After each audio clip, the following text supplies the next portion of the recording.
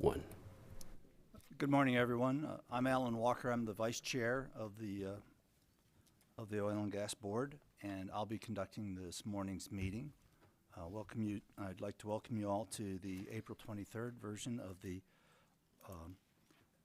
Board of Oil and Gas and Mining meeting. We're going to do things a little bit different today in that we're going to do the formal session this morning, and then we'll do the briefing session and informal session this afternoon.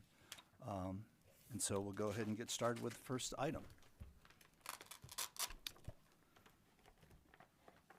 Item number 1 is docket number 2025-026, cause number 475-11. In the matter of the request for agency action of Middle Fork Energy Uinta, LLC, for an order partially vacating the board's order entered in cause number 475-02 and instead modifying the board's order entered in cause number 187-07 to suspend Utah Administrative Code Rules R649-3-2, R649-3-10, and R649-3-11 Part 1 and 2 as a result of the contraction of the KJ2 Federal Unit and second expansion of the Red Wash Federal Units in Townships 7 and 8 South, ranges 22 through 24 East, S.L.M, Uintah County, Utah. We'll take appearances. Fred McDonald of Counsel with Lear & Lear on behalf of petitioner Middle Fork Energy Uintah, LLC. Okay. Assistant Attorney General Gary White on behalf of the Division of Oil, Gas, and Mining. And seated to my left is Regina Echo, Petroleum Engineer with the division. Okay, thank you. Mr. McDonald, please. Thank you, Mr. Walker. With me today testifying in person are Ms. Allie Schuster, the landman with KJ2 Resources, Mr. Rob Zabek, who's the reservoir manager of KJ2 Resources, and pursuant to the board's order on April 15th, we have Ms. Catherine Pfeiffer appearing virtually. I don't know if the IT people can put Ms. Pfeiffer up on the screen. Can the board see her yet? Okay.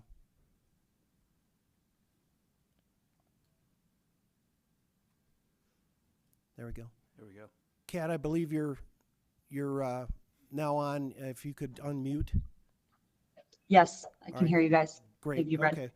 Okay. All three witnesses will be testifying, and I would ask that they be sworn in at this time. Please raise your right hand. Do you solemnly swear that the testimony you are about to give will be the truth, the whole truth, and nothing but the truth, so help you God? Yes, I do. Okay, thank you. Thank you. Proceed. The resume of all three witnesses were submitted collectively as Exhibit A in this cause. Each would verify the contents if asked separately. Ms. Schuster will be a fact witness only. Mr. Zabek has been previously recognized by the board as an expert in petroleum engineering on several occasions. Presuming the division has no objection, we would ask that the board again recognize him as an expert in that field for purposes of this cause. No Any objection. issues? Okay, board. Okay, Thank you. And then Ms. Pfeiffer, this will be her first time testifying in front of the board, so I will qualify her as an expert in geology at the commencement of her testimony. okay. Also, just to confirm with previous board practice that I will be moving for admission of our exhibits at the end of our presentation in chief. Yes, thank you. All right, thank you. Members of the board, as outlined in the request for agency action, Middle Fork is the currently duly designated operator of the KJ2 and Red Wash Federal Exploratory Units in Uintah County. Pursuant to the board's orders entered in cause number 470-02 and 187-07, respectively, the general well siting rules were suspended for both units as provided in Utah Administrative Code R649-2-3. Specifically, the 470-02 order suspended the rules R649-3-2 and R649-3-11 1 and 2 for the KJ2 unit, while the 187 order suspended only R649-3-2, the general well siting rule. True and correct copies of the 47002 and 18707 orders and of Rule R 649-2-3 were collectively submitted as Exhibit B in this matter. Effective January 1st of 2025, 1,742.44 acres of the KJ2 unit were contracted out and instead, effective as of February 1st, 2025, added, along with an additional 8,585.56 acres to the Red Wash unit. The 47002 order expressly provides that the suspension of the general well siting rules terminate as to any lands contracted out of the KJ2 unit, and that those rules then again apply to the contracted lands.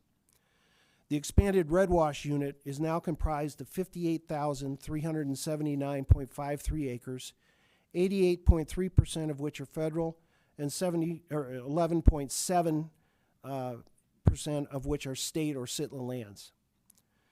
As a consequence, Middle Fork is seeking to vacate the 47002 order as to the contracted KJ2 unit lands only, and to modify the 18707 order to apply to the expanded Red Wash unit lands, with the clarification and addition that rules R 649-311 1 and 2 are likewise suspended. This is because Middle Fork now desires to develop the unit, the Red Wash expanded unit, additionally utilizing horizontal wells. In the 18707 order, the board already determined that operations conducted under the Red Wash unit agreement are intended to, and in fact accomplish, the conservation of oil and gas and the prevention of waste as is required under R 649-2-3. There are important caveats to Middle Fork's request. To continue to protect correlative rights, Middle Fork agrees to continue that no well will be drilled closer than 460 feet to the unit boundary or to an uncommitted tract, albeit there are no uncommitted tracts in the Red Wash unit as expanded. If an exception location is required, it will file appropriately with the division or the board as required under the general exception location rules. Also, Middle Fork agrees that the requirement to provide a directional survey as to any directionally drilled or horizontal well will remain in place. The board has jurisdiction over this matter pursuant to Utah Code Section 40-6-5, subparagraph 3B, and Utah Administrative Code R 649-2-3. A copy of the request was sent via regular mail to all owners within the expanded Red Wash unit area, to Sitla, since the state leases are committed to the unit, and both to the BLM, both the state office and Vernal Field office, to their last addresses as disclosed by the agency records and the Uintah County Realty records, as well as Middle Fork's internal records. Notice of the request was also published in the Uintah Basin Standard and the Vernal Express on April 2nd, and in the Salt Lake Tribune on April 6th. On April 9th, the division filed a response to the request stating non-opposition to the granting of the request, presuming Middle Fork meets its burden of proof at today's hearing, which we will do. No objections or other responses were filed, and no other party has made an appearance here today. With that, I'll commence my examination of Ms. Schuster. Ms. Schuster, please state your name and business address for the record. Allie Schuster, 1401 Winecoop Street, Suite 300, Denver, Colorado 80202. And what is your current position with Middle Fork, and how does it relate to the matter today? I'm a landman for Middle Fork with concurrent supervision over all land matters involving the two units at issue and land records relating thereto. Right, for the record, would you please state the corporate and bonding status of Middle Fork? Middle Fork is a Delaware limited liability company in good standing with the principal place of business in Denver, Colorado. It's a wholly owned subsidiary of KJ2 Holdings, LLC. Middle Fork is duly qualified to conduct business in Utah and is fully and appropriately bonded with all relevant federal and state of Utah agencies. Does KJ2 Resources and Middle Fork share personnel? Yes, they do. All right, thank you. All right, now I'm going to show you what have been marked as Exhibits C through E, if you see on the PowerPoint here. Yes. Okay, and D is here, shown right here. Yes. Do you recognize these exhibits? I do. As to Exhibits C and E, were they prepared by you or Middle Fork personnel with your review and input? Yes. And is Exhibit D considered an official business record of It is. Middle Fork? Okay. Turning your attention now to Exhibit C, would you please explain to the board what this shows? Yes. Exhibit C is a regional locator map reflecting the general location of both the KJ2 and Red Wash units, approximately 18 miles southeast of Vernal. Middle Fork is the duly designated operator of both units. Okay, now turning your attention to Exhibit D, there is no PowerPoint for this because this is a letter. Would you please explain to the board what this represents? Yep. Exhibit D is a true and correct copy of the BLM decision letter dated February 19th, 2025, approving the contraction of the 1,742.44 acres out of the KJ2 unit effective January 1st, 2025, and the inclusion of these lands plus an additional 8,585.56 acres into the expanded Red Wash unit effective February 1st, 2025. Okay, now turning your attention to Exhibit E, would you please explain what this shows? Yes. Exhibit E is a plat of both units. The blue outline is the land contracted out of the KJ2 unit that we're adding into the Red Wash unit. The green outline is the additional lands we are also adding into the Red Wash unit. The expanded Red Wash unit will now comprise 58,379.53 acres. 88.29% of that are federal, and 11.71 are state, administered by S.L.M, and all formations are unitized in the Red Wash unit. Okay, are there any uncommitted tracts within the There are expanded unit? no uncommitted tracts within the Red Wash expanded unit. All right, would you confirm for the record that Middle Fork will continue to operate the expanded Red Wash unit under the principles set forth in the governing operating agreement, unit agreement, namely to provide for the most economic and efficient recovery of the substances without waste as defined pursuant to state of Utah or federal law or regulation? Yes, we will. All right, would you also confirm for the record that Middle Fork will maintain the 460-foot set-offs from unit boundaries and, if ever applicable, from an uncommitted tract as necessary, or as necessary, will seek an exception location approval, all as provided in the 18707 order? Yes, we will. All right.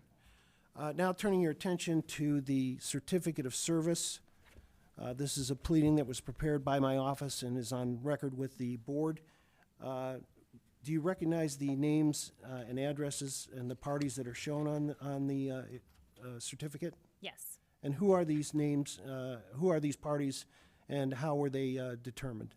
These are all the lessors under the state leases, BLM, both state and areas, all the owners within the unit, and they were compiled from a search of BLM, SITLA, and Uintah County records, and from Middle Fork's internal records, including title opinions and current pay decks. All right. Mr. Chairman, that concludes our examination of Ms. Schuster.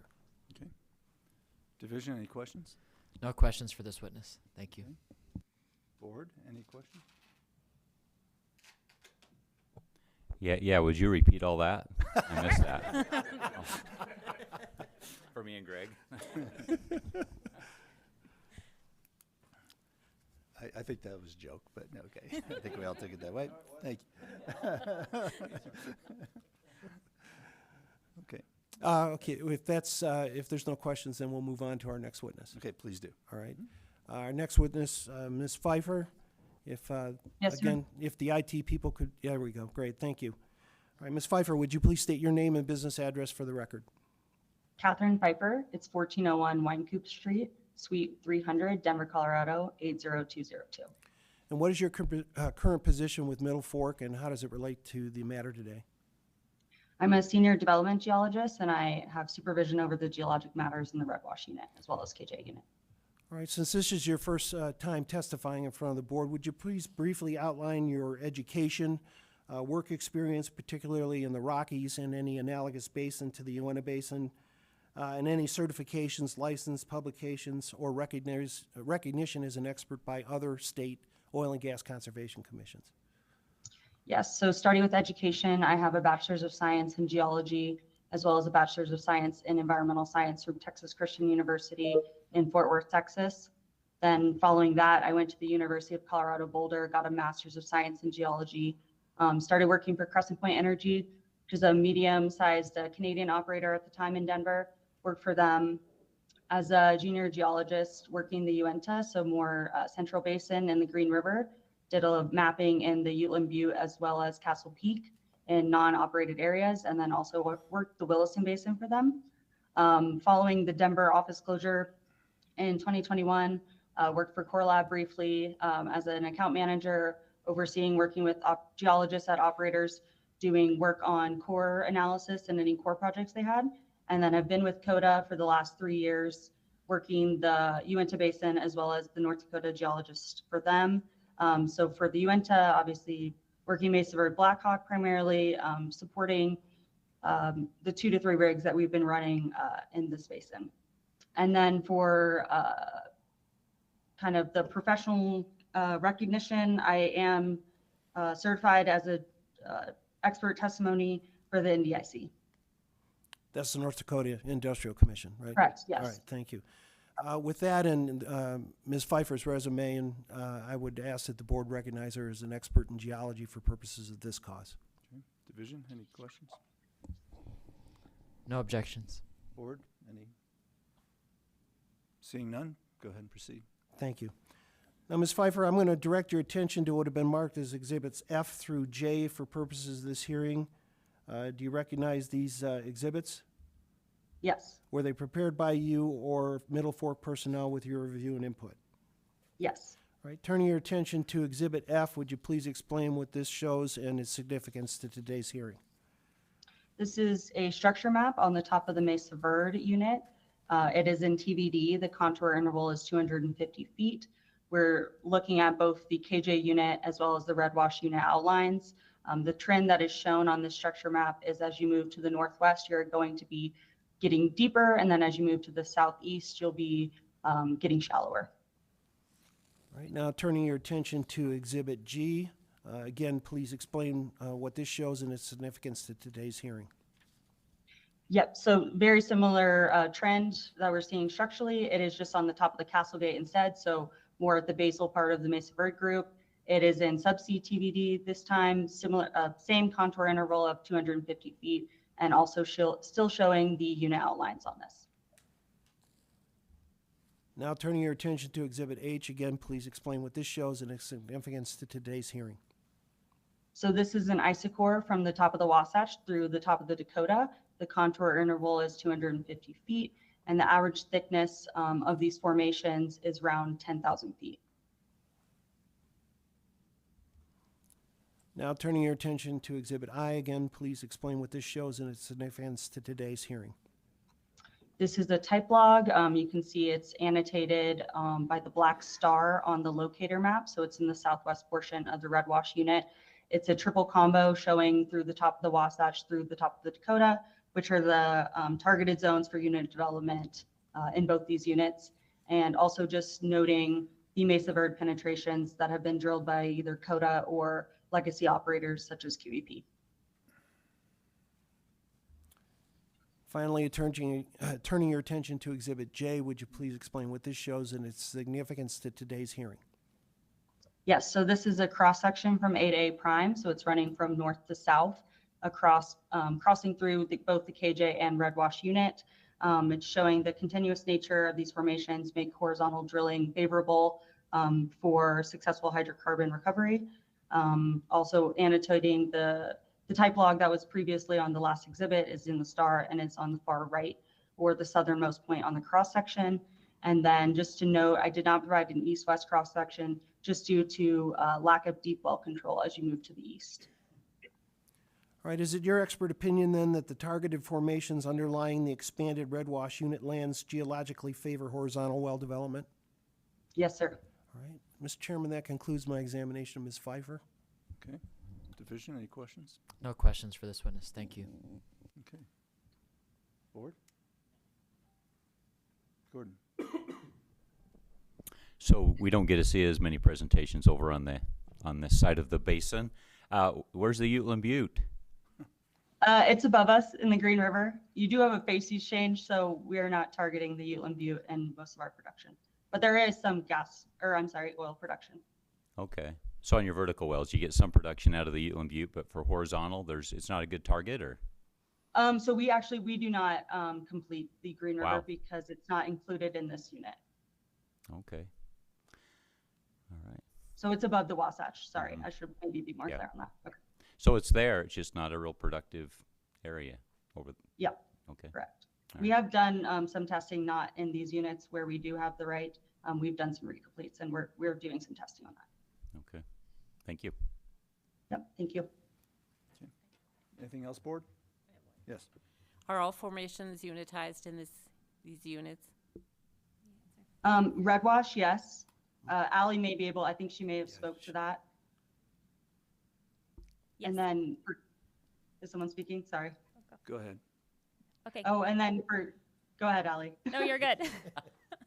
The KJ2 unit is limited in depth at the top, so it's just above the top. It goes from the top of the Wasatch to the basement, but the red wash unit is full all depths.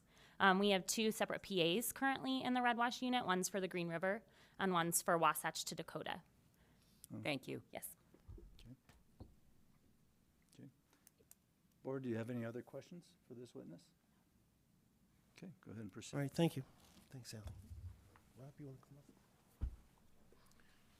Again, just hit the button when you're ready to talk and keep the mic close to your face, okay? Yeah, we have done almost nothing out here. All right, Mr. Zabak, would you please state your name and business address for the record? Robert Zabak, 1401 Winecoop Street, Suite 300, Denver, Colorado, 80202. All right, and what is your current position with Middle Fork, and how does it relate to the matter before the board today? I'm the reservoir manager for Middle Fork, overseeing all of our reservoir and geologic activities over the area. All right, turning your attention to what have been marked as Exhibits L and substitute Exhibit K. Do you recognize these exhibits? Yes. And were they prepared by you or Middle Fork personnel with your review and input? Yes. All right, turning your attention to Exhibit L, would you please explain to the board what this represents and its significance to today's hearing? Yes, so these are FMIs, so micro image logs on the 2 wells that you see in stars on the map there. So they're just to the east on the KJ unit side and just south of the red wash unit. And then what we see in the rose diagrams there are the fracture orientation. So those are our borehole breakout natural fracture orientation, which tells you our maximum horizontal stress that we're seeing in those wells. And it's roughly north 70 degrees west. And this is pretty consistent. We have a lot of data also with microseismic and other data showing this is the main stress orientation across the field. And this is relevant for purposes of the drainage calculations, which you'll address in the next exhibit. Correct. Now, turning to that next exhibit, substitute Exhibit K, again, would you explain to the board what this shows and its significance to today's hearing? Yes, so on the right is RTA analysis. So what we're doing there is putting in the geologic and reservoir parameters and then modeling the transients that we see in the well, and then using that RTA analysis in an analytical model to look at what the drainage is over time. And this is actually history and matching some offset horizontal wells we have in the area. And then if you look to the left, what I'm demonstrating is more just picture of what that shows. And so what you see there is the 460-foot setback in red, so the unit boundary, theoretical unit boundary on the box on the outside. In red would be the well, the 460-foot setback, and then you can see that north 70-degree west fracture orientation at the bottom there.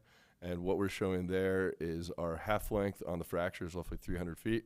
With the RTA modeling, we're showing 350-foot drainage after 5 years, which is the ellipse that you're seeing there.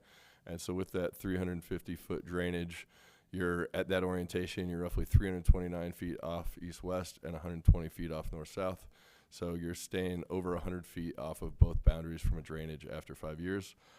I also went back and confirmed this analysis utilizing Hale and Evers, which showed very similar results to what we're seeing there in the RTA model. Additionally, so the 460-foot setbacks would not result in any adverse drainage of lands outside the expanded unit or, if applicable, an uncommitted track. Also, the suspension of the setbacks allows, we have a lot of topography in this area where you have a lot of hills and it's very difficult on this eastern part of Red Wash, and so this allows us to more optimally develop the asset with pads and multi-well pad development. And that also eliminates the surface input or impact, right? Yeah, we've been able to put up to 24 wells on a pad, which has really allowed us to limit surface impact. And then on the horizontals, we're looking at up to 16 well pads in some areas. All right, is it your expert opinion then that the 460-foot setback from the unit boundaries and an uncommitted tract, if ever there is one, will be protective of the correlative rights of the adjacent owners without waste? Yes. Is it also your expert opinion that the suspension of the general well siting rules will allow Middle Fork flexibility to optimize placement of wells for resource recovery while minimizing surface impact? Yes. With that, Mr. Chairman, that concludes my examination of Mr. Zabak. Okay, thank you. Division, do you have any questions? No questions. Thank you. Okay. Board, any questions? Go ahead, Mr. Minister. So just briefly, your well economics and gas oil ratio. Yeah, so our well economics, very dependent. We're still early stages of our horizontal development, but we see anywhere from 30 to 100+% rate of return, depending on kind of what we're seeing on the natural fracture system. As far as gas oil ratio, we think of it a little bit differently. So ours is more, ours is more oil condensate, right? So we have like 8 to 10 barrels per million. So 8 to 10 barrels of oil per million cubic feet of gas. So revenue-wise, what does that come out? Like price? Our liquids percent of revenue is less than 20%. 20%, okay.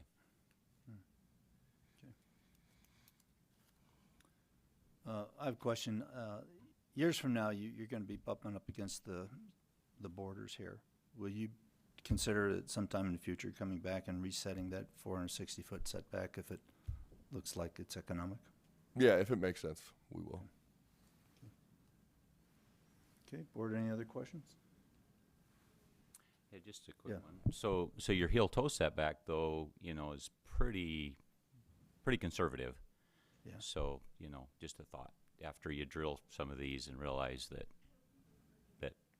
you're not reaching, or basically reaching where you think you are and you're safer, you might consider Yeah, extending the heel toe. extending those setbacks Yeah. on the edges of the horizontals. Definitely agree. kind of the same thing.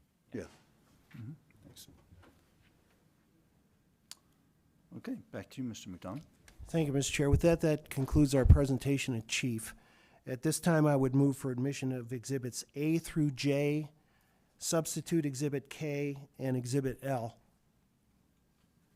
Yes, we've got all those. Thank you. It's the division's understanding that the substitute Exhibit K has an incorrect viscosity figure, but I'll work with Mr. McDonald after the hearing. It's just a numerical typo. Do you agree with that? I would have to check. Okay. Is it agreed that typo didn't have any impact upon the effective drainage? The calculations still work out. Okay, thank you. We will, if we need to, do another substitute exhibit with a correction on it. So no objection with that little caveat. Okay, that's fine. Thank you. Okay. Are they admitting them, those exhibits with that caveat? Okay, yes. All right, thank you. With that, I'll defer my closing remarks until after the division's made its statement. Division? Thank you, Mr. White? Chairman. The division has reviewed the request for agency action, the exhibits and substitute exhibits, and has also actually conferred with petitioner and petitioner's experts, and based on all the evidence, has no objection to granting this request. Okay. Thank you. Thank you. Board, any questions of the division? Okay, I see none. Go ahead, Mr. McDonald. Thank you, Mr. Chairman. With that, we believe that the statutory and regulatory requirements for the granting of the request have been satisfied.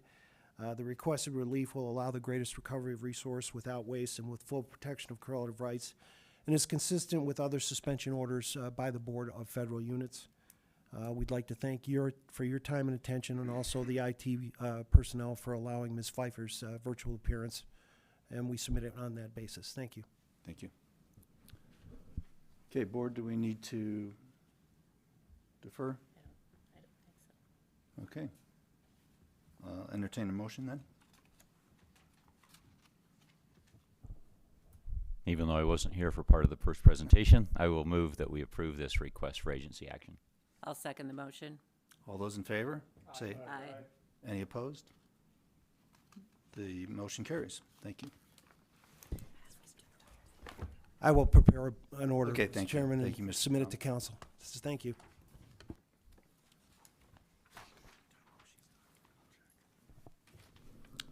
Okay, while the next group getting set up, we'll just cover number 2. Number 2 on the docket is docket number 2025-027, cause number 470-18. This matter has been continued to the May 28th, 2025 board meeting.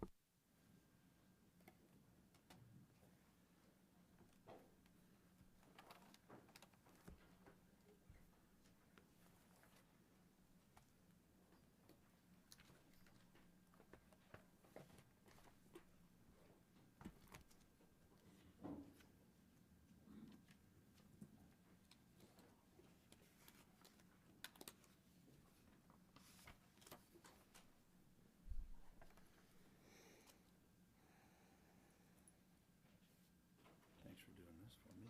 Oh, no problem, no problem. Gets real confusing when everything's going on.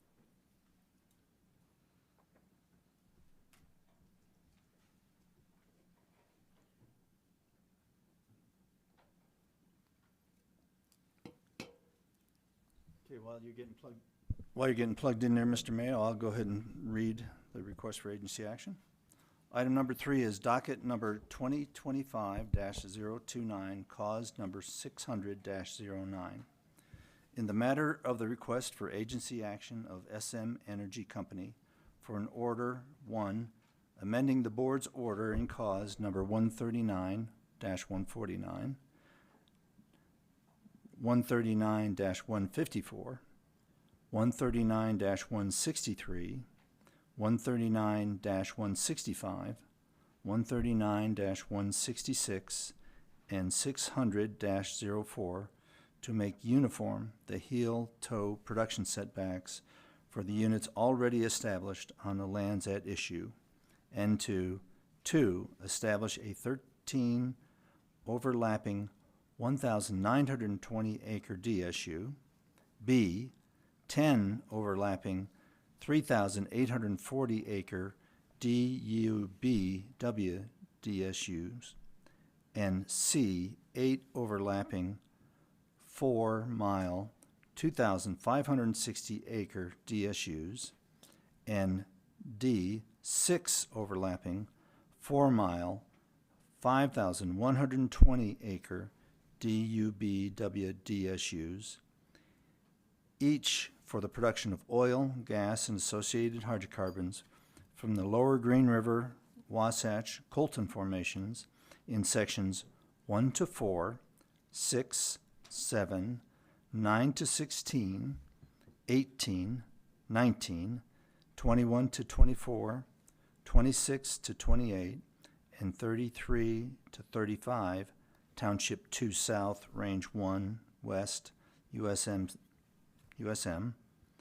and sections 1, 2, 11 to 14, 23, and 24, Township 2 South, Range 2 West, USM, and sections 27 to 34, Township 2 South, Range 3 West, USM, in Duchesne and Uintah counties. Shall I take appearances? That was impressive. Thank you. Mitch Mayo of Lear & Lear, PLLC, on behalf of the petitioner, S.L.M. Energy Company. Mm-hmm. Assistant Attorney General Gary White on behalf of the Division of Oil, Gas, and Mining. And to my left are our division experts Andrew Hoyer and Colton Goodrich. Just so the board is aware, I believe we have some objecting parties in the audience as well. Okay. Thank you for that. Mr. White's correct, and before I move on with SM, it's probably important to point out there are a couple of folks here who filed objections that are still validly lodged in this docket. Mr. Donald Hatch, if you'll raise your hand, Don, thank you, and Miss Judy Lloyd. They're both here today. They asked that, that I at least introduce them to the board. I'm not sure if they'll have questions or comments or concerns they want to express, but please feel free to call them in when you feel it's appropriate. As I said, I'm here today on behalf of S.L.M Energy Company. And I apologize, I've got a cough, so I'll probably drive everyone crazy today. S.L.M is relatively new in the basin, and part of the complication in this matter is because they acquired two different companies as part of entering this basin. XCL Resources, who was very a regular participant before this board, actively engaged in spacing and respacing and pooling, and also Altamont Energy Operating, who was less frequent before this board and has some things in their spacing that need to be updated and modernized. And we're here today to do those things.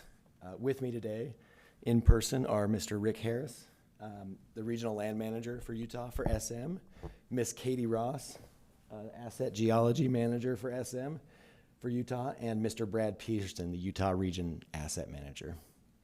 Could we please have these three witnesses sworn in at this time? Please raise your right hands. Do you solemnly swear that the testimony you're about to give in this matter will be the truth, the whole truth, and nothing but the truth, so help you God? I do. Thank you. Thank you, Mr. Walker. The resumes of each of these witnesses have been submitted separately as part of petitioner's exhibit number 1 in this cause. If asked, they would confirm the veracity and completeness of those resumes. Each of these witnesses have been recognized as an expert in their field in prior causes before this board, most recently back in February in cause 130-39. Mr. Harris in petroleum land management, Ms. Ross in geology, and Mr. Peterson in reservoir engineering. In light of the resumes and with presumed stipulation of division counsel, I'd like to move to admit each of these witnesses as an expert in their respective fields for purposes of this cause as well. Division? No concerns. Board? So be it. Thank you. Also, with agreement, I'll withhold admitting exhibits till the end of our case in chief. Yes. As I said, approximately 6 months ago, S.L.M came in and purchased a couple operators here in the basin and set out to develop the assets they operate. S.L.M is before you today to refine the spacing that was left behind, and also to kind of continue to forge a new frontier in spacing for how they see development going from this point forward. The relief requested today requires modification of several orders, and as I said, that's at least partly a function of the two different operators with two different development plans.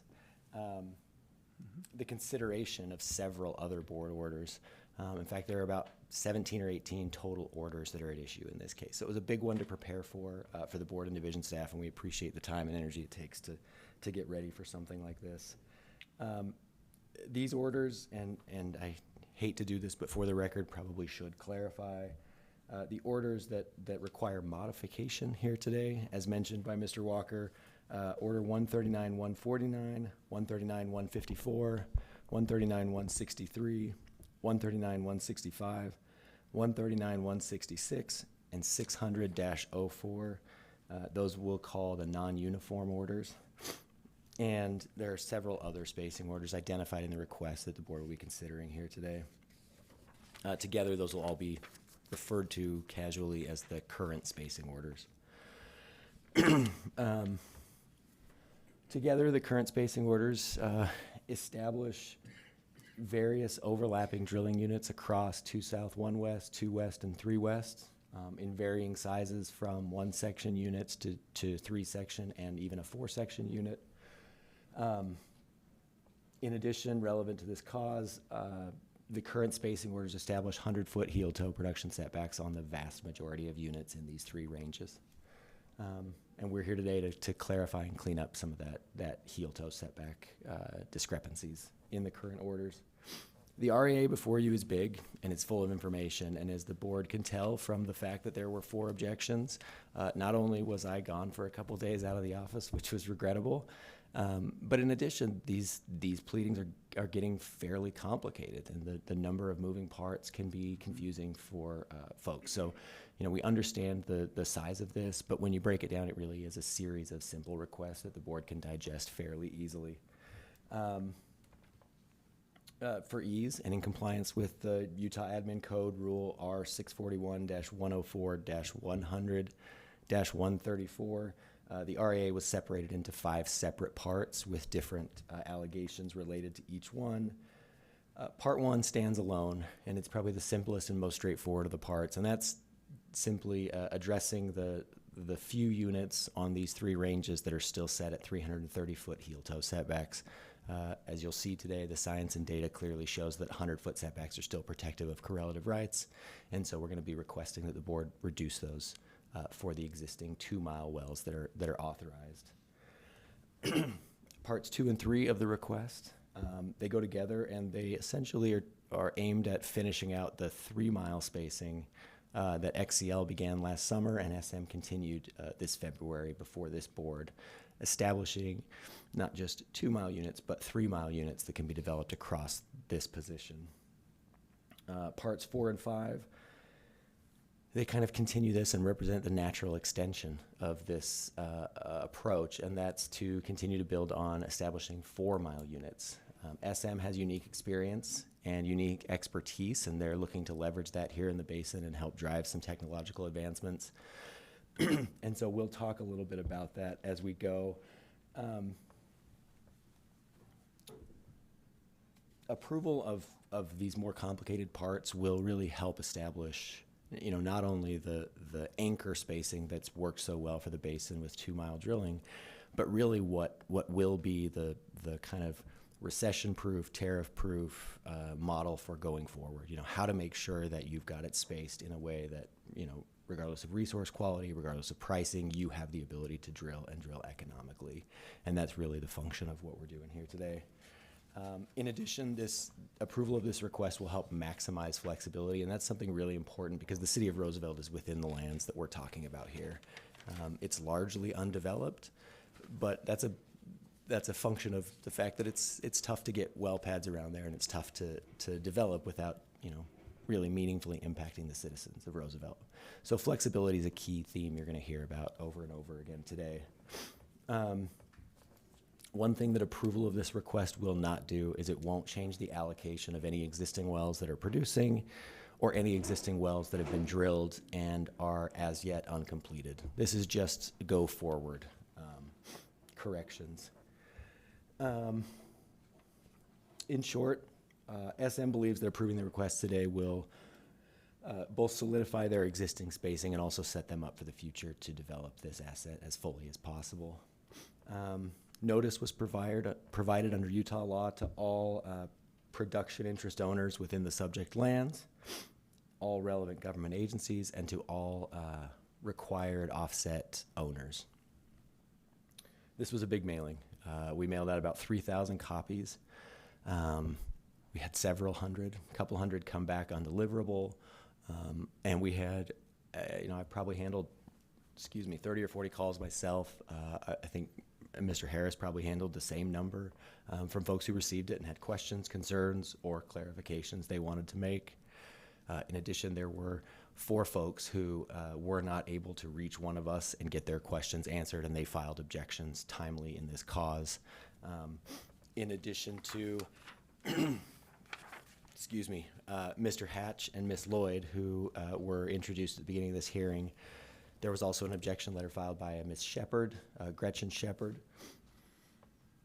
as well as one, and I've lost the name, Jamie Osborne. Thank you, Mr. Walker. I haven't seen Ms. Shepard or Ms. Osborne here today, Miss or Mr. Osborne. I'm not certain. We haven't seen Jamie Osborne or Gretchen Shepard here today. However, they may be online or participating. I'd like to note for the board that we have spoken, S.L.M has spoken with both Ms. Shepard and Osborne and addressed their concerns and questions as best possible. So we believe they're satisfied at this point, but wouldn't say that on the record on their behalf. I'd also like to note before we move on to the testimony that notice, because it was large, was sent out to all institutional owners, the tribe, federal government, SITLA, DFFSL. In addition, it was mailed out to all offsetting owners, and that includes offsetting operators, none of whom filed an objection in this cause. With that, I'll begin my examination of Mr. Harris, excuse me. Mr. Harris, you begin by stating your name and business address for the record, please. Yeah, excuse me. Yeah, my name is Richard Harris. I'm the regional land manager over Utah for S.M. Energy. Our office address is 1700 Leakin Street, Suite 3200, Denver, Colorado, 80203. Okay. And as the regional land manager for Utah, is it safe to assume you exercise a supervisory role over the land records associated with the request here today? Yes. Okay. Could you please briefly provide the corporate and bonding status for SM? Yeah, SM is a Delaware corporation in good standing with our principal place of business in Denver, Colorado. We are fully bonded with all the relevant federal, Indian, and state of Utah agencies. And I mentioned it in my introduction, but can you please quickly, tell the board from your perspective how SM came to own an interest in the Uintah Basin? Yeah, so SM Energy, we've been in business, we're an exploration and production company, been in business for over 100 years, operated throughout the entire continental United States. Over the last decade, we've focused our operations in the state of Texas, where we've drilled longer and longer horizontal wells to develop the resource. Last October, we closed on acquiring XCL Asset Company and Altamont Energy, and we're hoping to take the learnings that we have and start and continue, because we've already started drilling, developing the resource here in the state of Utah, and I'm really excited to be here. Thank you for that. I'd like to remind everyone Mr. Harris will be testifying as an expert in petroleum land management. With that, I'll begin. First of all, I'm going to ask you to talk about these intro exhibits. Everyone stumbles, but trying to keep the different units straight is kind of complicated process. Instead of having you talk about it, really, I'd just like to show this for a minute and open any questions or concerns, even if they're not specific to this request, to how we present these types of units to the board. Please let us know any feedback about that, because we're trying to make it up as we go in a way that's clear for everyone. Mr. Mayor, I think this is very helpful, so, because these are very big acronyms. So. Thank you. Yes, they are. Prior board council had a preference for the Dubwood DSU nomenclature. It's a mouthful, but it's kind of a force of habit at this point, and I would happily take direction if the board said they would prefer them be described in other ways. Section line wells, boundary line wells, something like that. But we can discuss offline if necessary. Mr. Harris, let me skip through these. I'm going to show you what's been filed as exhibits 3 through 12 in this cause, and have you just look at the screen as I flip through them. Do you recognize these exhibits? Yes. And were each of these exhibits prepared by you or by SM personnel or contractors under your division or supervision or control? Yes. Okay. Going back to exhibit 3, start by orienting the board where they are, what's going on, and what's important for this request. Yeah, so this is a locator map showing the lands that we operate on that are subject to the agency action that we're requesting today, covering townships 2 south, ranges 1, 2, and 3 west. On the far east side and 1 west, you can see the city of Roosevelt, and also the county line between Uintah on the east and Duchesne County on the west side. Okay. Thank you for that. Excuse me. Exhibits 4 and 5, I'd like to talk to together. Yeah. We talked about clarifying the existing 1280 spacing. Talk through exhibits 4 and 5 and what you're asking for specifically. Yeah, so exhibit 4 with all these colors show the spacing orders throughout our position in these 3 townships for 2-mile laterals, 1,280 acre spacing. You can see on the far east side the purple outline. Those are the non-uniform units that still are subject to 330 feet setbacks on the north and south line. All the other ones outside of the purple box are 100-foot north-south line, so we're just trying to make the entire position uniform with those 100-foot setbacks on the north and south line. And just to clarify something you said all the other units not outlined in purple are 100-foot north-south. Because these are stand-ups, that would be accurate. Yes. On 2 south, 3 west, those are likely 100-foot east-west, correct? My bad. Yes, those are the east-west on the laydown.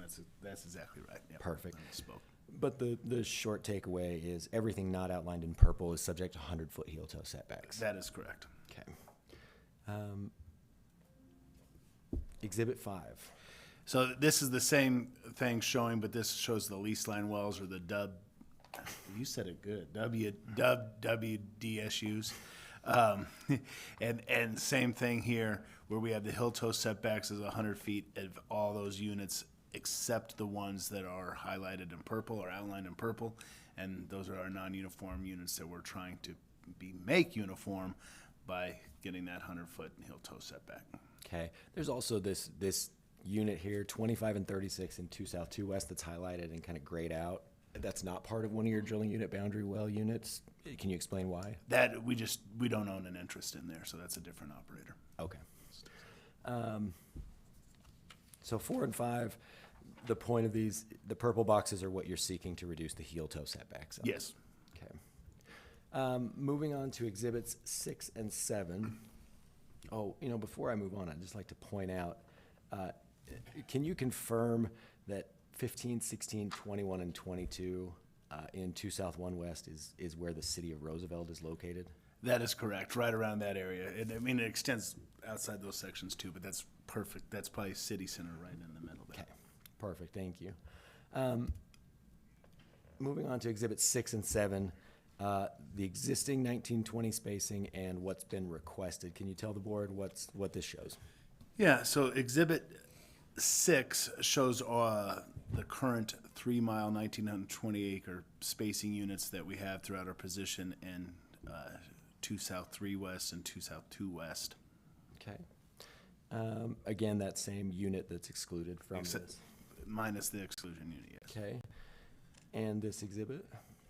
This is the exhibit showing the ones that we're requesting to have 1920 spacing on today.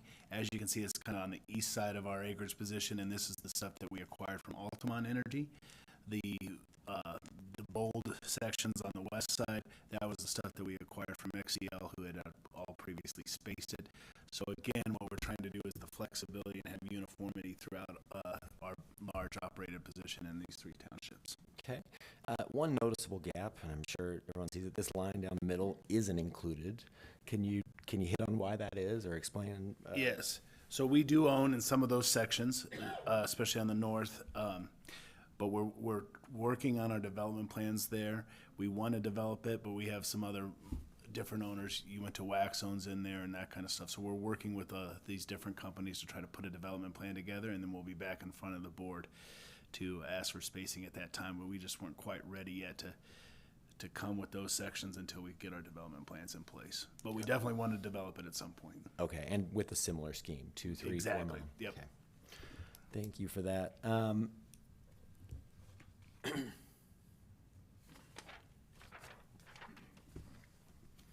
Moving on to exhibits 8 and 9, these are where things really start getting confusingly colorful. So exhibit 8 shows the exact same, the 3-mile laterals, but it shows the lease line wells, the lease line units where we can share the lease lines within 560 feet offset each line. Okay, so this yellow box here is 1 unit, Yes. and then the then green the green's box here. Okay, So they're overlapping, and then we color coded it. We've been playing around with this exhibit because there's not a really easy way to show it, obviously. But this is the best thing we came up with that shows all those overlapping units to ensure that we're protecting the correlative rights on those lease line wells. okay. So this is what's authorized currently on the lands prior to today's hearing is essentially everything in 2 south, 2 west, and 2 south, 3 west that SM operates is established as 3-mile units with 3-mile drilling unit boundary well units. Yes, that's correct. And so today you're requesting essentially to complete your asset with this development? That's exactly right. So we're just extending the Altamont acreage, the acreage that we acquired from Altamont, and doing the same stuff that we did on the XCL and XCL our predecessors did, at 3 West and 2 West, and we're trying to bring that over into 1 West. Okay. Same noticeable gaps. This one, same ownership concerns, presumably. 25 and 36 is not grayed out, but this is the unit that's operated by someone else. That's exactly right.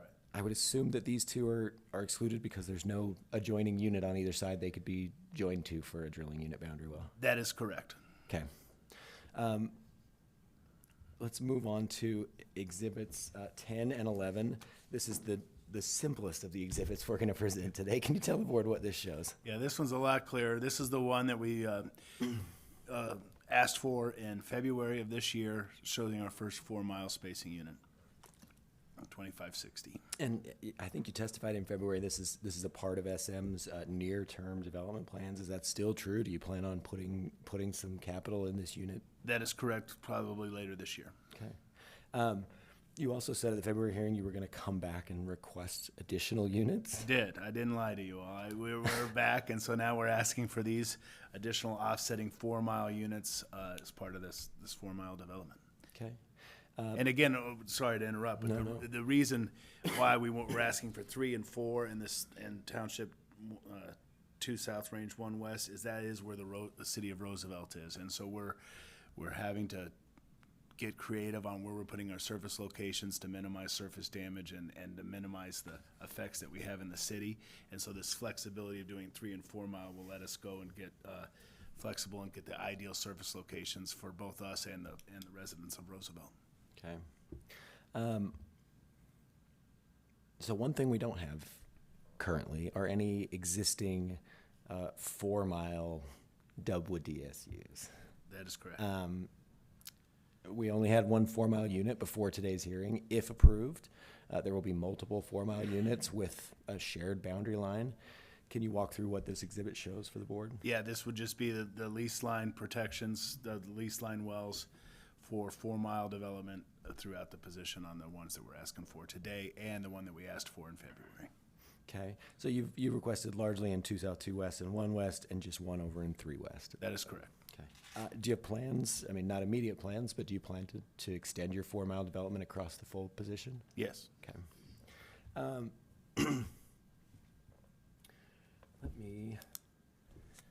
Now that we've talked about your exhibits, I think that's it for you. I'd just like to hit on notice, if we can, quickly. Can you briefly talk about, how you provided notice of the request, how you came up with the addresses and the information, and kind of what feedback you've received? Yes, for sure. So, as you stated, we had to mail out over 3,000 notice letters. On this one, it was a big one, especially with the city limits right there. We got the names from existing revenue decks that we have, existing decks that we have on our current wells, new title opinions that we've already ordered for our upcoming development, and we've also employed layman brokers to get all the offset acreage where we didn't have title, so they'd go research the county records and make sure that we got a good notification list and everybody was notified. With that, Mr. Mayo talked about how he got about 30 to 40 calls to talk to. I got the same. We tried to call him back as quickly as possible, but we did send it out in March with overlapping spring breaks, so some of them were a little bit delayed, unfortunately, and we do pride ourselves at SM to get a win-win and work with our mineral owners and call them back as soon as we can, but we did have a little frustration that we didn't get back soon enough, but we have talked to everybody that has called and asked questions about these units.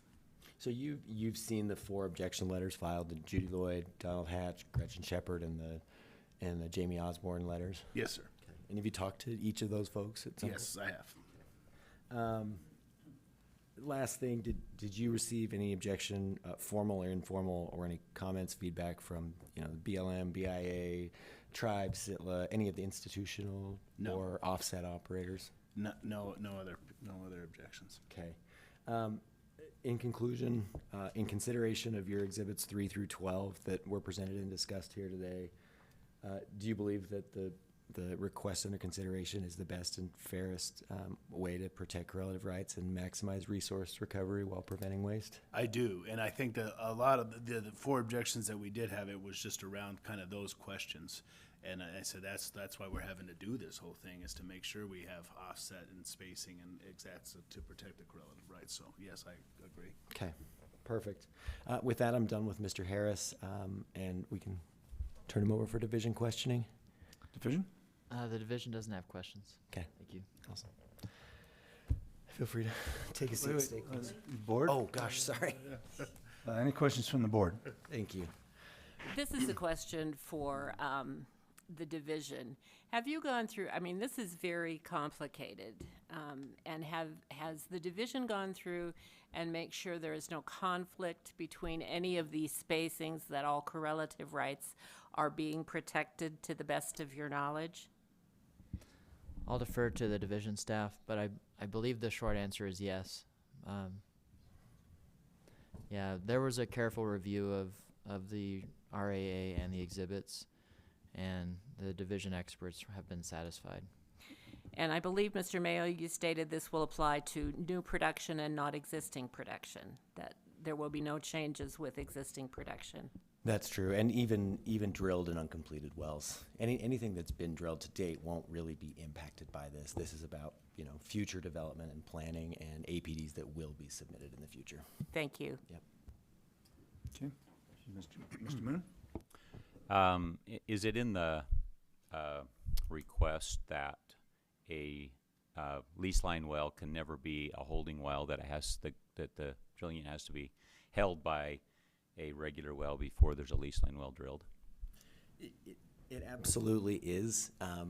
But one of the things, we just, last night while we were preparing for the hearing, we started talking through Is there any unheld mineral left in this? Well, yeah, and where do you go if you've done a 3-mile development? Let's say there's a 3-mile well that they drilled in 10, 15, and 23, and then they decide it makes more sense to drill a 4-mile well next to it because we're going to start doing 4-mile well development going forward.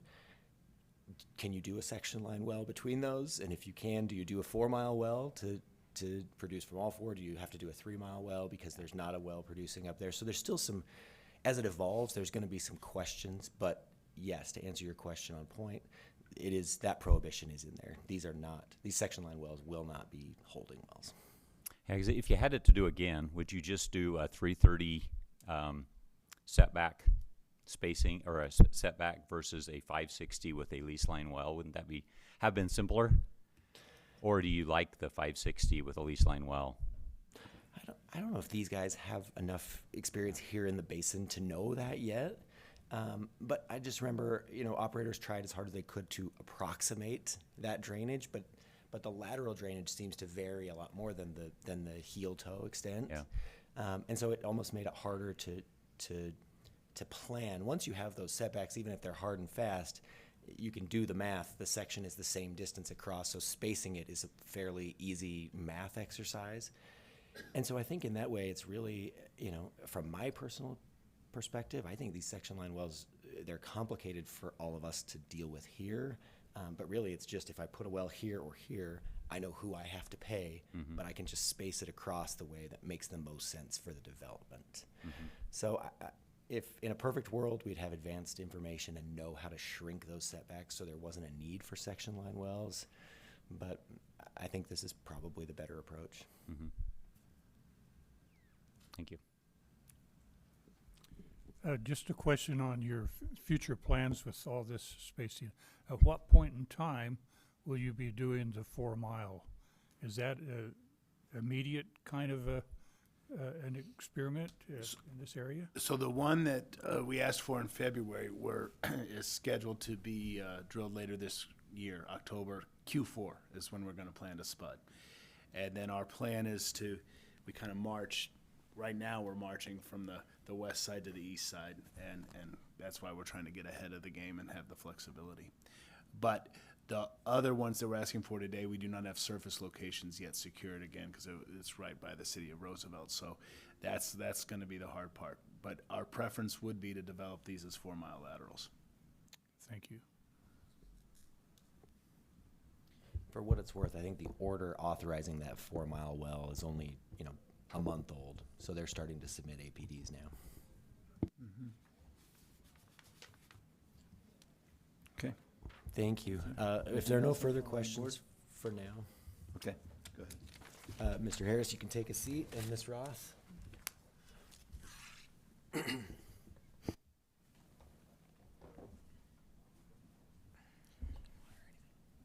okay, thank you.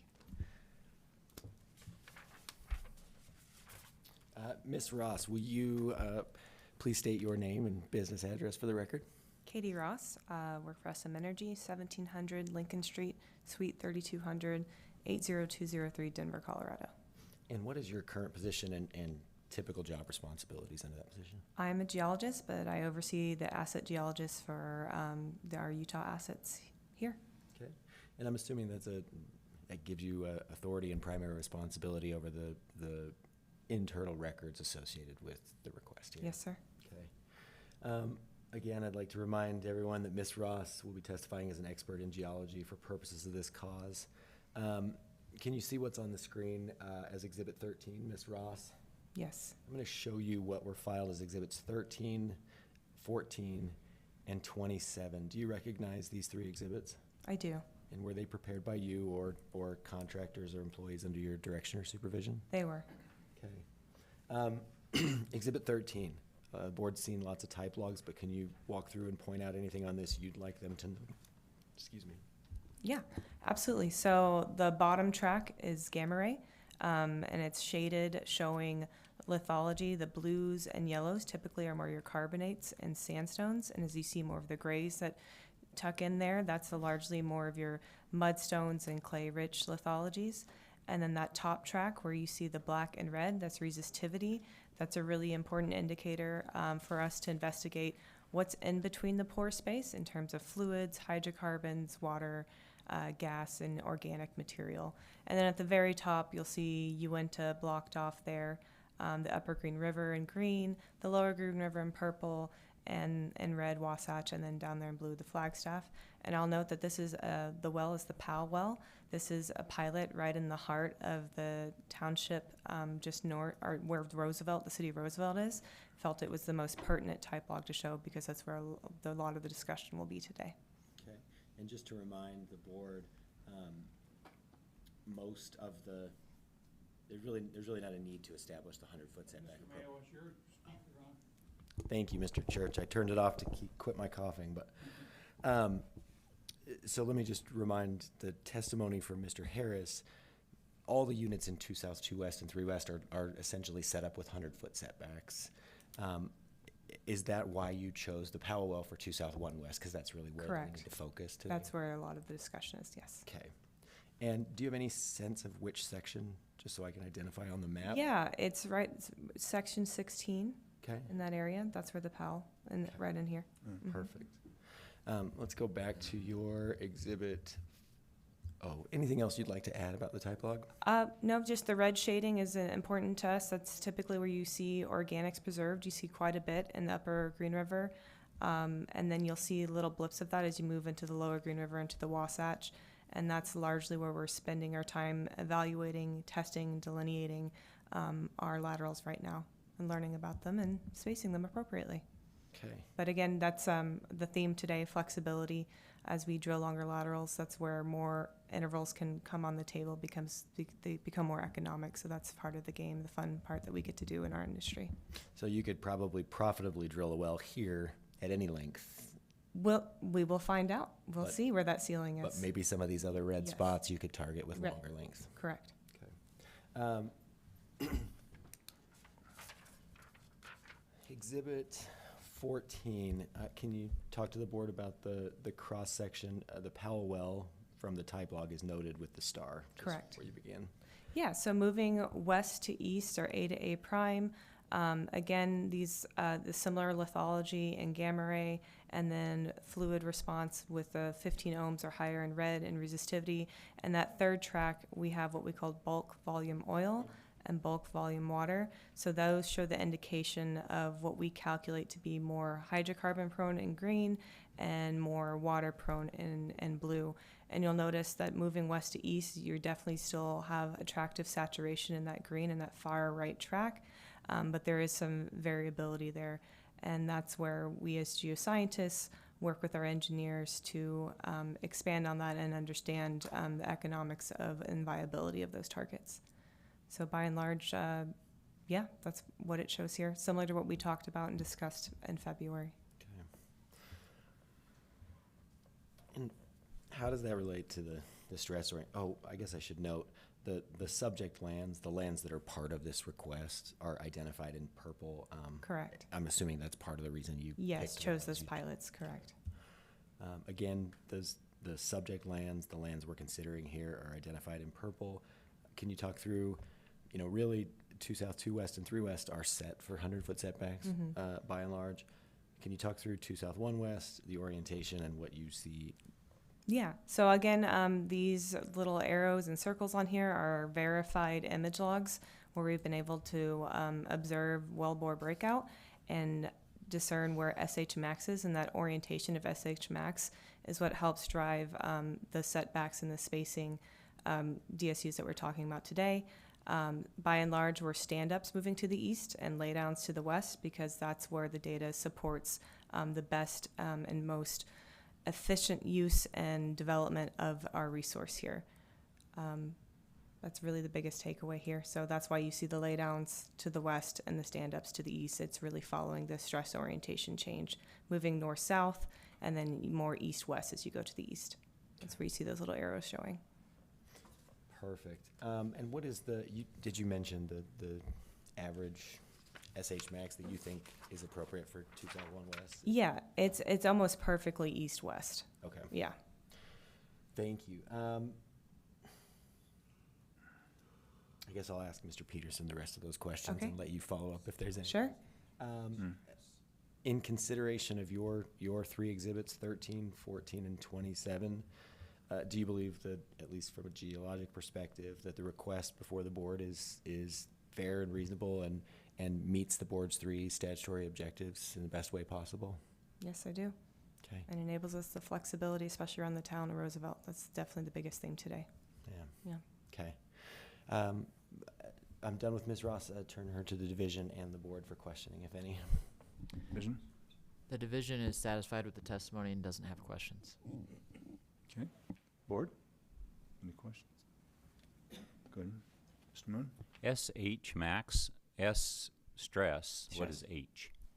Horizontal. Stress horizontal Maximum. orientation. Yeah, Okay. and the idea there is you want to drill perpendicular to that because then you get the most efficient fracture network drainage. So just curious, if you Mhm. looked at, so kind of on the west side of 2 south, 2 west, where it is transitioning, Correct. well, it's actually transitioning more in 2 south, 3 west. But do you see where you're kind of hitting it in that 45-degree angle, a little less efficiency in your completion of the wells and in production, or is it pretty close? Or I think that's part of the variable, so it's really hard to isolate that as being the only culprit, but that's definitely a discussion we talk about quite a bit. And we're still, if you notice, there's not a lot of sticks on that map moving north. We'll learn that with some of our wells we're putting in the ground right now. Yeah. there's no way you can angle your frac to be at a 45, so you're at perpendicular. There's to been the- some creative things with gun orientations in the past in our industry, but nothing that we could probably overcome Mother Nature in that sense. Yeah, no. you gotta shoot it out. Yeah, yeah. She typically wins. Yeah. Thank you. Board, anything else? Thank you, Mr. Mayor. Thank you. Thanks. The last witness today is Mr. Peterson. He's got the most exhibits, but hopefully we'll get through those fairly easily. Mr. Peterson, can you please state your name and business address for the record? Yeah, it's Brad Peterson, 1700 Lincoln Street, Suite 3200, Denver, Colorado, 80203. Okay, and can you please tell the board and division your job title and your responsibilities generally as they relate to this? Yeah, I'm the Utah asset manager. I've got a group of 20 geologists and engineers that report to me, and really, our goal is to, optimize the development plan for the acreage position for all stakeholders. Okay. I'd like to remind everyone, Mr. Peterson will be testifying as an expert in, reservoir engineering planning. Mr. Peterson, I'm going to show you, if you'll look at the screen briefly, what's been filed as Exhibits 15, 16, 17, 18, 19, 20, 21, 22, 23, 24, 25, 26, and 28 through 30. Do you recognize these exhibits? Yes. And were each of these prepared by you or a staff or contractor under your direction or supervision? Yes. Okay. A lot of these exhibits the board has seen in the past or seen versions of them in the past, so I'll kind of let you dictate how quickly we move through things. But if we can start with, let's say, exhibits 15 and 16, what do you want the board to notice about this, and how does it support the request? Yeah, sure. So the bottom table there shows kind of a typical time for developing kind of a 10-well pad. You can see that there's a lot of internal planning that is required prior to permitting. And then once the permitting is done, the surface construction, and that's even before kind of the drilling rig gets there. And then completions, facilities, and online. So it really takes a lot of time to get a plan in place, especially when we're planning for 3 rigs, as we are currently operating 3 rigs. So roughly 20 months there, as well as we keep a mile distance from drilling rig to frac from a SIMOPS perspective, so that buffers there.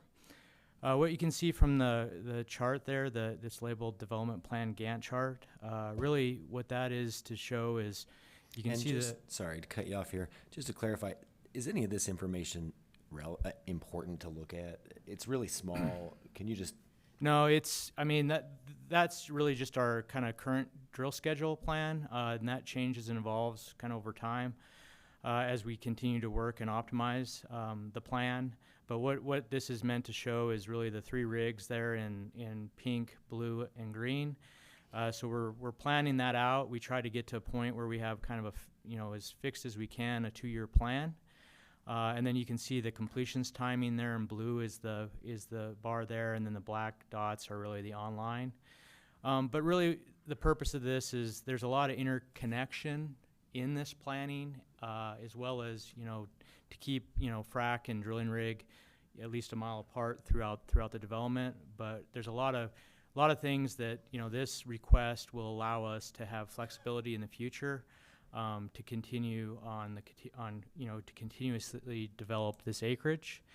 And as Katie and Rick also mentioned, is a lot of this eastern acreage that we're asking for is right in and around Roosevelt. So working with that to figure out pad locations, infrastructure to tie in, water and gas to minimize those impacts.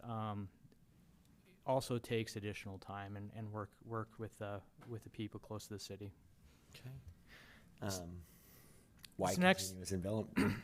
Yeah, this next plot really just shows kind of the growth, specifically the growth after 2022. You can see each of the years, kind of the wedge of production there.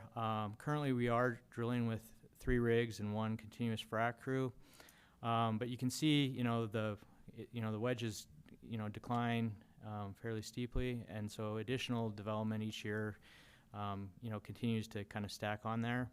The one other thing that I'll point out is just as recently as last week, this chart's about a month old, but we were able to get production up and exceed 70,000 barrels a day gross from our assets, which is the first time it's been at that level ever. So real excited about that. And you say that's a direct result of this kind of good planning and continuous development?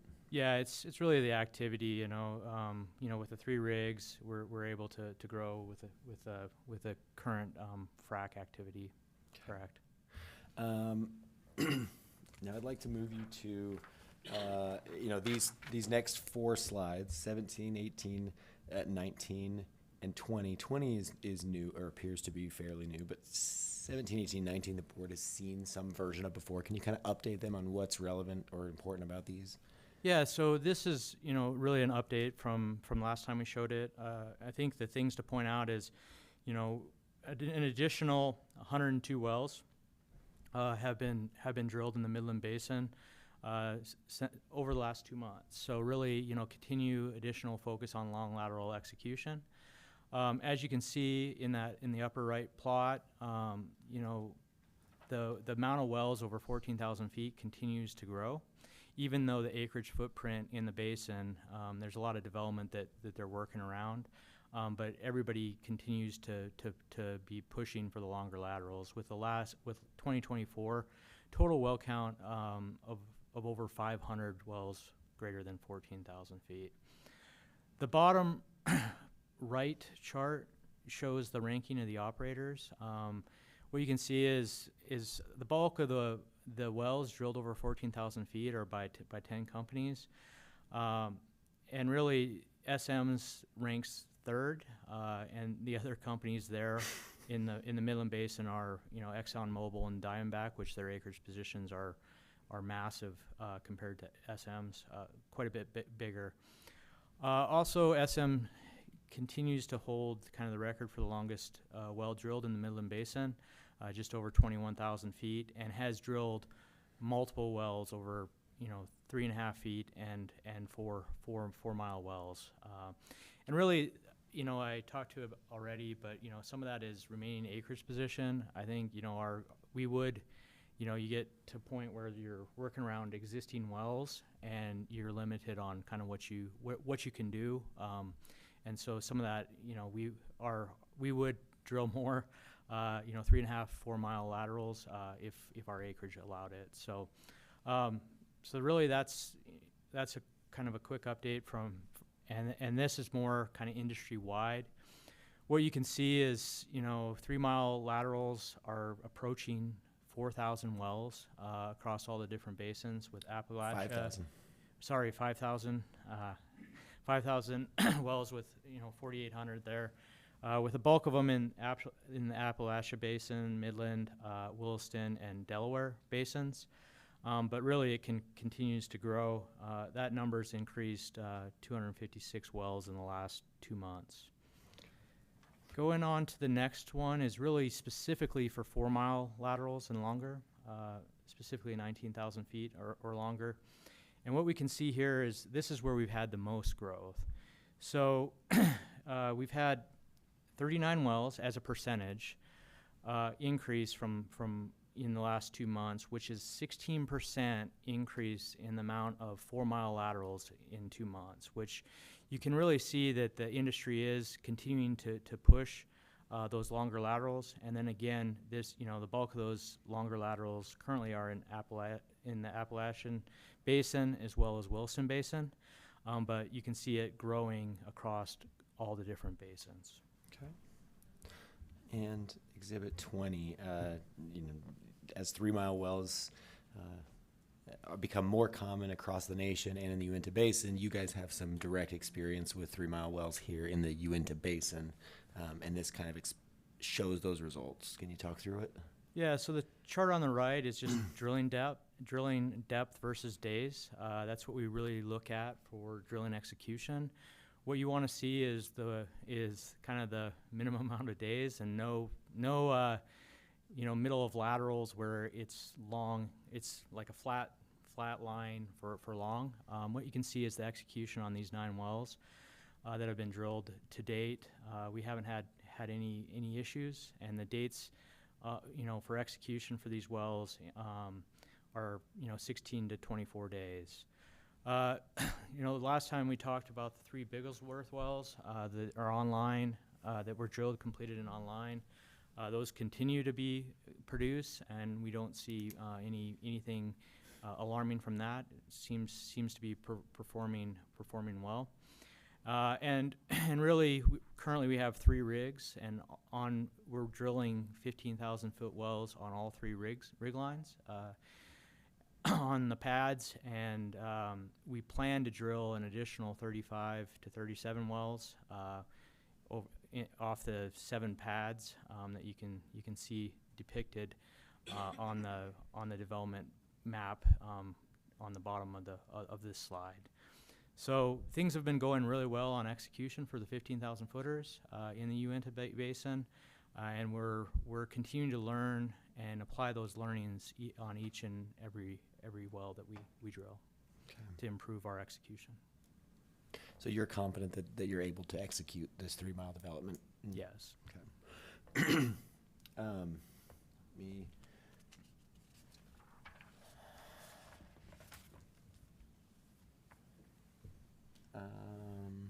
Okay.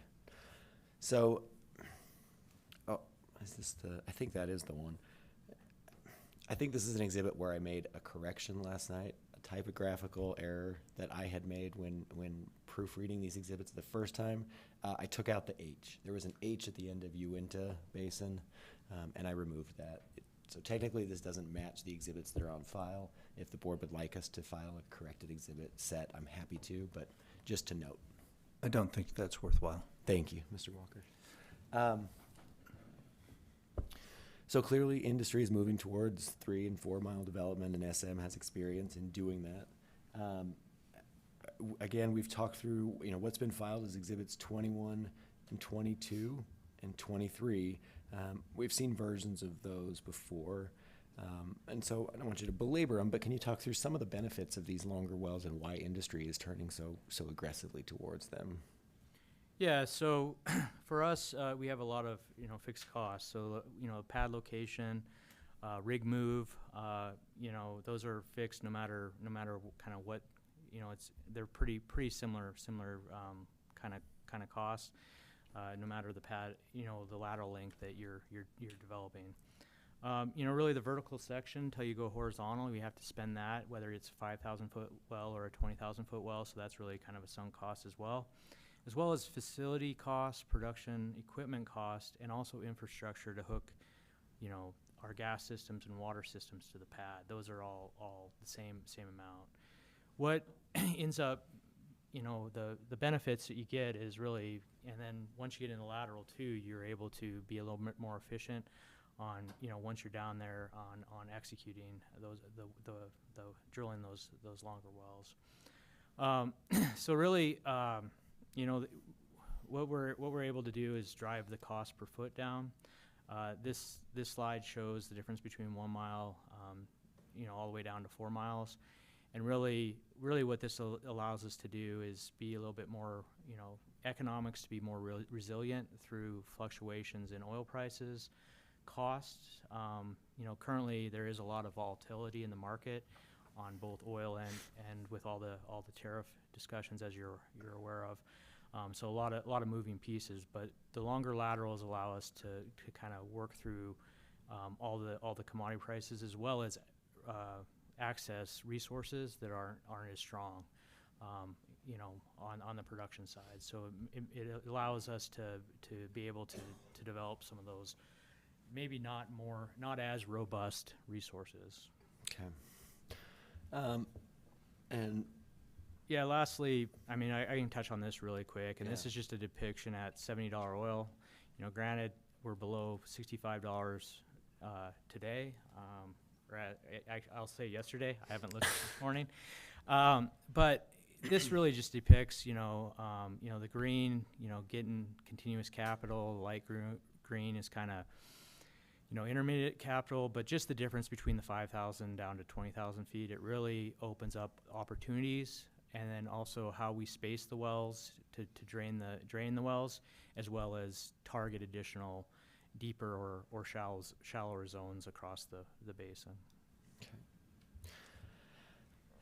This last slide, kind of on this topic, really just shows just a direct example. So we have a DSU out there called the Lone Survivor DSU, And we've developed And both. just, I'm going to pause you for 1 second just to orient people to the extent they care.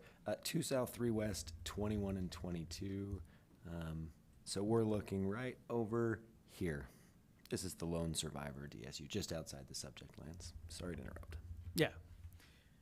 And what we did is we just look at, you know, half-bounded wells here, so normalized for well spacing, but you can see the difference in performance from the lower cube.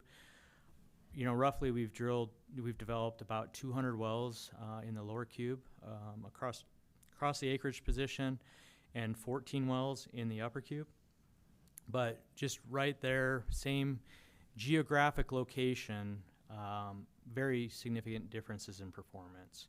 So some of the work that we're doing, you know, the reason why we have some of these overlapping units, in some areas we've drilled 2-mile wells. We need to go back, drill longer wells in the upper cube, and lengthening the lateral length will allow us to do that economically. So, you know, really, you know, we're really doing a lot of tests and trying to understand the upper cube now. We've done 14 of the currently 21 wells in that upper cube in the basin, and we continue to have plans to test that and delineate that more across the acreage position. Okay. Excuse me, Mr. Peterson, could you, before you move off that slide, could you tell the board a little bit more about what upper cube and lower cube means? Yeah, sure. So a lower cube. Do you want me to go back to the type log? Yeah. Yeah, so where we kind of have a distinct kind of cutoff would be the Castle Peak there. So Castle Peak, it'd be Castle Peak, Uintah Butte, Wasatch 5 upper, and then kind of Wasatch 3 and 4. That interval right there is what we call the lower cube, and that's primarily where you know, the bulk of the wells in the basin are developed in the Uintah Butte. But that's what we call the lower cube. The upper cube is specifically, you know, like above that, so really above that carb marker. It's the Douglas Creek wells and the Garden Gulch, lower Garden Gulch wells. So more in that below the TGR3 marker down through the Douglas Creek is kind of right in through there. And maybe, yeah. So it's really, we kind of lump those into kind of zone groups just to kind of talk to them from a development plan. Okay, thank you. Sure.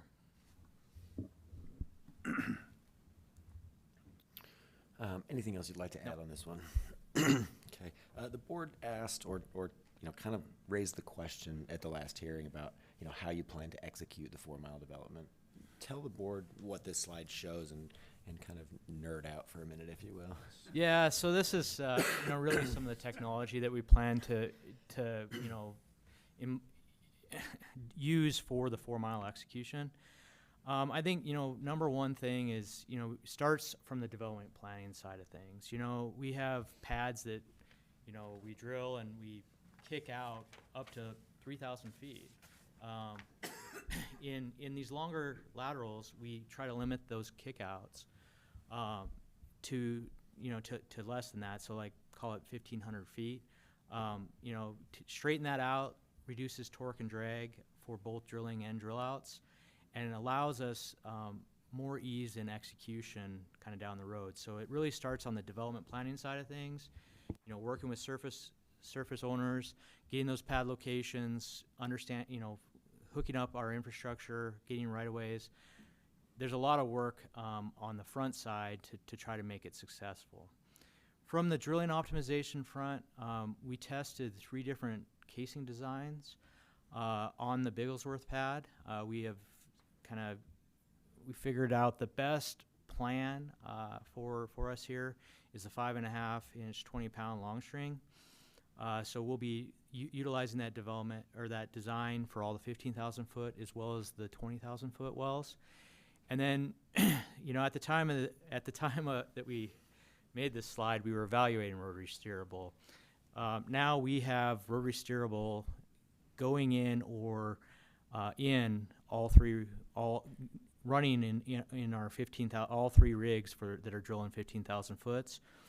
And we'll continue to utilize rotary steerable tools in the 4-milers. What that allows us to do is drill really less, like straighter, less kind of undulating dogleg laterals, and that'll help both on the drilling side and the completion side. As far as completions execution, we're increasing our pressures. So currently we run 10,000 pound systems. We're going to increase that to 12.5. Working to secure the right frac iron, remote iron, and then also the horsepower to be able to deliver that. And then lastly, on the completion side, we'll go in with stick pipe, and that'll allow us more ability to ensure we get all the plugs drilled out prior to bringing the wells online. So really a lot of thought, from the technical teams, and a lot of work to try to, it starts at the planning phase to ensure success for the execution phase. Thank you for that. 26, let's just talk about 26. There's been a lot of talk about the flexibility about the city of Roosevelt in 15, 16, 21, and 22, largely in 2 South, 1 West. Feel free to expand and kind of tell the board what it is that you, from the production side, see as important about that flexibility. Yeah, I mean, I think, really we've been working this for probably the last 4 or 5 months, and I've been working the asset for 6, but really trying to work with our surface land owners, as well as our surface land team is out, meeting with them, trying to figure out, where the best spot is to really develop these pads from. So that's why, we are, moving forward with both a 3-mile and a 4-mile development plan here, trying to get those approved.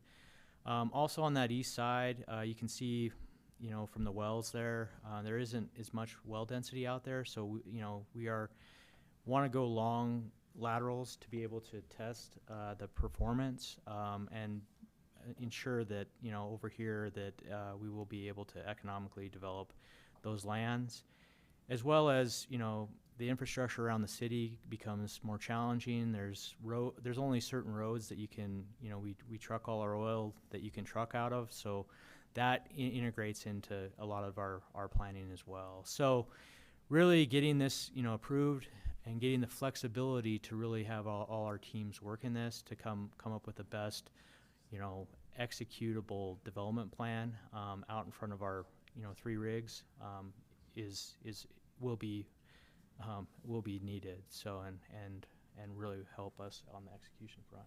So getting these requests approved and established basically gives you the freedom to turn the team loose on figuring out how to execute. Yes. Okay. Finally, last couple exhibits. Ms. Ross talked about the SH Max being, essentially east-west in this area. That a north-south stand-up oriented unit is clearly key. And the board expressed concerns or questions, I guess I should say, about the 100-foot setback reductions in February. It's fair to say, is it fair to say you guys took a hard look at that and tried to really come up with what the justification technically and scientifically was for those setbacks? Yeah, so as a result of some of the questions last time, we and we're still working through all our geological maps and all our geological data, core data. Again, that was a couple months ago. We were a couple months into taking over a lot of that stuff from XCL. So we've got our mapping in place now. What you can see is on the right 2 plots, the lower cube on the bottom left, and then bottom or upper left is the so that's the upper cube, and then the lower cube is just below that. So we mapped out the porosity, and then we went and with all our core data, we plotted up kind of all the lab data, permeability to porosity. We did extracts out of this area, which you can see. The mapped area in that upper right map highlights the area that we're focused on here for the 100-foot. So using those geological properties, you can see the upper cube in green, both on the porosity versus permeability, as well as the viscosity versus kind of depth plots, and then the lower cube in blue.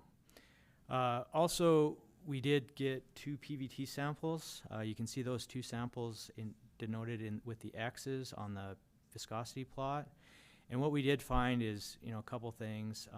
The porosity and the permeability, there's some changes there that resulted in. What is a PVT test? It's pressure, volume, temperature. So it depicts the oil, how the oil behaves under pressure, and temperature and volume. So that's the best way to get a viscosity measurement. Okay. Thank you. So that shows the oil viscosity there. And with the waxy crude, actually from our projections, just from simple kind of calculations, the viscosity was much higher than we had estimated from the PVT calculations. And then the permeability was lower as we dug into more of the porosity permeability data than what we had kind of in the discussion, I guess, a couple hearings ago. So what we did from there, after a bunch of additional technical work from the team, we plugged those into the Hale and Evers calculations. And so this is for the upper cube estimate. And, what you can see there is we've got about a 43-foot buffer. And as we adjusted the days, the timeout to 10 years as well. But what you can see is really there's some differences in the kind of the perm porosity and viscosity. And then we increase that out, and we still kind of have a buffer that it will not have any impacts to over that kind of 100-foot setback. So that's the upper cube. That's the more viscous. Go into the lower cube and repeating that same exercise with the updated inputs. We come up with about a 20-foot buffer out at 10 years, and really just show the difference between the lower cube, upper cube here, because there is a significant difference in viscosity. The pore perm numbers are fairly close. And then we didn't show anything over in 2 south, 2 west, and 2 south, 3 west, because most of those units, as Rick and Mitch already showed in previous exhibits, have been improved at the 100-foot setback already. Okay. So clearly it looks like you guys did a hard second look at the data and extended out that time, and you feel that this 100-foot setbacks is more than protective in this area, even in 2 south, 1 west. Yes. Okay. Excuse me. With that, I don't have anything further for you except for, in consideration of all of the exhibits you've testified to today and the testimony from Mr. Harris and Ms. Ross, in your expert opinion, do you believe this is the best plan to protect relative rights while maximizing the resource recovery and preventing waste on the asset you operate? Yes, I do. Okay. With that, I have no further questions subject to the division and board cross-examining. Okay. Division? The division is satisfied with the testimony. No questions. Okay, thank you. Board? Go ahead, Mr. Moon. So congratulations on 70,000 barrels. That's cool. That's it. Thanks. Yeah, it's a big undertaking, especially when you're trucking it all, and we were working through a lot of marketing things. So it was a big undertaking. So the team has done a really awesome job. Thank you. Going to be able to maintain that then? We're working on it. So just one kind of general question. So there has to be more risk to go 3 miles versus 2 miles, but you're not seeing those risks come to fruition and discouraging you at all on the 3 mile. Yeah, so I'll go back to the history in the Midland Basin because I've lived that, and we've got over close to 150 wells in the ground. I think that I would say early on we had significant concerns about mechanical issues out there, or drilling getting stuck or whatever. And it's interesting because you have some of those you have all those risks at 2 miles too, right? So what we seem to run into is more like larger structural features or something like like that causes issue. But we've been very lucky or very fortunate with all the work that's been done. The actual amount of lateral that we've had ended up not being able to get out there has been very, very, very minor. So to date, with those, we showed the data on the 9 wells.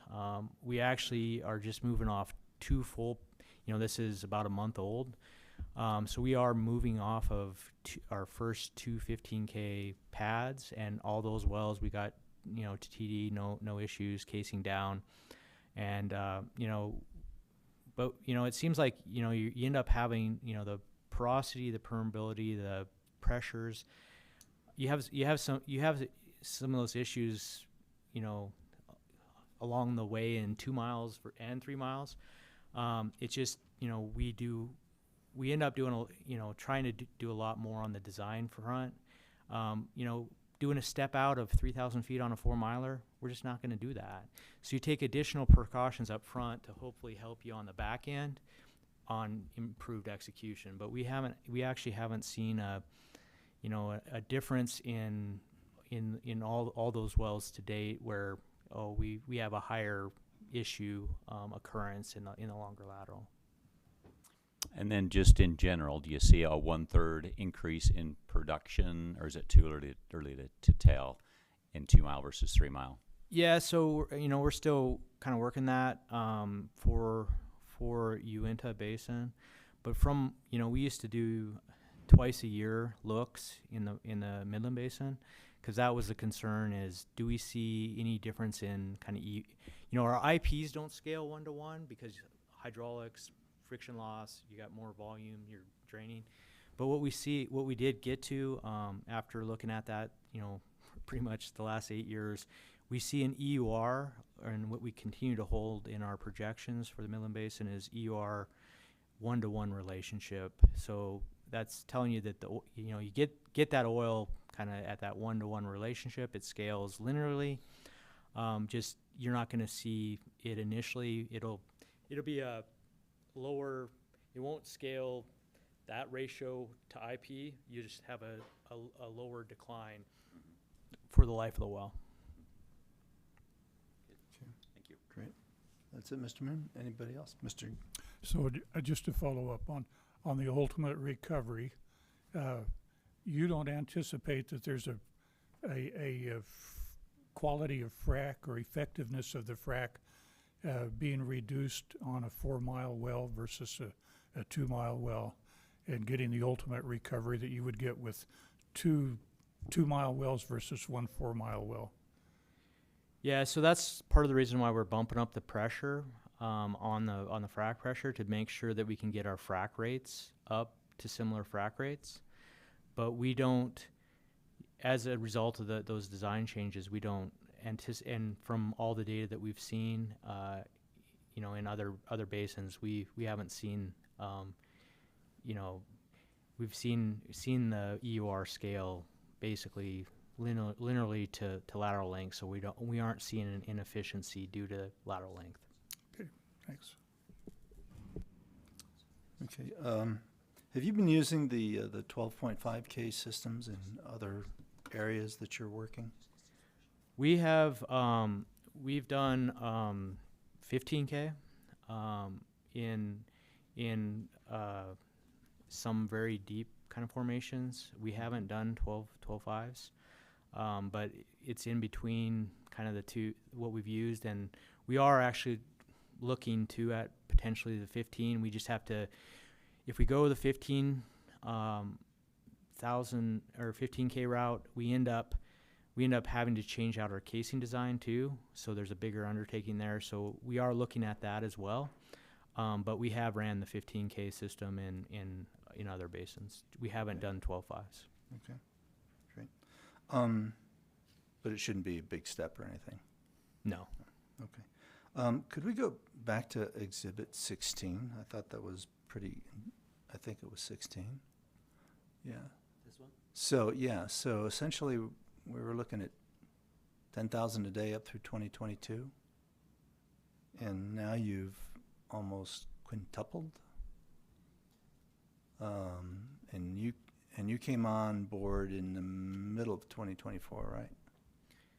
Yeah, it was So- actually the October 1st. Is in October when is the official kind of transaction date.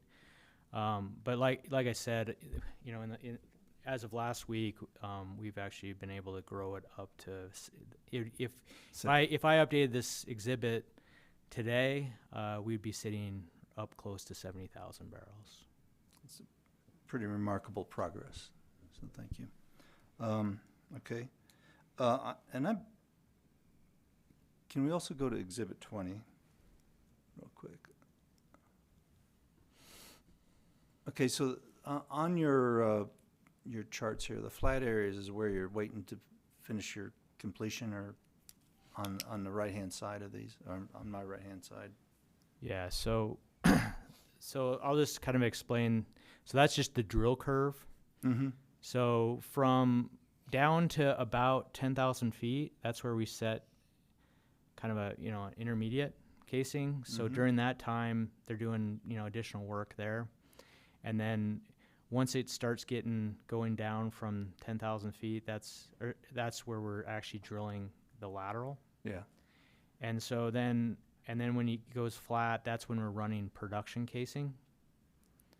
And really kind of finishing off the well. So we're pulling out of the hole all the way to from TD, all the equipment out, setting up our casing crew, and then running the casing down, and then that's just the finishing of the well. Okay, so this curve doesn't include stimulation. Right. This is just drilling. Okay, good. That helps me. Okay, and then last thing I wanted to ask about is the locations around Roosevelt that you're looking at. I can see how that 4 mile is going to be very helpful to avoid issues with the residents and stuff. Tell me, are you scouting out north of town? How do you think you're going to achieve the minimum disruption for the city of Roosevelt? We're looking at both sides right now. And so we're looking at the south side.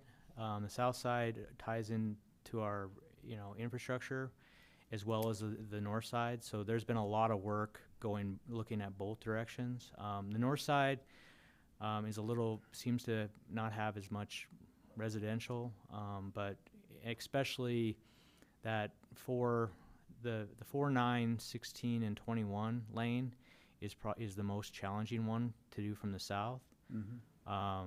But we're continuing to look at both, and then kind of tie in that with overall infrastructure costs, as well as trucking, all the different pieces for kind of longer term development of the asset. But we'd prefer to go if possible from the south, but we may end up having to pivot up to the north as well in some areas. Okay. So not having seen these longer laterals completed, what is the scale of difference between the equipment, the frac trucks you have on location for a 2 mile lateral and a 4 mile lateral? It's going to be, so we have what we call single barrel and double barrel fracs. Or they call it simul-frac too. You've probably heard the term simul-frac versus just zipper frac. So it depends on what you're doing, and that's just how many wells you're fracking at a time is how you can kind of look at that. So like the double barrel or simul-frac means you're pumping to 2 sets of wells kind of at a time. So up until about a couple weeks ago, we were double barrel fracking everything, or with the simul-frac. Now we switched to zipper frac. So the zipper frac has less equipment on location. Mm-hmm. Ultimately, to treat up to those pressures, that equipment, it's more of are we in simul-frac mode has more equipment, zipper has less, but to be able to get to these pressures for the long lateral lengths, there's less adjustments on location for equipment for lateral length. If that makes sense. Board, other questions? Okay, back to you, Mr. Mayo. With that, I am done. With that, I am done presenting our case in chief. At this time, it's probably appropriate to move for admission of exhibits 1 through 30. We've got them all. Thank you. Okay. I'll reserve any closing comments till after the division's presentation.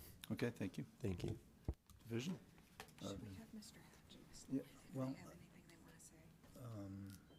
The division would like to hear from those who have come, okay, who filed objections. okay. So could Judy Lloyd or Donald Hatch or Jamie Osborne or Gretchen Shepard and Brent Smith, would any of you care to make comments today? Do I have to swear you in? Might as well. Okay.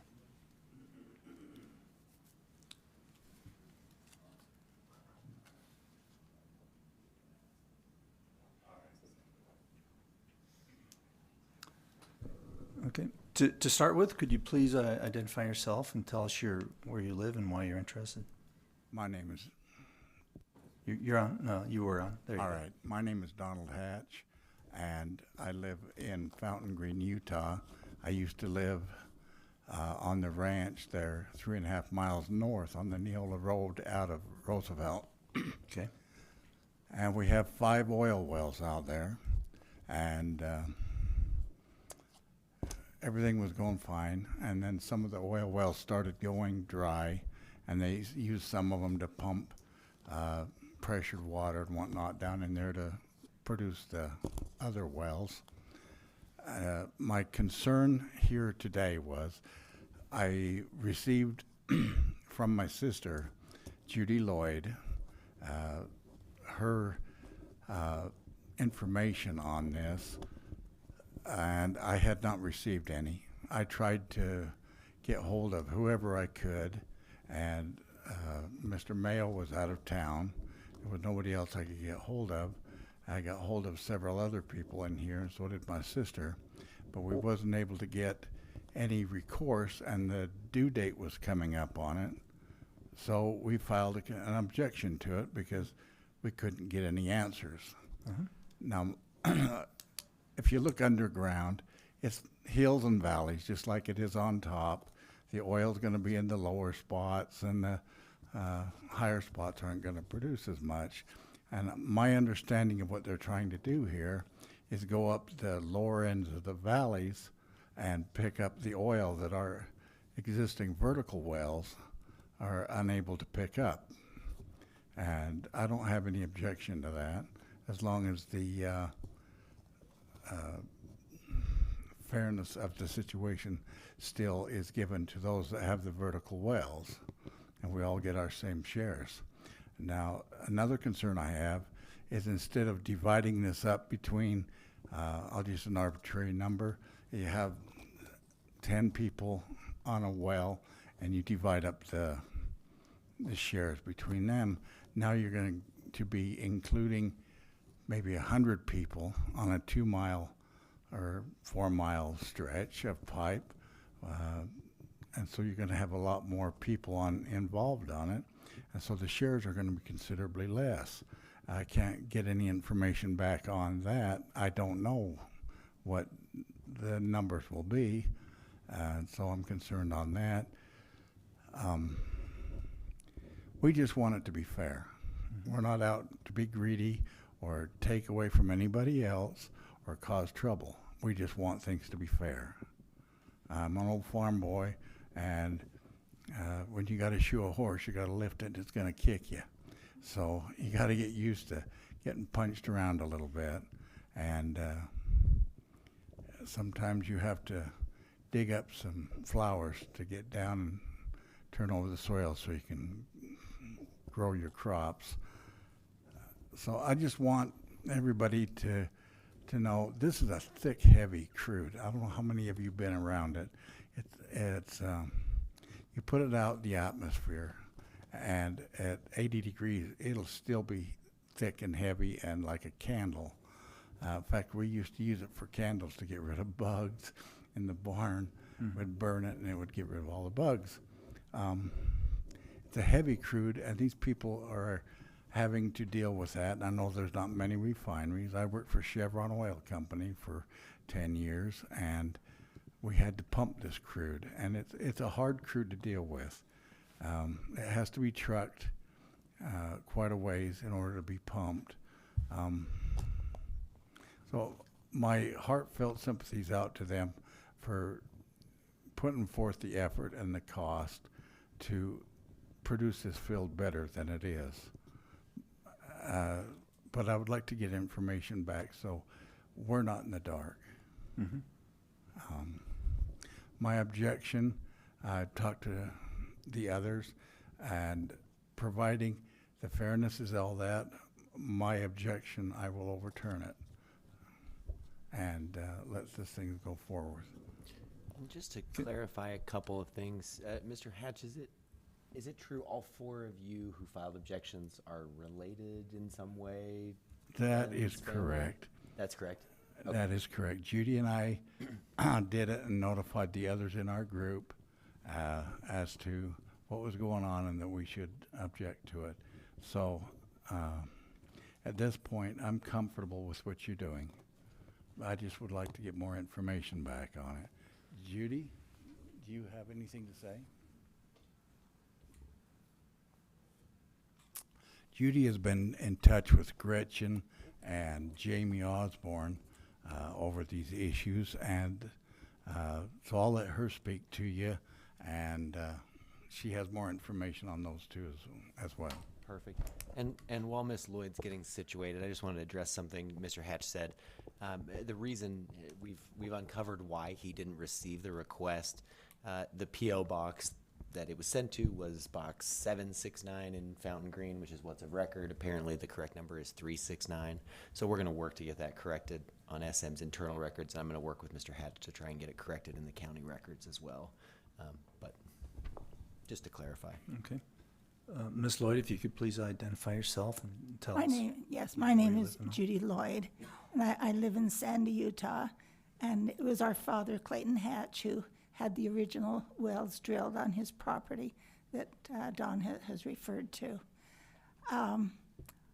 When I received the paperwork for this proposal, I read through it and had questions. And at the bottom of the introduction page from Lear & Lear said, if you have any questions, and it gave 3 resources. One was the website for this board, and one was for Mr. Harris, and one was for the attorney, Mr. Mayo. My questions were, how many wells and what type of wells in this area are planned to be drilled? And the second question, how are these new wells going to affect existing wells? So very simple, basic questions. I went online to the address given for this board, and a site came up, and it looks very good, but a sign popped up that said, this is not an official site. And I thought, well, that's interesting. So I logged out of that, and I just looked for it myself, and I found your board site. It looked very exactly similar to the one I pulled up that was bogus. For me, that was a red flag. And I thought, okay, mistakes can happen. The web address was very similar but different. And when I worked for Franklin Cover, we had security training all the time, and that was one of the things they taught us. If you go to a site and it's not the right site, be cautious. It can be a little difference in it. And I thought, okay, I can understand one problem. So then I went on site to contact Mr. Harris, and it said before I could proceed further to communicate, I had to log into a program to proceed. here again, my old training said, never log into something you don't know what it is because you don't know its consequence. So to me, okay, I want to talk or communicate. That's another red flag. So then I called the representative at S.L.M that we all dealt with when they took over from Altamont, and that was Debbie Denner at S.L.M. And I explained to her that I'd received this proposal and for this board meeting and such, and her reply was, well, she knew nothing about it. It had nothing to do with S.L.M. And I said, well, it came from the attorney company of Lair and Lair. And she says, they don't represent us. So then she said, send me the information. And I'd already spoken to my brother Don, and I says, I've already sent it to you, because Don had asked me to send it. And I gave her the date and the time of the transmission. I had sent it to her. And within a couple of minutes, she says, oh, it must have gone to junk mail. But she did find it and says, I need to read it. So our conversation ended literally less than an hour. It was closer to a half hour, but less than an hour later, she did call me back, and she says, I have the official statement I'm to read to anyone who has questions about this proposal, and she read it to me. And to make a long story short, it says, don't worry about it. Everything's fine. This is just a procedural event. Everything's fine. Don't worry about it. I'm sorry, I'm of an age where I've seen an awful lot of life, and that to me was a message. I should worry about it. I'm sorry, but it's like patting on the head. You're fine, everything's fine. Another red flag, because I could not get answers to my questions, and these are fine people. I'm not pointing fingers at anyone. Oh, and Mr. Mayo, I went online for you as well, and the message that you were out of town until April the 7th. Again, no answers to my questions. And in reading the proposal, I did have questions, especially about the horizontal drilling and such. And our dad had talked about that and said that's something to be careful of. But that's why I signed the letter I did, because I felt like there was no one to give me any answers to these questions. And so I appreciate all the testimony and information that's been given here today.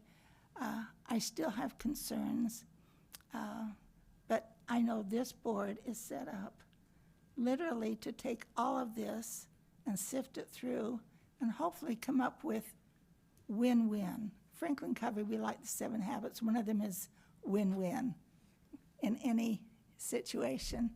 So I would like to see a win-win, a win for the company, a win for existing well owners, and a win-win for the communities involved in this oil production.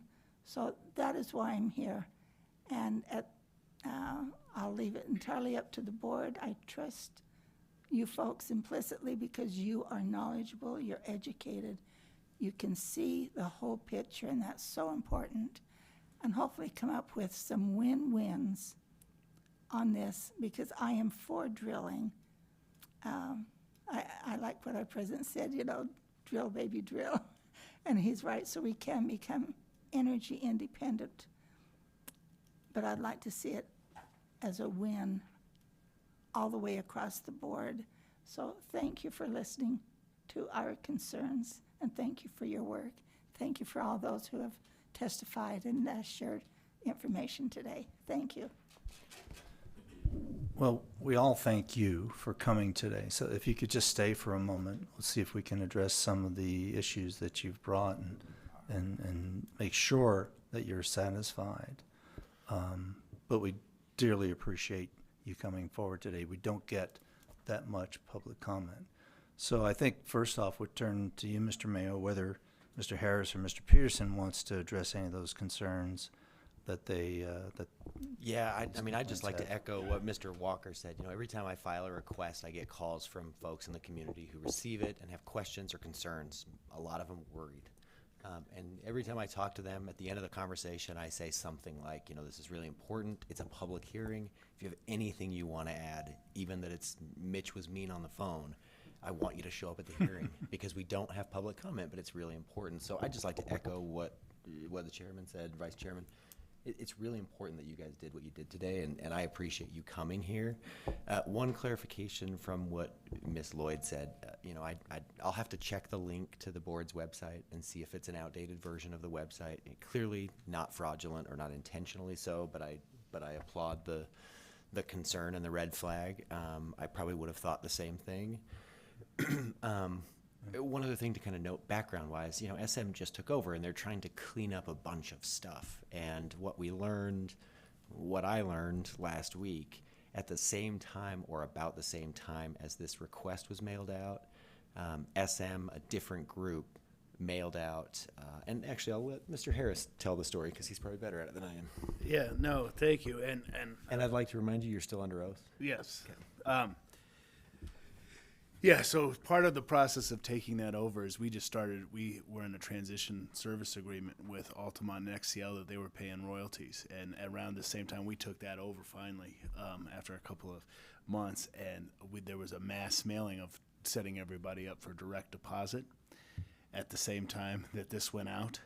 I did not know about that, so everybody was getting inundated in mail. And Mrs. Denner, who she talked about, is one of our owner relations representatives, and there's a separate line that owners can call at SM, and they can call and get information on where their check is, or if they want to change a bank account, direct deposit, that kind of stuff.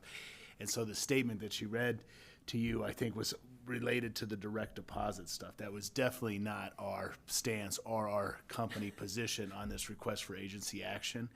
And I think you called and told me that. And I said, oh, yeah, no, when we first talked. And I said, yeah, no, that's definitely not our position. We want to make sure everybody understands what we're doing and that kind of stuff. But it was just, I think SM has over 500 employees right now, which is a good thing for the economies here and in Denver and in Texas where we employ our people. But yes, because of the size of our company, I think that they didn't know that the request for agency action was being sent, nor did I know that the direct deposit thing was being sent at the same time. So the statement that she read is definitely not our policy, and I hope we made that clear when we finally got to talk. And again, I really appreciate you both showing up today. As far as the fairness, that's why we have these. That's why we have to apply for these requests for agency actions to get the spacing. So it ensures that if we drill wells where you own minerals, that you're going to get paid your proportionate share, acreage-wise. I mean, that's why we were kind of here today, especially on offset wells too.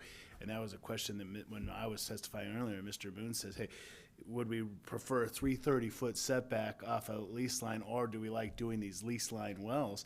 And I like the lease line wells because it also protects you on the offset. If we drill within 560 feet of where you own minerals, you're going to get a share of that oil well at a certain position.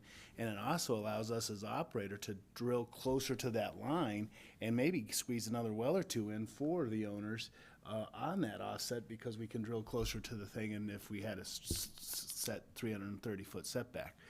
So again, I really appreciate you guys, you all showing up, both of you, and it was really a pleasure to meet you in person after talking to you on the phone. Well, and one follow-up, if I can, just have you address, Mr. Hatch raised another question, about the allocation being fair, and he picked some random numbers, if there's 10 owners in this vertical well that I'm getting paid in, splitting production, and now there's a 4-mile well, there's maybe 40 owners that we're splitting production with, and my share is going to go down.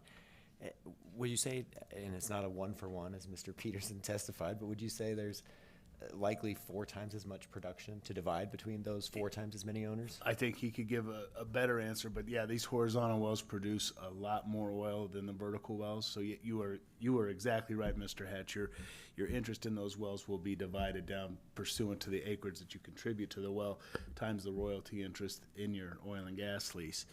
But it produces a lot more oil, and I think we're we're drilling 10 well pads, that kind of stuff now. We're in development mode, so you're getting 10 horizontal wells is going to hopefully pay you all a lot more than, knock on wood, because nothing's certain in this business, but paying than the older vertical wells that you all currently have an interest in. I think if you brought up Exhibit 16 again, that might provide some comfort there. If you can find it there.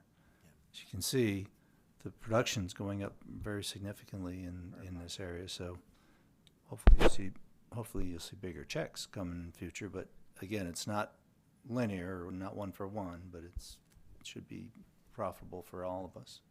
Yeah, our first check we received from these people, at least mine, had dropped down considerably. It had gone I only get a portion, of course. I was getting like $200, and it's dropped down to $56, and that was a concern. So I needed to bring that up to see what's really going on. Fair. And that could have just been when we took over the royalty or the production. Maybe we had to shut in a well for. There's a lot of reasons, but like we talked on the phone. Let's when you get your check next month, please give me a call and let's kind of make sure you're in pay on all the wells. And I did verify that you all are both in pay on the vertical wells that we operate. But let's answer any other of those questions when you get there next year. Thank you. I've followed oil well drilling quite a while, and I agree with you.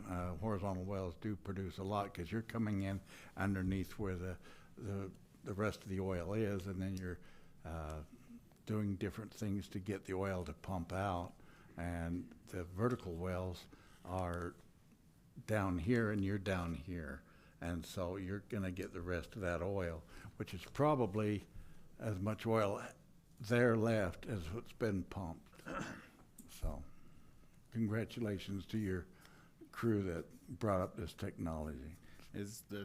They're smarter than me for sure. I'm just the land guy, so yeah, that's the credit goes to. We're just the ones that were out of town at the inopportune time. That's those guys. Thank you. But we will. We've both given our cards, or will give our cards, and make sure that Mr. Hatch and Miss Lloyd, if they have any questions in the future, can contact us directly and sort them out. Division, do you have anything? Based on the conversation and testimony, the division's satisfied that the objectors' concerns are being met by SM. Okay. Board, do you have any other questions?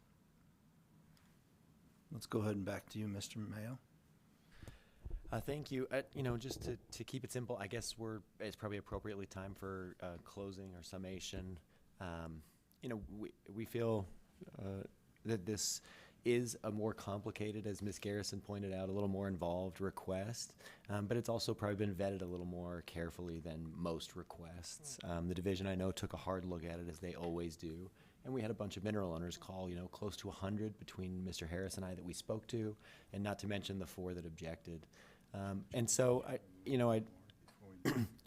what I'd like to focus on, and maybe it's a good idea that this exhibit is up on the screen, right? The board expressed the iteration of the board that existed back in 2017, 2018 had a lot of the same concerns about establishing 2-mile wells and what it would do to existing vertical production, how we would figure out all the confusing complications. But by trusting that good oversight of industry willing to spend capital, we can grow production. Production has grown significantly. And I believe that this next phase is a refinement more than a kind of evolutionary change like 2-mile development was. But it's going to be a refinement that leads toward increased production growth long term and more sustainable production growth regardless of market conditions. And that's the policy justifications. The real reason is SM has a dominant position here, and they've established that the science demonstrates that this development plan will not only work, but will be more beneficial economically to all involved. We believe we've met the statutory and regulatory requirements for approval, and on that basis, and in light of the division's support, and even Ms. Hatch and Mr. Hatch and Ms. Lloyd's comments here today, we'd ask that this request be approved as requested. Division, any final comments? Just to reiterate, in answer to a question from Madam Chair Garrison from earlier, the division does take these very seriously. They reviewed the request, the exhibits. They ran the numbers and looked at all the, the science that I can't pretend to understand. But the division is satisfied that the petitioner has met its burden and agrees that this request should be granted. Board, do we want to deliberate? Okay, I'll entertain a motion. I would move that we approve this request for agency action. All those in favor, say aye. Aye. Any opposed? Let's show that it's unanimous. Okay, we're going to drive on, and we're going to go to topic number 4 and 5. So we want to thank you very much. You're welcome to stick around if you want, but you don't need to sit up here anymore. We thank you all of you for Could what you do you're the doing. order? I'm happy to. Thank you.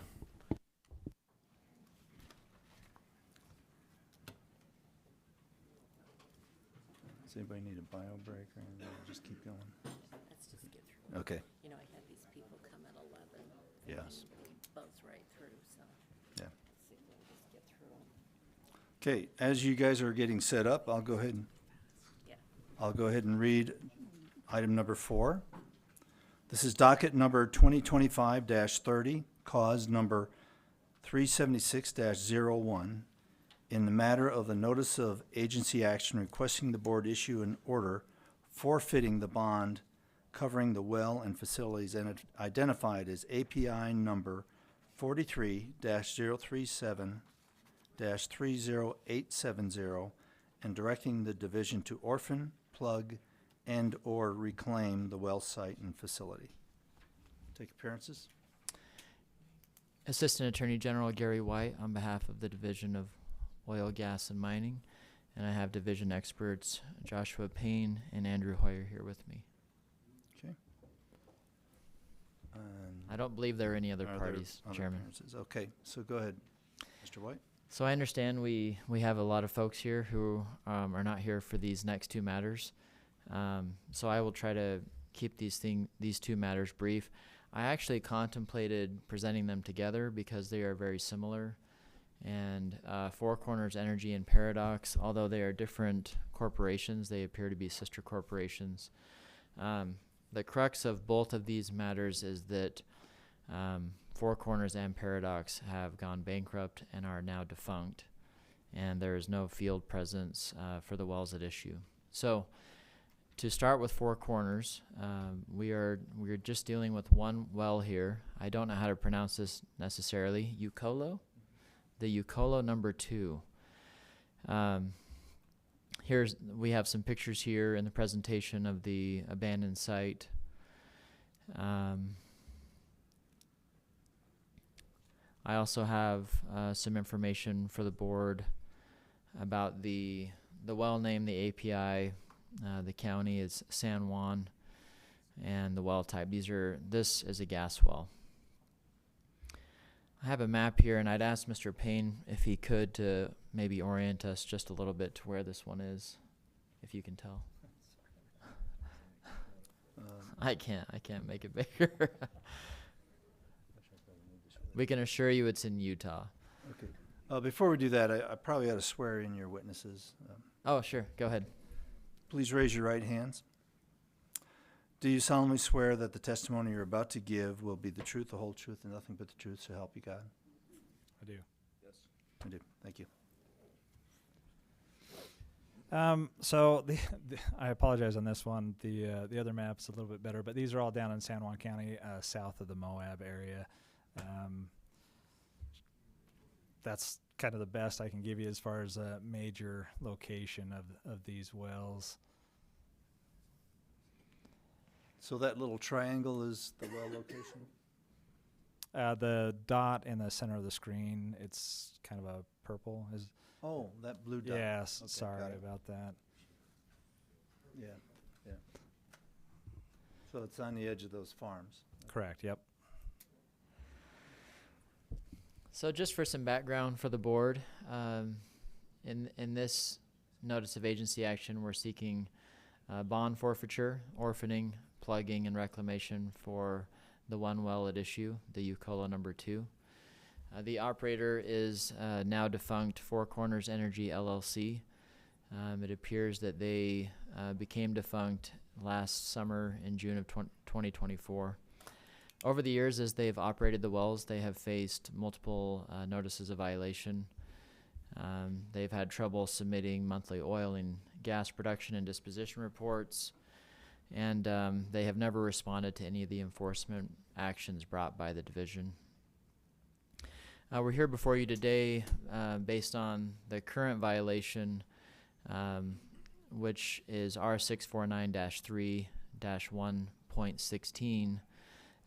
Four Corners has failed to comply with the conditions of the permit issued by the division. One of the requirements the division required as part of this was that Four Corners would have field presence at each of each of their wells.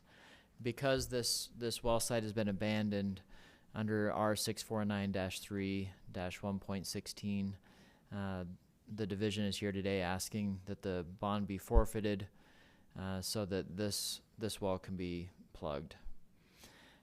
Just for the information for the board, there was a company named American Helium that indicated that they were operating this and the wells that we'll talk about in the next matter. However, the division did a field inspection and determined that that is actually not correct. I was also informed by American Helium that they would object to these matters, and no objection was ever forthcoming. We also got some information from Trust Lands indicating that there is no active lease and that American Helium is a stranger to these projects. Do you have anything to add to that? Yeah, just a point of clarification on American Helium. So what happened is when Four Corners and then the next matter, Paradox, came out of bankruptcy, the parent company, GNG, was awarded these wells, and American Helium's a sub company of the GNG, and that's how American Helium became interested in this. And as Mr. White said, that basically they didn't put up a bond or do an operator change with the division, so therefore they are not privy to any of these wells at this point.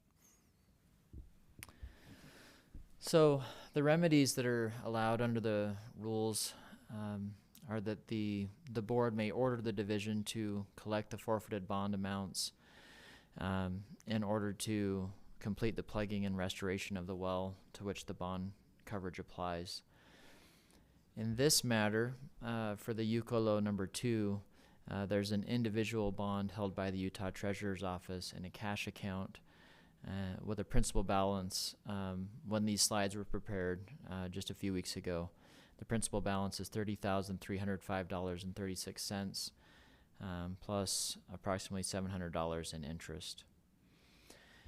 So the relief that the division is requesting today is that the board issue an order forfeiting that bond for the subject well, orphaning the well and directing the division to plug and reclaim, directing the division to collect costs incurred by plugging and reclamation against the bond amount, and also directing the division to recover, if possible, from Four Corners and its owners, any costs in excess of the bond amounts.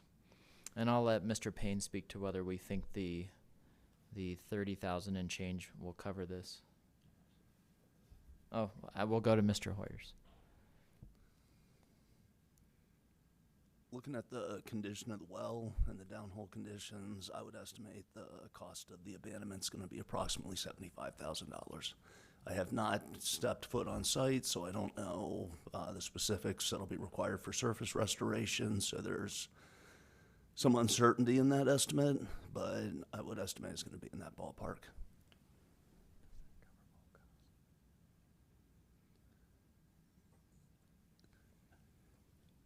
I'm unaware of what the MOB costs will be in this area because I haven't actually performed any work down in San Juan County.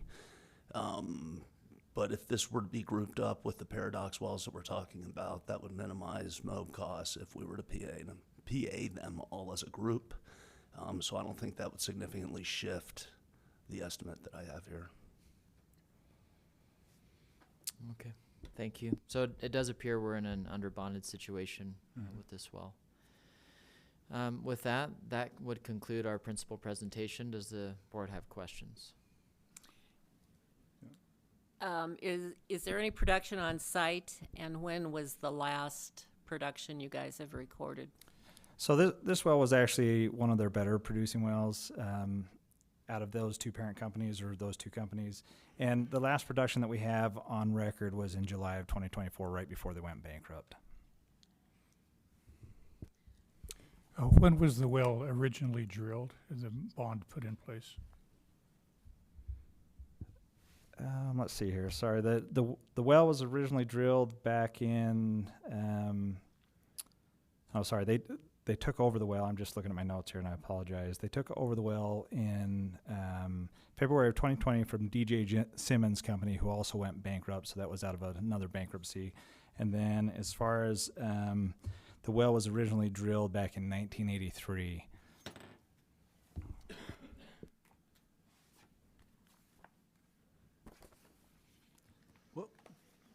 In the 2024 timeframe, can you tell us what the last production was?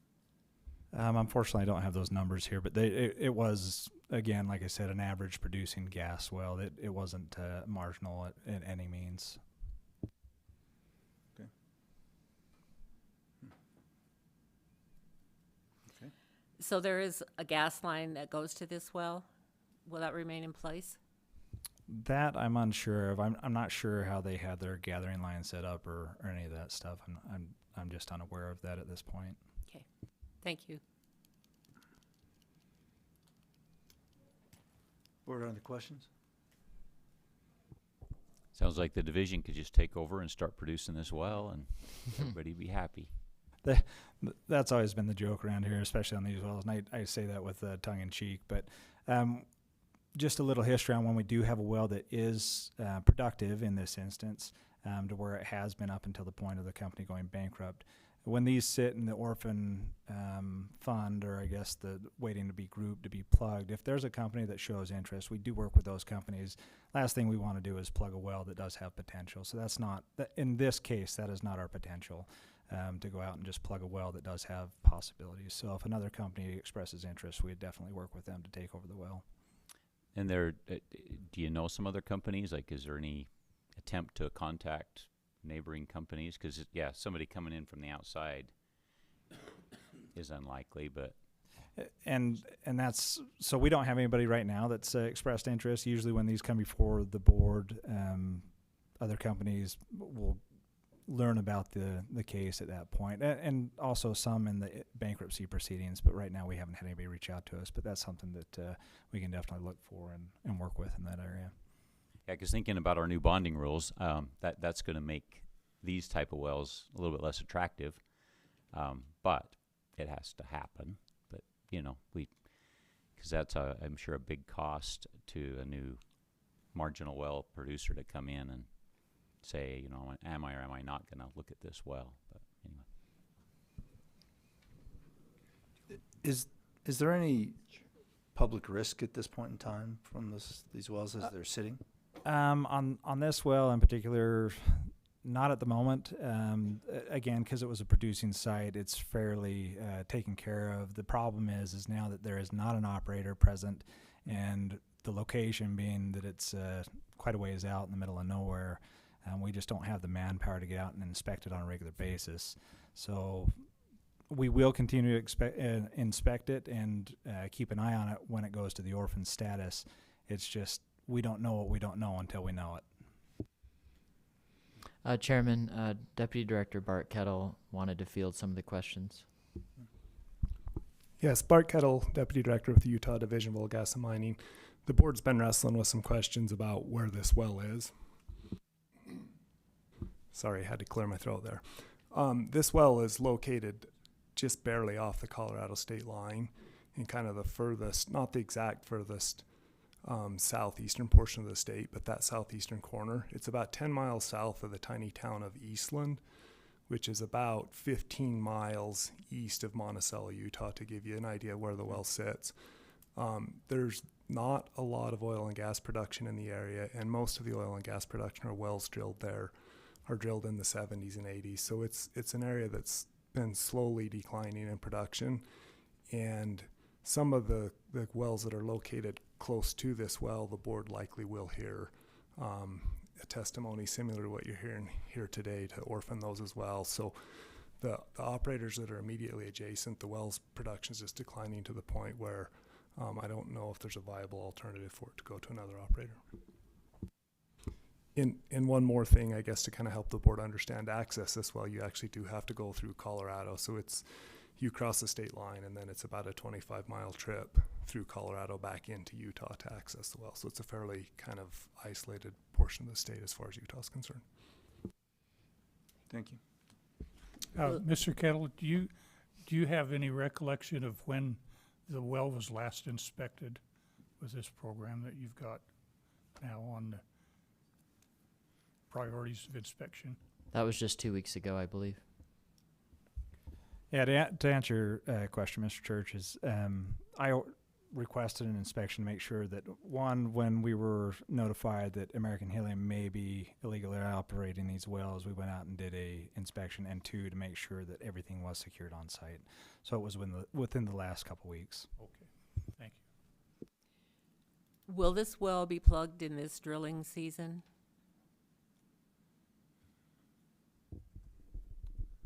No, we have higher priority abandonments that need to be taken care of first, and we're very limited on funds coming out of the recent West Star P&A project, which ate up most of the available funds at this time. I think we've got just a few $100,000 remaining. Thank you. You're welcome. So along those lines, about how far out on the schedule is it? We're talking.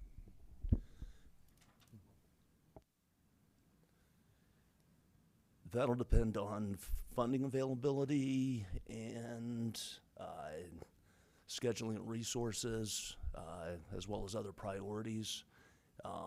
I'd say it's probably at least a couple years out at this point in time. We've got quite a backlog starting to build up.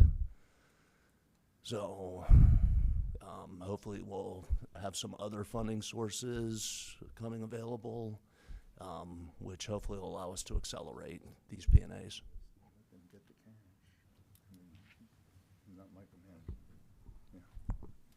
Okay, so Mr. Chairman, if I may respond to Mr. Galecki's question. Mm-hmm. If you remember in February when we presented to the board on the draft bonding rule, at that point in time, we showed orphan well projects out to 2031.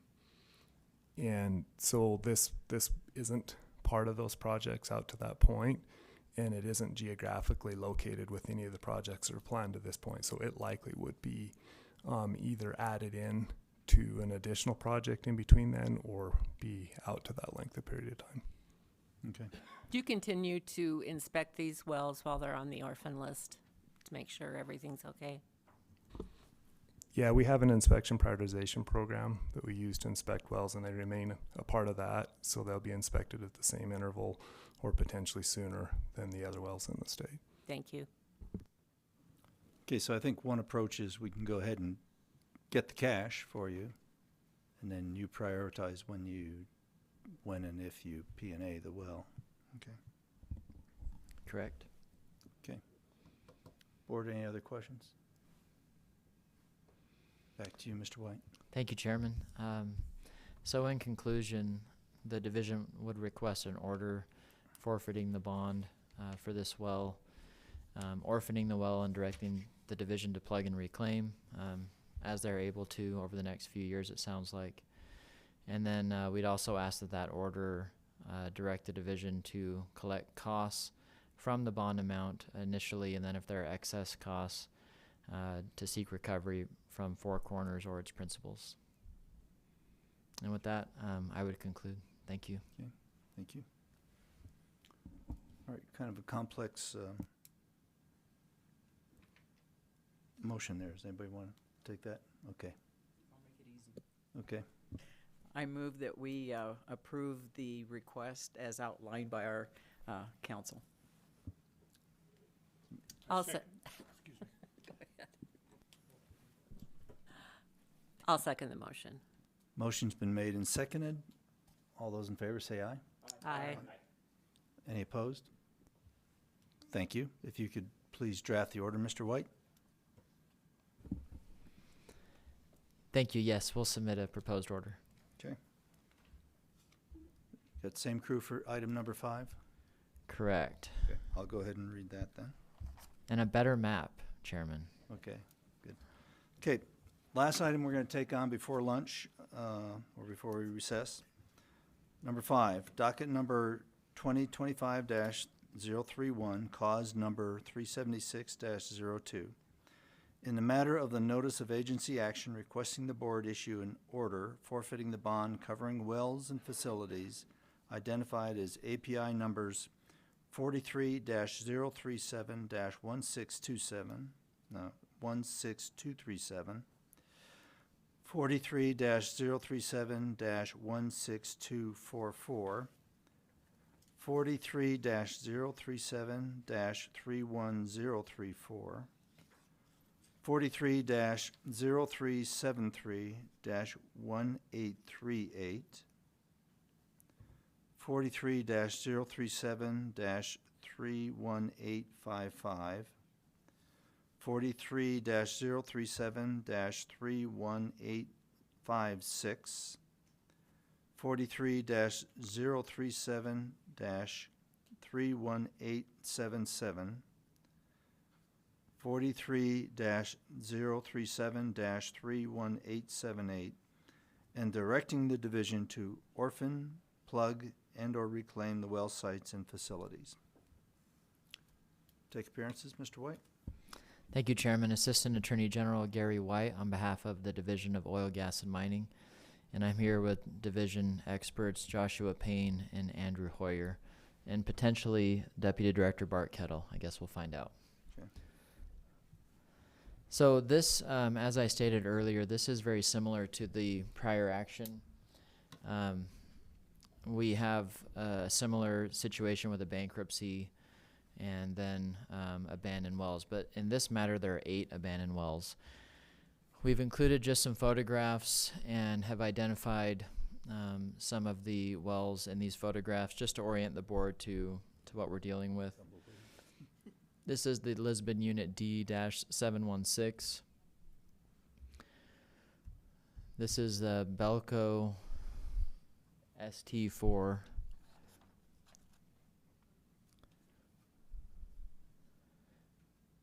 Lisbon Unit D-716. And then another of the Belco. Just to orient the board, we have a table that shows all the wells that are at interest here in this matter. These are all located in San Juan County. As you can see, there are 2 water disposal wells, a gas disposal well, and then the remainder are gas wells. I think this map is better. It shows where these are in connection with the state road in US 191. But if you'd like to know a little bit more detail, we can provide that about the location. And Chairman, if I may, just because those wells aren't labeled, the Middle Mesa wells are to the north on that map, and then the Lisbon wells are on the south side of that map. Thank you. Okay, thank you, Mr. Payne. And just to remind you both, you're still under oath. So very similar to the last matter, the division is seeking forfeiture, orphaning, plugging, and reclamation for 8 wells located in San Juan County. The operator is a defunct corporation, Paradox Upstream LLC. They became defunct at the same time as the Four Corners Corporation in June of 2024. Over the time that Paradox has operated these wells, they've similarly faced several enforcement orders. They've had numerous notices of violation, plans of action, and shut-in temporarily abandoned letters that have been issued by the division. The most recent notice of violation was issued on March 29th of 2023 based on a failure to plug the Middle Mesa well, and Paradox Upstream has never responded to that most recent notice of violation. Similar to the last action, the violation here of Utah law is Paradox's unwillingness or inability to comply with the conditions of the permit that were issued by the division. The permit requires Paradox to have field presence for each of the subject wells, which they have not been able to do. Based on an inspection that happened at the same time a week or two ago, it now is clear that there's no field presence for any of these 8 wells. There's essentially just nothing going on, if I understand it correctly. So, similar to the last matter, the division would request that the board order the division to forfeit the bonds associated with these wells, and then move forward with plugging and restoration of the sites. We're in a little bit of a trickier situation with the bonds for these 8 wells. The bonds are held by Philadelphia Insurance Company. The division records show that there are 2 bonds, one for the Lisbon Unit D-716, and then a blanket bond that would cover the remaining wells for another $120,000. In communications with Philadelphia, they're not entirely sure, according to their records, that there are 2 bonds. They've initially taken the position that there's only 1 bond. I have recently corresponded with the claims professional at Philadelphia and provided some documentation that from the division's perspective, there were 2 bonds totaling $240,000. So it may be that we have $240,000 for these 8 wells. It may be that there's only $120,000. But we will work on that with Philadelphia, send them demand letters as appropriate, and work on the proper amounts, assuming the board grants the notice of agency action today. Similar to the last request, the relief requested here is to forfeit these bonds, orphan the wells, and direct the division to plug and reclaim, and then to collect from Paradox, if possible, any excess funds that aren't covered by these bonds. And clearly this is an underbonded situation.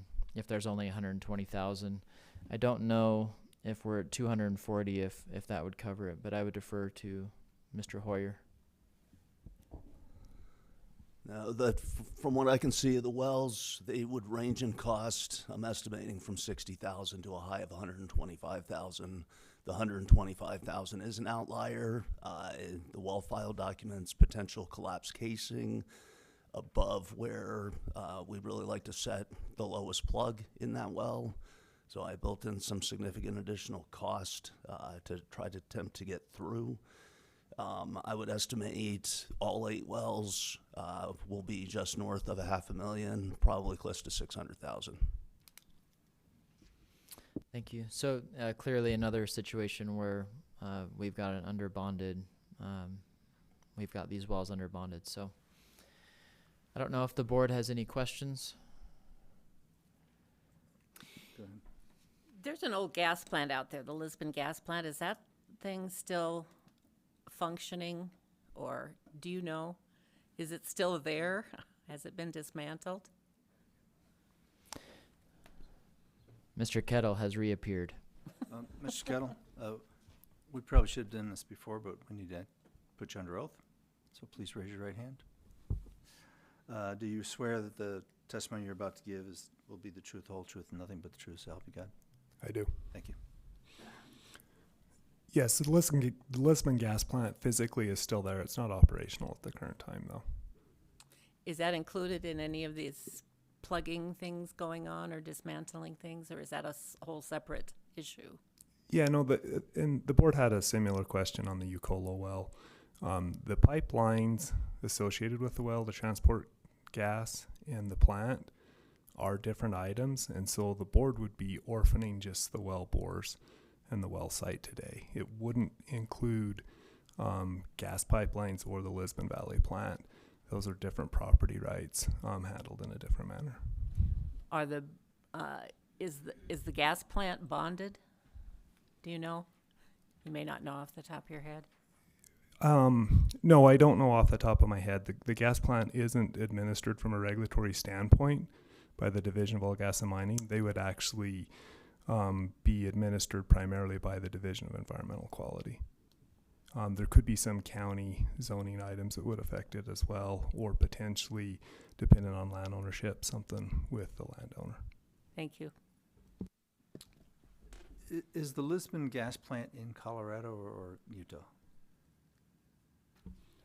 It's also located in San Juan County, Utah. Okay. The Lisbon Valley gas plant's roughly 10 miles south of the tiny town of LaSalle, Utah, and the area map shown on previously, to give the board a little bit of a feel for the area we're talking about. You can see the green circles, depending on where you come from, called crop circles or pivots. The tiny town of LaSalle is located on the highway, right there at those pivots. And the Lisbon Valley gas plant would be located in section 22. So let's see, it's 30 south, 24 east, section 22, where you see the lower 3 purple dots. Oh, okay. So a similar question to the last well. When were these wells first drilled and bonded, and when did they cease production? The bonding question is a little tricky because these have changed operators so many times. The last time, though, to answer your question again, Mr. Church, on the bonding would have been in November of 2012, and that's when Paradox took these wells over from Patera. As far as the wells drilled, I can go down the list, but it ranges from 1965 to 2007. If you'd like, I can list each well and when it was drilled. Did you want me to do that? Okay. This may be covered this afternoon or after lunch, and I maybe forget from from the February presentation, but you kind of hit on it as far as bonding. Is it reviewed? Period. So there's not a permit term, or it's permitted. When is it bonded? Bonding cycle, I guess.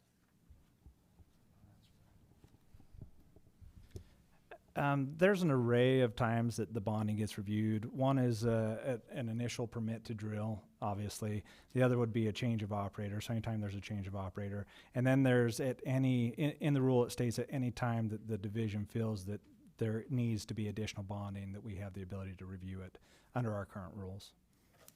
So is there any type of things in a division as far as, there should be escalation, if it was bonded 30 years ago, obviously it's going to be underbonded. That's correct. And under our current rule, and this is, and I hate to do this, but this is why it's so imperative that we are in our current rulemaking for bonding, is because current rule is set up to be underbonded under today's standards. To go back to your question about what the escalation process would be, it's typically shut-in stuff will elevate it or escalate that to be bond reviewed, or any kind of other compliance issues or items. And there have been times in the past where we have gone after to get increased bonding. Unfortunately, when it reaches that point, history shows that those companies are pretty close to going defunct, and to try and collect additional bonding is near impossible at that juncture.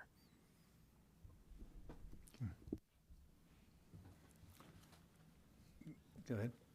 Yeah, maybe going back to a previous question on the last issue. When was the last inspection, and was it determined if there's any community risk? Again, these wells were inspected within the last 2 weeks based on the original, just because the prior matter and these are basically lumped together. And there's no immediate community risk at this point, but you could see in some of those pictures that there's a clear issue of no presence, and it just as time escalates, those things will continue to build. The other concern is, and I don't want to speak out of turn just because I'm not a field inspector, but as the producing wells are shut in and not shut in properly, basically the operator just walked away from these producing wells. We don't know if pressure is going to continue to build to an unsafe manner or anything like that, or if you'll develop a leak on the wellhead. That's happened in the past on other locations. So it is imperative that there is a field presence out there, whether it be the division at this point through our, what Mr. Kettle said, weighted inspection requirements, or through an operator maintaining their permit requirements. Were these wells built into the schedule that you gave us before? Or are these before 2031? These would be similar to the conversation we had around that, the Four Corners well. Nothing hard scheduled at this point in time, but this is where, as I was indicating, my assumption was these would all become orphaned, thus I didn't burden the P&A costs with individual mob fees and that sort of thing. I would see this as a single package at some point in the future.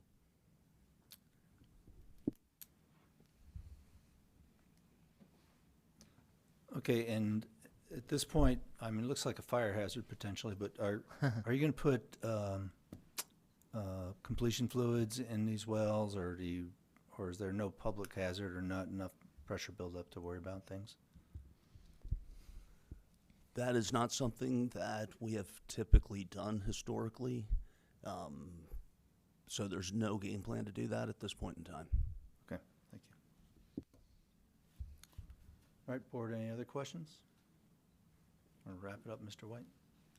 Thank you, Chairman. So based on the testimony that you've heard today and the written submissions, the division would ask that the board grant the notice of agency action, allowing the division to forfeit either the bond or the bonds. We're hoping it's the bonds. That the division be allowed to orphan the subject wells and plug and reclaim them, and that the division collect costs against the bonds and Paradox Upstream and its owners if there are excess costs. Thank you. Thank you.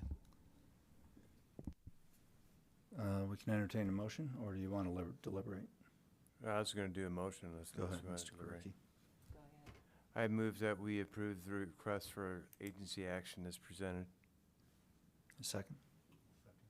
Okay, motion's been made and second to approve this request for agency action.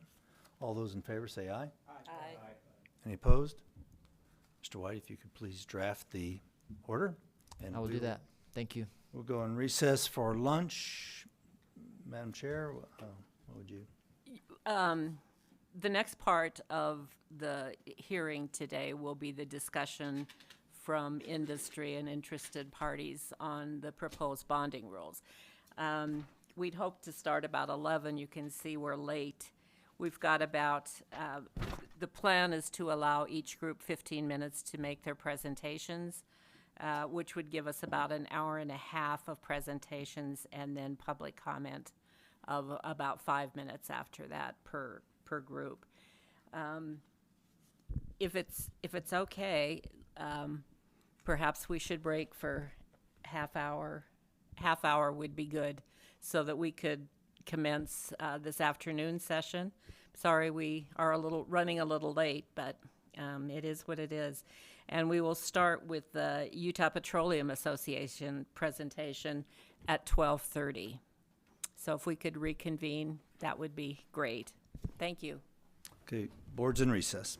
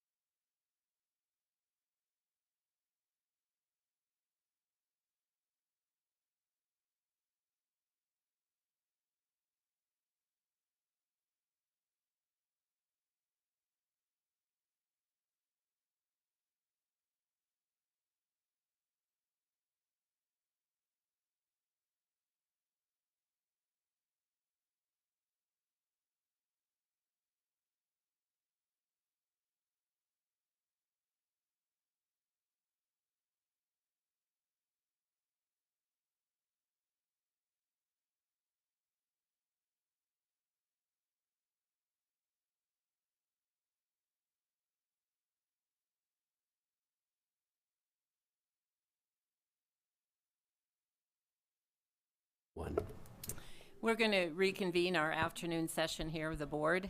And this is a little less formal than the morning presentations. And it's a different way, I guess, of discussing a major change like this to the bonding rules. So I welcome everyone who signed up to speak and to present the industry point of view for us to consider in final rulemaking. When we finish here, what we're gearing up to in the next few months is to go to formal rulemaking. It is not going to happen after this meeting. We are still in formal rulemaking, discussing all the possibilities out there. So first on the agenda for the first 15 minutes, we'd like to welcome the Utah Petroleum Association, and I understand you might have 2 or 3 speakers within your 15 minutes, but please go ahead, Ricky, introduce yourself and tell me who else is here. Well, thank you, Madam Chair. Ricky Ranko-Browning. I'm president of the Utah Petroleum Association, and I have with me here today Holly Hill, who is a consultant for a number of operators who I'm going to share most of my time with as well. So if we're good to go ahead and get started. Please go ahead. Great. Well, as the board is aware, and we have stated before, we sincerely appreciate you taking the time and giving us the opportunity to engage in this issue. UPA has been actively engaged in this rulemaking for the last 5 years. We're going to speak through a timeline of those details a little bit as well. But first, big picture, I want the division and the board to understand that UPA is supportive of the need to revise the bonding rulemaking, and we do understand that increasing the bonding amounts is appropriate in a number of circumstances. We're not opposed to this update or this rulemaking, but we are concerned about some details of the proposed rule and wanted to flag those for you today. And I'll kind of walk through a few of our big issues. We have addressed all of these in red lines that have gone back to the board. Our most recent red lines back to the board and the division are dated from January. So if you haven't had a chance to review those, we would encourage you to do so. But key concerns that we wanted to flag today, and that you're going to hear from a number of operators more on each of these. So I will just give a very quick high level on. So first of all, we're a little bit worried that there is a disconnect between the goal and the result, and that there may be some unintended consequences here. So in terms of the rule, you're going to hear some examples from operators speaking after me, but we do see risks of the rule actually limiting operators from bringing lower producing wells back online. As Chairman Board Member Moon flagged earlier, and rather causing operators to unnecessarily shut in wells. And again, we certainly don't believe that that is the division's intent in this rulemaking, but it is a real risk, and it actually goes against the division's statutory mandate of preventing waste, protecting correlative rights, and ensuring the greatest possible economic recovery. We're also worried that this rule is potentially untethered from real risks. When we look at the very small number of abandoned wells here in the state, as was presented by the division the first time that they briefed the board on this rule, versus the significant increase in bond sums that this rule would in fact generate. We also have concerns with the definition of at-risk wells. You'll hear more about this as well from some of the operators today. We believe that division-approved shut-in wells should not be included as at-risk and should not be included in the supplemental bonds as well. These wells are very clearly identified. They still hold value for the operators. Operators are spending significant time, energy, and resources on maintaining those wells, and the division has a strong line of sight and regular regulatory approvals over those wells. So we do not believe that they pose significant environmental risk and should not be included in the list of at-risk wells.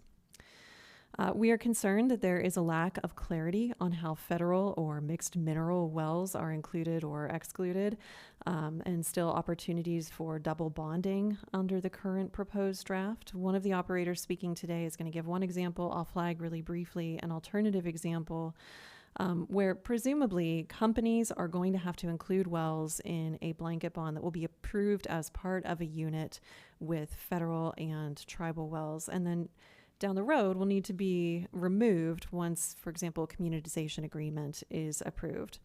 That is a significant administrative burden for both the operator and the division to go out, acquire the appropriate bonding, to deal with those wells over time as they move through that process, and then have to have those bond amounts later released, which is quite a time-consuming and resource-intensive process as well. So just one example to consider that we think could use some additional thought of how to deal with those sorts of circumstances and these mixed mineral wells. Also, in the proposed rule, we have concern with the division's ability to deny a change of operator.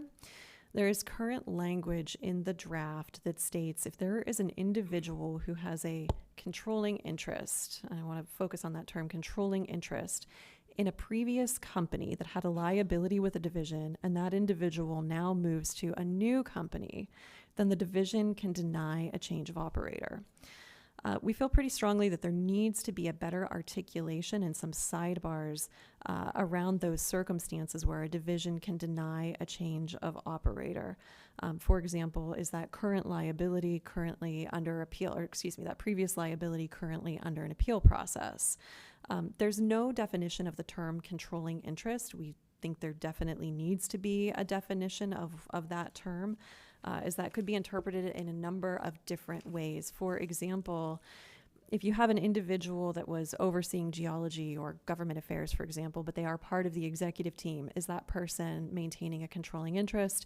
If they move to a new company, would that be an opportunity for the division to not approve a change in operator? Alternatively, if you have a private equity company that has a 20, a 25, a 30% stake in a company that previously had a liability with the state, and then they take an ownership interest at some percentage with a new company, would that be an opportunity for the change of operator to not be approved? So there's a lot of lack of clarity in that controlling interest term and how it interacts with a change of operator. Moving along, we're concerned with the administrative burden for both the division and the operators. It's significant, both in terms of correctly calculating the bond liability and in managing that liability, as well as are turned on or off as these buckets of 10 change, as well as are moved into communitization agreements. I just think, generally speaking, if it is difficult to explain and understand, it's going to be even more difficult to implement and monitor. The biggest change that UPA has requested in our red line back to the division is we would like to see up to 20% of the at-risk wells, again with a change in the definition of at-risk wells, be included in the blanket bond, and then anything above that 20% have to have an additional supplemental bond. We have addressed that by changing the tier qualifications to be only a production-based qualification. And then there are a number of additional significant details, definitions, and drafting work that we think needs to be added to the draft. We're not going to go into any of that today. We appreciate that the board wants to clarify and confirm kind of the concept and the structure before we get into the nitty-gritty of drafting. But we did just want to flag that there's quite a bit of additional drafting details that we think are going to be needed. Again, you're going to hear more from all of the operators today on each of those points.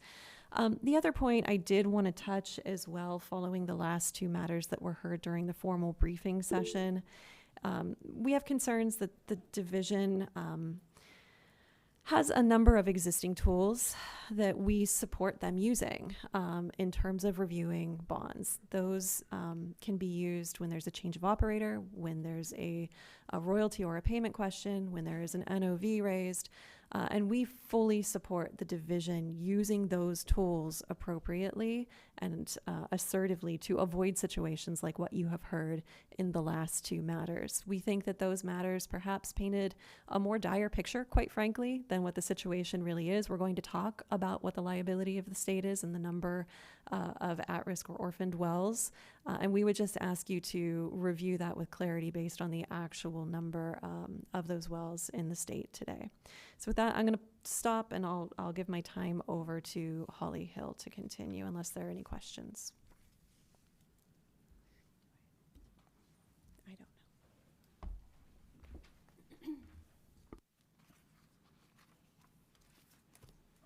know. I do have one thing. At the end today, we've been given this version that we believe is the red line that you were just talking about. If we could just confirm that we've got the right one that you intended us to review, that'd be great. These are the ones you sent me yesterday, so I'm assuming they're the most okay. current ones. That's They are answered. the current. Thank you. Thanks. No need to meet again. Go ahead, Ms. Hill. Are we able to restart the clock or at the 15 minutes? The intent is per group. Okay. CODA has decided to cede 7 of their minutes to me. Okay.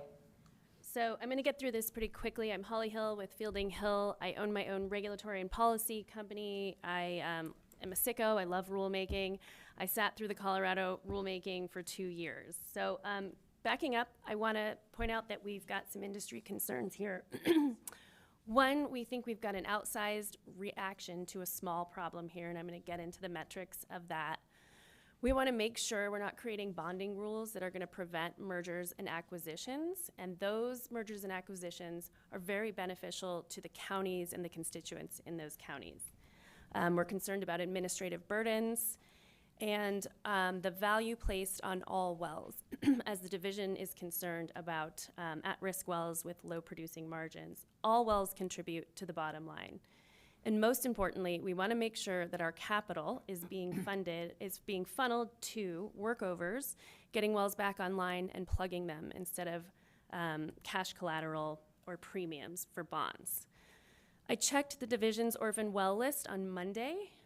Quite frankly, we do not think there's an orphan well problem. Per the UDOGM list, there are 86 wells listed as orphan. 15 of those are listed as federal. So I would encourage the division to seek federal grants to plug those wells or leave them to the BLM. And 30 wells are listed as active or producing. We've had engagement with the division, this is kind of the clock that I've been involved with. Starting with the 2019 legislative audit, we've worked through several drafts with the division, and as Ricky mentioned, our most recent draft went out in actually December. We provided that draft, and there was a meeting with the division on our proposal. We have not heard back from the division on this proposal. So hitting on the Colorado bonding rule options, I'm not going to bore you with all of the information here, but Colorado came up with a lot of optionality. There are 6 bonding options here, 3 of which, 1, 2, and 3, have a production threshold that the operator would qualify for. They have to have that average 12-month production.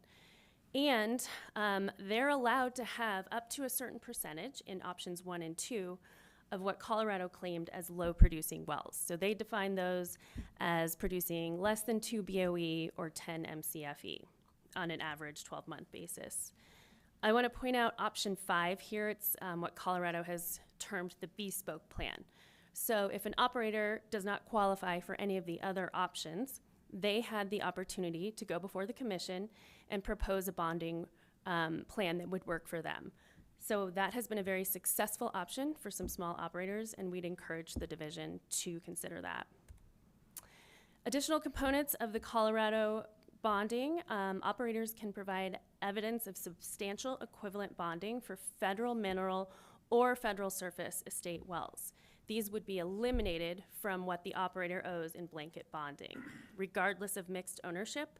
As long as you're proving you've got that bond in place, the commission has decided to not regulate on those wells. We provided all of our information to them in October of 2023, and luckily BLM came up with some very intensive bonding regulations last year. Colorado also came up with an inactive well definition that we really like, and we'd like the division to consider. I won't go through these here, but encourage you to take a look at our draft that we've recently submitted. And Colorado also proposed an out-of-service well list. So operators could place those wells on that out-of-service well list. They have to plug that well as soon as it hits that list within 4 years. And those wells are not included in their blanket bond that we submit to the division. The commission also allowed a one-time deferred plugging list. This was going to give operators a plan to put several wells on a list. I think it went out to 9 years to 2031 if operators had that much on the list. Okay, so Colorado average bonding amounts. These are the options here. just the averages we put together. Colorado has all of this publicly available. And I just want to point out for the options 1 and 2, we're not seeing those over 3 million, right? And I think that's encouraging. You want your top dogs in tiers 1 and 2. And then you'll see in option 5, we've got some mix there with the bespoke plans. And then option 6, which allowed operators to elect to enter into a comprehensive bond of 40 million so that you weren't over leveraged in certain areas.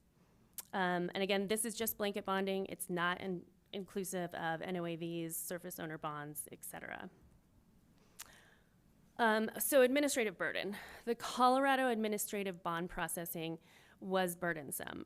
The rules became effective in April of 2022, and forms to submit these plans were delayed for about 6 months. So there was an administrative burden in creating those plans, and then it took the division quite a while to review those plans. So this is the average days of approvals that you're looking at. So they've got them listed for pending, approved, and denied. The staff contributing to this assessment in Colorado are 4 members, and they utilize additional members on different staff to help out. The Colorado Orphan Well Backlog. This is also available on the Colorado website. This shows you the Orphan Well Backlog, which is in blue, and then those red blocks are for the reclamation sites.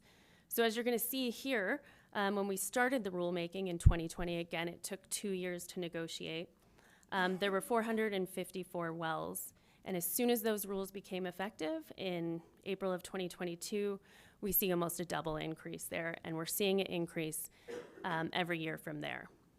So I very much think they created a problem that did not exist. They boxed out several small operators that could not get access to adequate funding and surety bonds. As soon as this rule was announced, several surety companies announced their premiums would be increased by anywhere from 2 to 3%. In fact, I have an operator who is trying to get into a Rockies asset, and they've recently been quoted a cash collateral of 50% of what it would be to post that bond. So that's a lot of money you're never going to see again. That's money we want to incentivize our operators to utilize to increase production and to plug their own wells. More concerning, we've seen a huge consolidation of assets, and this picture right here is just of the DJ Basin. And I think this is indicative of the fact that several operators, smaller operators, had to get out of the basin, and they entered into acquisition. So in 2019, we had 9 operators accounting for more than 85% of statewide oil production, and we have now since merged into 3 major companies. I don't love this picture. I'd like to see a smattering of operators with big and large portfolios, and I think you should consider that as well. I'd also encourage you to consider the effect on rural communities if mergers and acquisitions were obstructed. And so this slide just puts together kind of a projection of the jobs that was allocated in a report on the snapshot of fiscal impact of Utah's oil and gas industry. So we're looking at about 11,555 direct jobs. Of that, they have $1.4 billion in annual wages. And if you consider 1 direct job equals 2.5 indirect jobs, we're looking at about another $686 million in wages that go out to the community, fund those restaurants, et cetera. The new proposal. So the industry proposal is proposing to eliminate the at-risk definition as to the marginal production. All wells, again, contribute to the bottom line. Industry is proposing that the only qualifier should be a production level. So right now, the division's proposal is a production level and an at-risk percentage. And industry is proposing that up to 20% of state at-risk wells should be covered by that performance blanket bond. Anything over that 20% will be funded with that supplemental bond that the division has proposed in their draft. So this just gives you an idea of what a new proposal would look like. This operator has 1,500 wells. They're only fee-in-state wells. Their production level is 29,000 BOE. Based on the current draft that the division has out there, they would qualify for a $2 million bond in Tier 1. And they're allowed up to 20% of those at-risk wells, which takes them to 312 wells. However, in their portfolio, they actually have 343 at-risk wells. So they're going to need to pony up money for those 31 additional wells. And we used what the division put together for those average state risk wells. We're saying these are about 8,300, which means they owe an additional 130,000 in supplemental bonding. Conversely, this is what it would look like under the UDOGM proposal. What's really tricky here is that this operator's mega bond here is in that supplemental bonding amount, and we think that's concerning. We don't think that makes any sense. And these are just quick slides showing you what this would look like. We're keeping the division's proposal for the well count, and then the supplemental amounts that would be owed after that 20% mark. So I won't bore you with all of those. And then we have a proposal of a Tier 4 comprehensive bond, so similar to what we saw in Colorado. Some operators want some security in not having to have fluctuating bond amounts from year to year. So this, obviously is paperwork issues for the division, surety companies, and operators. So we're proposing that if an operator elects to go into this option, they would kick in an additional 15% of the amount they would owe for tiers 1, 2, or 3. And we're proposing that these bonds be reevaluated every 3 years. And that concludes my presentation. Thank you. Can you stop the timer here for a minute? Just a question for you. Are you going to provide these presentations for us? Yes. I can't take enough notes No, to take I know. down I all did that mean to tell you that. information. There's so many words there, and I will be providing that. Yeah. Thank you. Is there anyone else within this group that wants to take these 2 minutes, or do they go back to CODA? I will cede them back to CODA. Thank you. Mr. McDonald, did you want to speak during this? Not if I have to. Okay, next on the list, we have Robert Bayless. John Thomas, are you Mr. Thomas? I am. Nice to meet you. Oh, I'll sit here so I don't have to try to turn this on.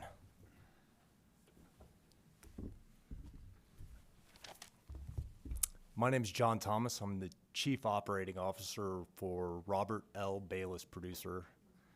Robert Bayless Producer is an independent private oil and gas company headquartered in Denver, Colorado. We operate in the San Juan Basin out of Farmington, New Mexico. We operate in the North Piceance, and we operate in the Uintah Basin in Utah. Bayless operates 150 wells. About 40 of those wells are in Utah. We've been operating in the Rockies for the past 7 decades, since 1958, when Mr. Bayless drilled his first well in the San Juan Basin. Rob Bayless Jr. has been operating the Uintah Basin for the last 40 years. And as far as I know, and I've discussed this with Rob, we have never walked away from any of our obligations. For the past 10 years, our primary focus has been the Uintah Basin. We've been focused here because of the positive work environment, because of the geology, because of the economics.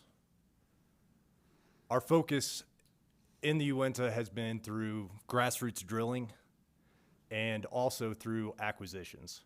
And I'm going to speak to some of those business opportunities and how these new rules or proposed new rules affect those business opportunities. I'll give 2 examples of that.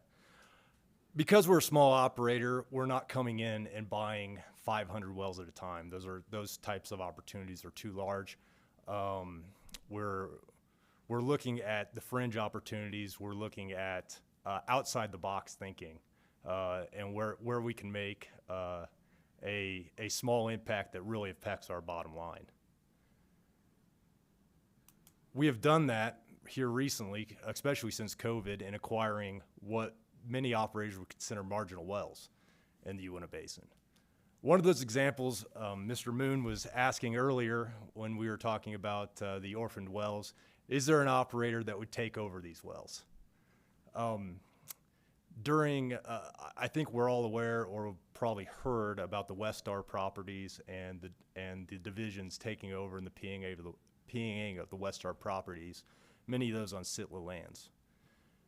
Bayless negotiated a deal with Sitla, with the division, to take over 7 of those properties, eliminating about $1 million worth of plugging liabilities. As part of that, we also negotiated the management of the PNAs of the orphan wells that we managed for the division. We, at no cost to the division, to PNA those wells and to do those properly and to do those in a manner that was cost effective because of our expertise as an operator. Under these rules, all 7 of those wells that we took over would be considered at-risk wells and would go into the at-risk well category. These are, from a capital expenditure standpoint, to improve those wells, to bring those wells online, we're talking about some tens of thousands of dollars to Bayless. That's impactful to our bottom line and our company. The increased amount of that bonding, the margins on that would just be too small for us to do that type of deal again. And I'm happy to field questions on how that worked and the logistics of it. We've also made some acquisitions from larger operators that have had plug and abandonment plans in place. We've looked at those plug and abandonment plans. We've identified what we think as very good geologic opportunities, and we've taken over those wells and recompleted those, and now those are producing wells. Those opportunities would not be we would not be able to take advantage of those opportunities. A lot of those opportunities, because they're large operators and we're so small, is we have to take on a dozen wells at a time just to make it worthwhile for them to do those type of deals. And we're going to take those on. Each one of those recompletions has many tens or hundreds of thousands of dollars of capital expenditure applied to it, and we'll need to TNA or shut in those wells for a period of time. We do all the work to test integrity. We do all the work to prepare those wells to be shut in. We work with the division to do those things, but they're going to be in our at-risk well category. And even though we have a plan in place to do that, we're pushing capital that could be spent on those wells to improve them, to bring them online, to raise the production level, and to limit the liability of both the company we acquired them from, our company, and the state. We're moving dollars away from that. I'm not going to spend a lot of time, and I hope I can answer some questions for you about some of these opportunities. But I would tell you that Bayless would really like the board to look at the bespoke option. We think there's opportunities for us to, as and our reputation with the division, to come in and find outside the box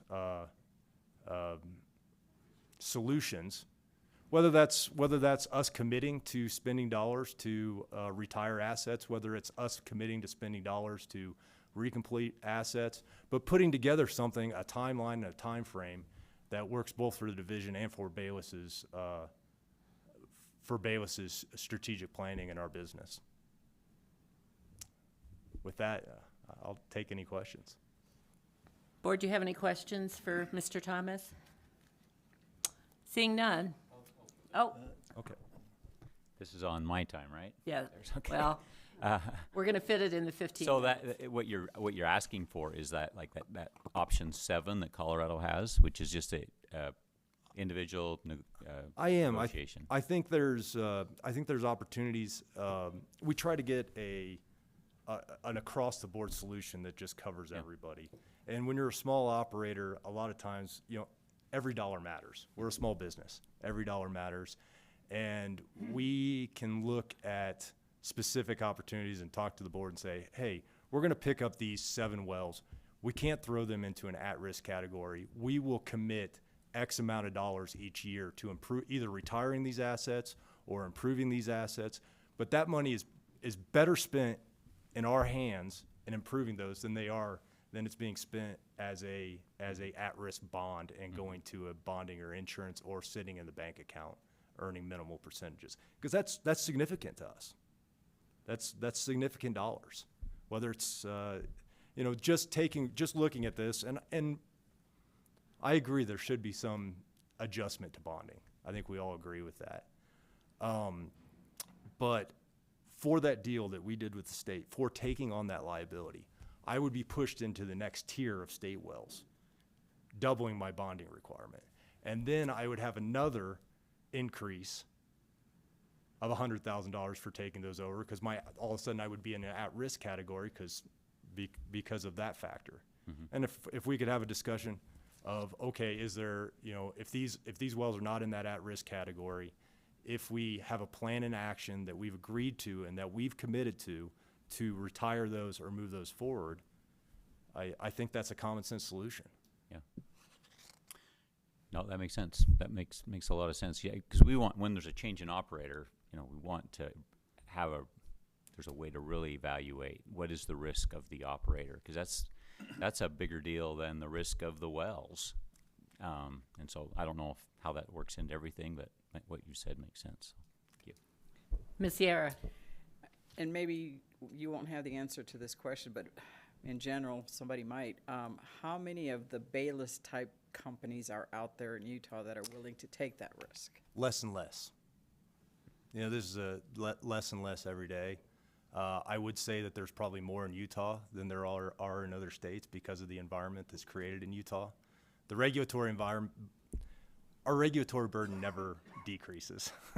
And as you saw earlier, on the large scale, more and more operators are leaving Colorado or consolidating in Colorado. And, you know, and we operate in Colorado. And and we have to evaluate all the time, where do we spend our resources? And, you know, our bonding and our requirements and the cost of doing business in Colorado has increased more and more. Same in New Mexico. And that's where, you know, in the last 10 years, our dollars have shifted to Utah. And it's been a good environment. It's been a good environment for small companies. And we have a competitive advantage there as a small company that we can come into Utah and work. We're becoming less and less common. You know, these rules are going to eliminate. You know, Rob Bayless got his start in the Sandwash Basin, you know, before he consolidated with his father, acquiring marginal wells from Texaco, and he couldn't do that in this type of environment. And we built up a company that employs 20 employees. We've got 150 wells now, but he got that start by acquiring, you know, 5 wells from Texaco. And this is, you know, doing that and having to put in there's just gonna be a hurdle to those new entrants into our industry. Some of that may be good, some of that may be a evolution of our industry, but that's sad to me I really enjoy who we are and what we do. So. Thank you, Mr. Thomas. Oh, we have a question. Yeah. Do you sit on both sides of the mergers and acquisition? That is, you buy from larger companies. Do you ever sell to smaller companies? We do. We do. Okay. And how would you feel about being on the hook still when you've passed it on to somebody else, that the division could come back to you if you were the second or third party? So I will tell you, we found business solutions to some of that.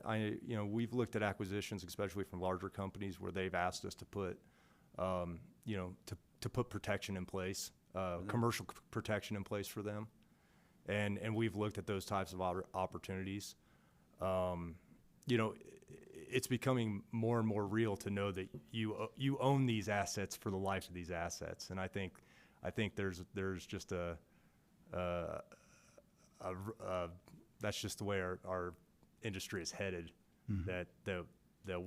That if we're in that chain of title, you know, the BLM is coming back on us and other people are coming back on us. No, I would not like that, but we understand the risks of that from a business standpoint. We evaluate those risks every time we sell something. Okay, and have you found yourself in an adverse position where somebody's come back after you when you're second or third in the title? We have in New Mexico with the BLM, and we have in Colorado, and we've taken on those obligations. Okay. Okay.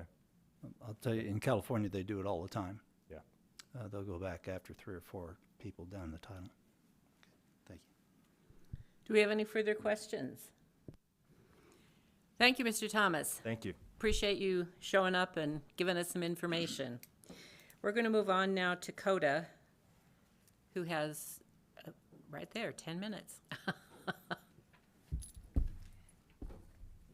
Please introduce yourselves. Kristen Lingley, External Affairs and Government Relations Manager for CODA. Drew Lavage, Senior Production Engineer for CODA. Thank you for coming. Thanks for allowing us to be part of this very important briefing. As some of the previous participants have spoken, we do believe that it's prudent to analyze updates in bonding rules and regulations. We've seen it at the federal level. Drew and I both have extensive Rockies experience. We've seen it in other jurisdictions. We're also part of the Colorado rulemaking. So as part of a primer, we wanted to provide a brief introduction about CODA. We are the parent company of 2 main operating entities. Those are Middle Fork Energy Uintah, which is primarily composed of the Wansets and the Red Wash unit, which you heard about earlier this morning from our 2 colleagues, and the Karis Uintah asset, which we call the Greater Natural Buttes unit, which CODA acquired in August of last year. We produce about 400 million MCFE of natural gas a day, so unlike some of the folks in the Central Basin that are primarily oil producers, we are the largest natural gas producer in the state. We have 4,000 operated wells. Those wells are of a diverse portfolio from federal, state, and fee lands. Those are comprised of about 315,000 acres.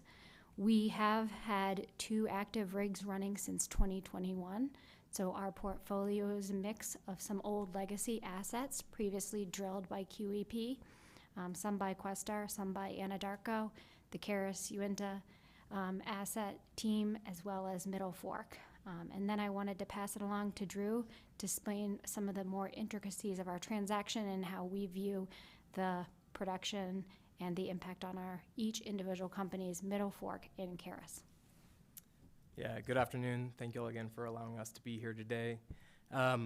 We just want to touch on a couple of topics, as Kristen mentioned. So the first is the CODA story, specifically around our recent acquisition, the Karis acquisition, the Greater Natural Buttes unit, detail some of the bonding impact and some of the concerns that we have, discuss a little bit concerns around capital allocation, some of which Mr. Thomas just spoke on as well.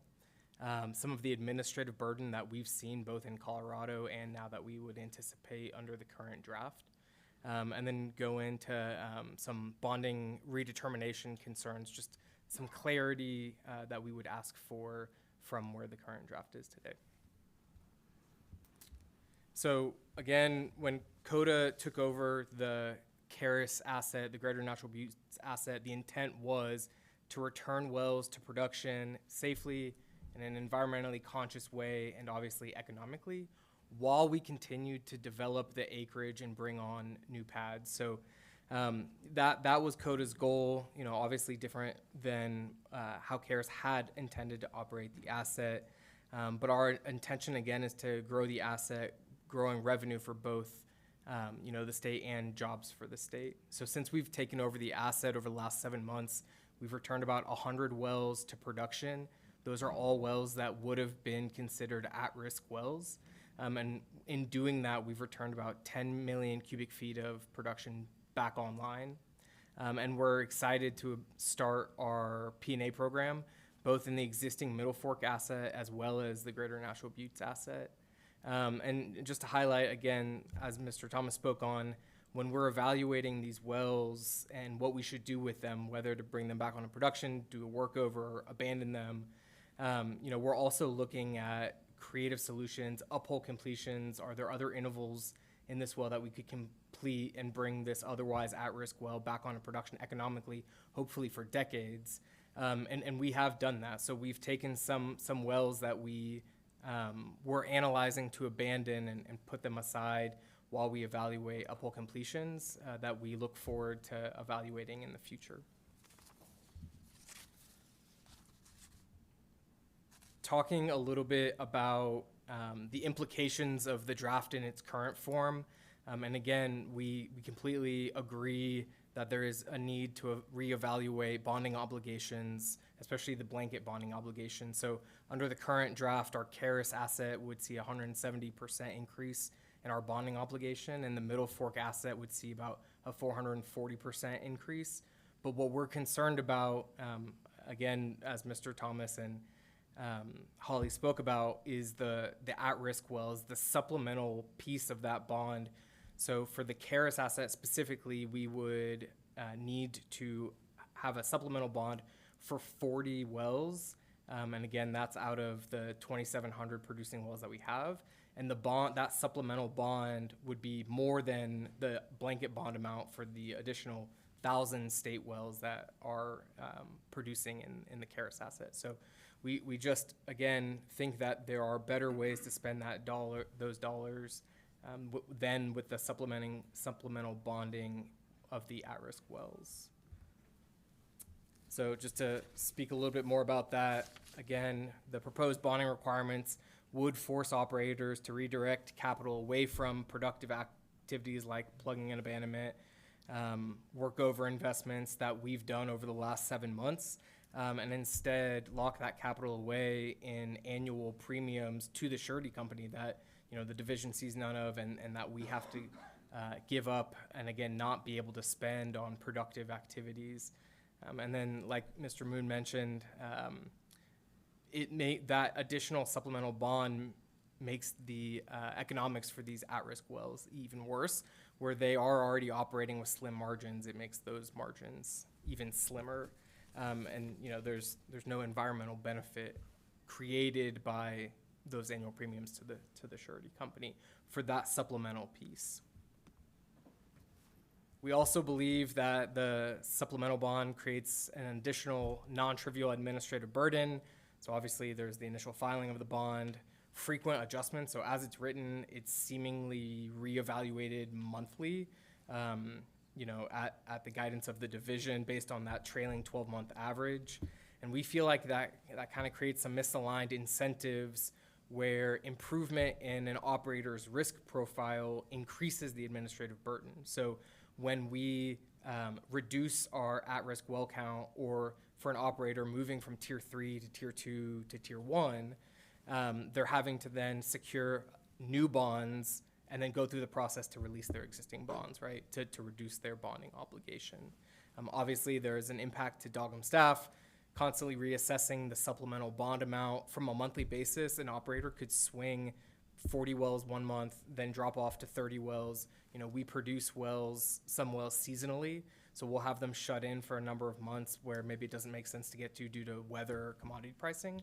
But those are wells that we'll produce for the rest of the year, and that may push them into this at-risk category. And then, we just ask for a little bit more clarification on the redetermination process. I believe this was mentioned earlier, but as the draft rules are written, we don't see a defined schedule for recalculating bond tier qualifications or full blanket bond evaluation. So there is a 5-year review of the bonding requirement itself, the bonding schedule itself, but not necessarily defined redetermination maybe yearly or every 6 months on an operator's actual bonding obligation, where it may have changed. We see that there's also limited recalculation triggers, so the supplemental bond recalculation only occurs when that at-risk well count increases or decreases by a multiple of 10. Again, we would just like to see some regular scheduling processes of where that can be reviewed. And currently, there's no operator-initiated rights, as it's written in the draft, where the operator can come forward and ask to reevaluate their bonding obligation if they believe they've moved from tier 3 to tier 2 to tier 1, or had a change in their supplemental bonding due to their at-risk wells. So with that, I think I've got a minute left. Be happy to answer any questions that y'all have, or cede the rest of our time to Scout. How many bonding companies are left for you to select? I mean, are you doing cash bonds? Are you doing bonding companies? How are you financing these bonds? Yeah, is that a question that you're able to answer? I can answer it in short. from my experience in Colorado, there are, I would say, a very limited pool of surety companies that would, for us, we're a private equity-backed company. Unlike some of the large publicly traded companies of which you worked for, you have access to a lot more credit and insurance companies. So I would say we've seen that pool diminish fairly significantly over the past few years. We know that Holly, works with a lot of different operators in the basin. She may have a better answer than we're able to give. Thank you. Yeah, and answer this as much as you're comfortable answering it, but you mentioned like 170% on the Karis and 440% on the Middle Fork. So are you comfortable saying about what your cost increase would be under the current division draft, roughly? I don't think that's something that we're comfortable stating today, but again, we do would it be a 440 and a 170 increase in actual premium, roughly, or? I think that's hard to quantify because it depends of your financial standing and what the bond market is at the time. Like Holly said, in the early part of the Colorado rulemaking, we were getting quoted 1 to 2% increase in premium.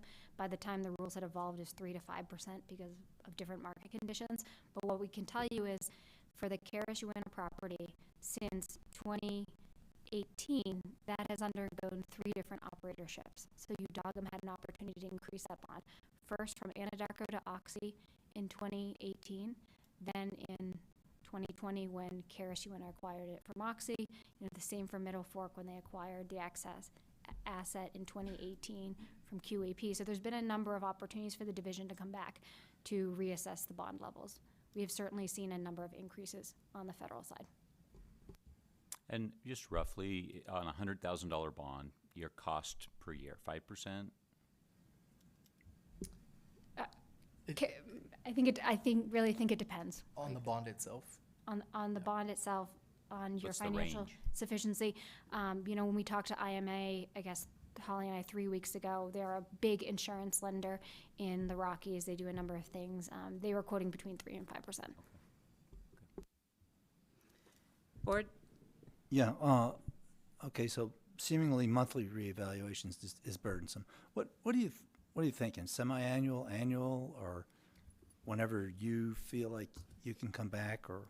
Yeah, I mean, we think an annual review would make a lot of sense with the opportunity for the division to come forward, as it's written right now, when they deem it's necessary, and give an opportunity for the operator to come forward and request a reevaluation as well. And as an operator, would you want a semi-annual or annual opportunity to reevaluate, or immediate type of thing? We think the flexibility of both would make sense. Okay, flexibility. I think that's all the questions we have. Thank you for coming and making your presentation. Appreciate the interest everyone has in trying to get this right. Yep. Thank you all very much again. Yeah. Would you also provide us with copies of your presentation? Thank you. This whole thing's recorded, right? So we can Yeah. go back. Yeah. Yeah.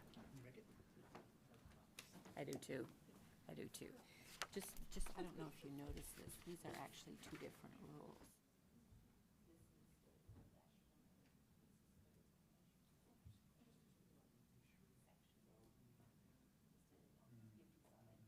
I didn't 2 notice of that. the same. I haven't looked at it yet. Yeah, I know. We now have Scout Energy, is that right? And when you're ready, please introduce yourselves. My name is Danny Wilson. I'm the Regional Operations Manager for our Utah region at Scout. Good afternoon. My name is T. Brown. I am the Director of Regulatory for Scout Energy. Madam Chair and members of the board, thank you for allowing us the opportunity to come and speak with you today.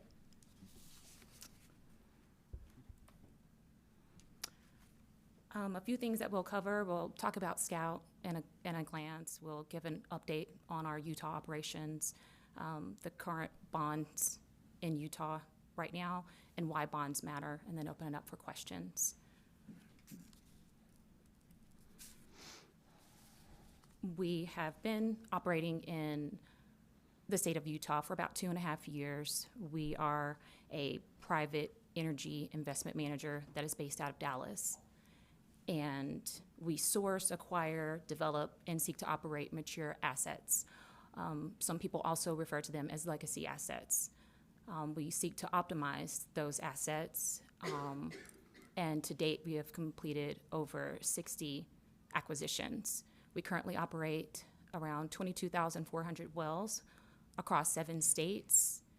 We previously were operating in 8 states, but as of January 1 of this year, we had one of our funds mature, and so we divested all of our assets in the state of Montana, leaving us operating in 7 states. We manage our production by workovers, through drilling, recompleting, completing wells. We've seen a mix of all of these here in the state of Utah, and we continue with that plan across multiple states. Our gross production right now is 110 million BOE per day as a company. We employ over 1,000 employees across the United States, with 91 of those employees being in the state of Utah. So in September of 2022 is when we basically introduced ourselves to the state of Utah and began operations through an acquisition from Uintah. Later on in July of 2024, we acquired assets from Uintah Wax that provided us with tribal opportunity at that point. And then in November of 2024, we acquired Ashley Valley Partners. Fun fact about Ashley Valley Partners, they were in the middle of a permitting process when we acquired them. We finalized that process and spud a well called the USA 1 on April 15th of this year. Our Utah well count as a whole is 2,834, with 299 of those being state wells. So far, in our 2.5 years of operating here, we have returned 468 wells to production. We have returned 114 wells to production. Did I just say that wrong? 468 to injection, I'm sorry. And then 114 wells to production. We've also plugged 55 wells and have drilled 21 wells. We continue to look for ways to improve assets, optimization, such as some of the ways that we do that is asset jobs, workovers, things like that. We continue to try to expand our exploitation efforts. We do have on staff dedicated to this particular area an exploitation geologist and an exploitation engineer. And our current production is at 15,000 BOE per day for the state. And that is up from 5,000 with our first transaction in the state. So we've grown that by acquisition and by optimization. Our current bonds in Utah, we carry a pretty significant load as it relates to bonding in the state of Utah. And honestly, it is, out of all the states that we operate in, we carry the most in bonding in the state of Utah. Currently, with the state, we have a $2.62 million bond, and then we carry substantial EPA and BLM bonds. The EPA bond currently is $30 million. Now, that is an outlier, probably, when you compare it to other operators. Uintah actually assumed the same liability bond from Newfield. So the EPA does have metrics from a financial perspective to be able to rely on your financial metrics versus a bond. However, when Newfield no longer met those financial metrics, the bond was put into place. And so it was passed on to Uintah and then passed on to Scout. We went through the exercise with the EPA and provided presentation showing that we did meet all of the financial metrics. However, unfortunately, we were not approved to reduce our bond, and it had to stay at the same levels of when we acquired from Uintah. With the BLM, they were very, very proactive. Actually, in all of the states that we have BLM assets, they were the most proactive being that we understood and were made aware prior to the closing of that transaction what our amount of bonding would be, which is currently at $6.57 million. But also, as a few people have noted, there will be new bond regulations that have been approved that will begin in June of 2026. And so we have the potential for another increase there with our BLM bonds. Obviously, we've used the test calculator and understand that that is a test and it's ongoing. The first version of that test puts us in Tier 3, $5.5 million, taking us from 2.62 million to 5.5, so that's around 110% increase. Or the newest version, still in Tier 3, and $4.2 million, which would be around a 60% increase for us. I would also note that, so when we talk about the bonds that we have on currently, we're looking at the state, we're looking at EPA, we're looking at BLM, and then with tribal, we are carrying right now around $39 million in bonding. But that's not our total, because that doesn't include the utility bonds that we have for electricity, and it also doesn't include the right-of-way bonds that we have. So why do bonds matter? Why did we show up today? So glad you all asked. So as we've all discussed over, the past probably 5 to 7 years, there have been a lot of changes dramatically. We've seen some really good changes. We've seen some really tough changes come, which is part of the reason why we're here, just looking for, a common sense response or a plan, and a reasonable plan that everyone can be happy with. One thing that was very concerning for us, and part of the reason why we decided to come today, is because we do produce over 15,000 BOE per day, but because of the at-risk multiplier, we are still in a position to be in a Tier 3 status. And so, as other operators have mentioned, there's the at-risk, the definition of it, how it's applied, and those things are a cause of concern for us. One thing that I'm personally asked about is bond requirements when we are evaluating potential assets. So for example, when we were looking at assets in the state of Utah, I was asked about bonds and what those requirements are. And so I was able to provide that information based on what was already currently approved. However, I did have to let them know that there's an unknown out there, because I was very well aware of the proceedings to change the rules as it relates to bonding. And so with our business model, part of what we do is in how we are able to allocate capital in order to increase production is that we try to drive down operating expenses. So as bonds continue to increase, then obviously that's counterproductive to our ability to reduce operating expenses. And so sometimes if the bond requirements are too high, then unfortunately it would make potential assets less attractive based on our business model, because we purchase mature assets that have proven reserves that we want to come back and try to increase production on. So with that, we also look at the other side that a few of the other operators have touched on today, which would be the complexities of bond requirements across multiple agencies that creates administrative burdens for operators and agencies. And we've seen that internally. Myself and my staff, we have had a significant increase in the time that we spend trying to manage our bond program. But with that, we absolutely do understand the need to make changes, based on everything that is happening across the states. And we fully support the change. We just have a difference of opinion, I believe, in how we would like for that to look, but definitely support a change. A few of the other operators have also mentioned the difference of view by company, and that's very true.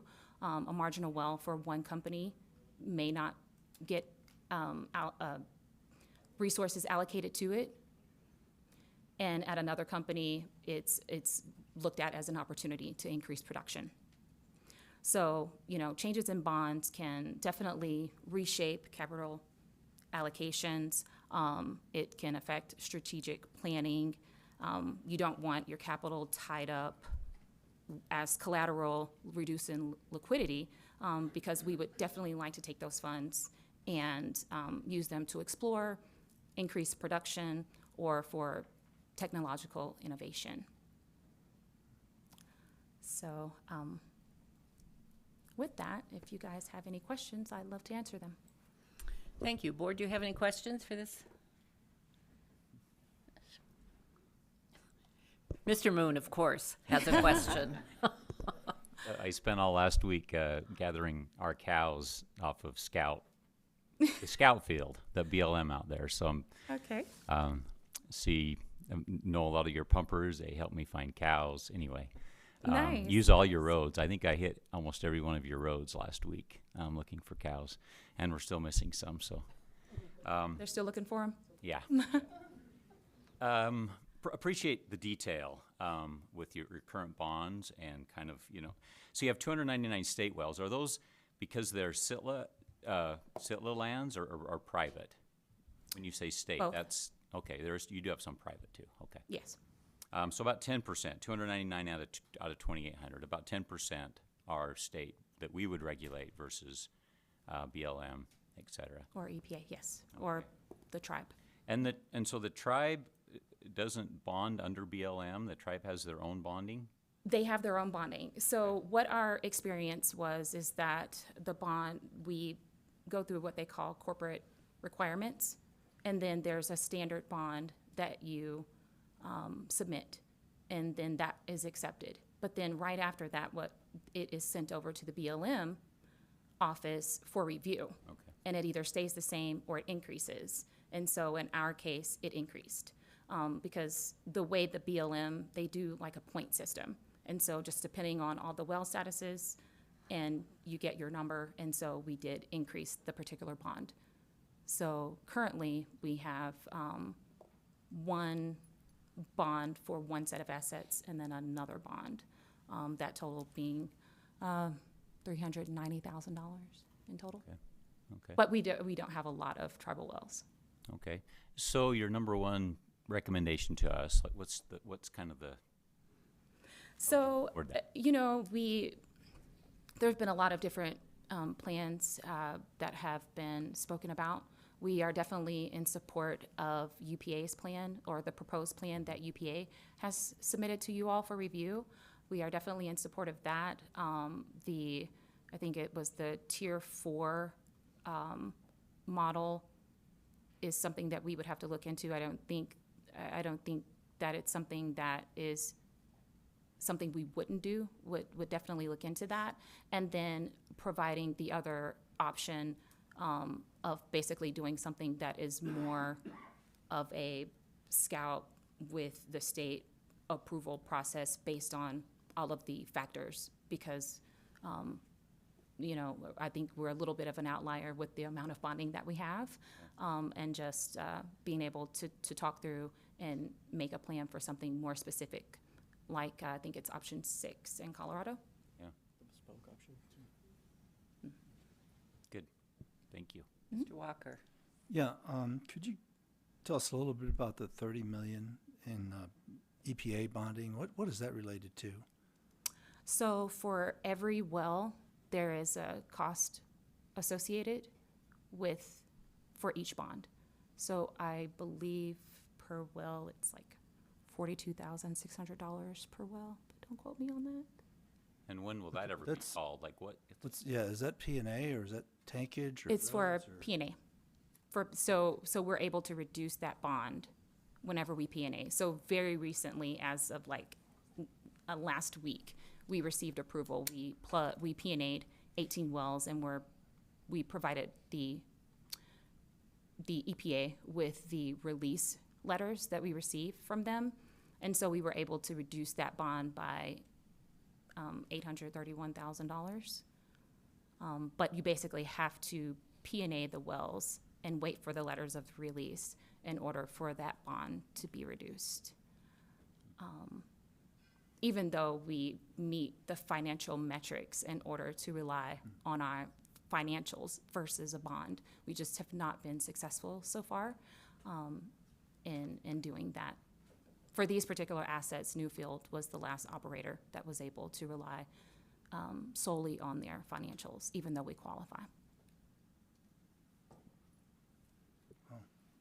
So this is sort of like on Utah proper, or like SITLA properties or private properties, there's still an EPA bond? For UIC wells. So half what? of, for UIC wells. Oh, UIC wells. Yes, Okay, sir. Okay. So half of our UIC wells are state and or federal, and then the other half is governed by the EPA. Okay. Is your UIC bond requirement bigger than the state of Utah's bond requirement Yes. for UIC wells? Yes, sir. Wow. Yeah, Never heard BLM of had no idea. I was on a call a few weeks ago, and we were talking about, well statuses and things like that. And I mentioned that bond, and he said, they have bonds? Yes. So Utah has primacy on UIC, class 2 anyway, Right. and you still have an EPA bond with the federal government. Yes, sir. Yeah, it depends where it's located. Yes. That's why it's half and half. Okay. It's the first time that, usually, like in Oklahoma, they have primacy, and so we don't work with the EPA there. So this is the first state that we've operated in that has some wells that fall under primacy and some wells that don't. So we have a mix. And those are those on tribal lands where those UIC ones are for EPA? No, sir. I think it's probably Indian country. They have to have bonds. I thought it was surface. Okay, thank you. Do we have any other questions? Thank you for your presentation. Appreciate you coming up here. Thank you. We are going to move on to Greylock Energy. Drew McAllister.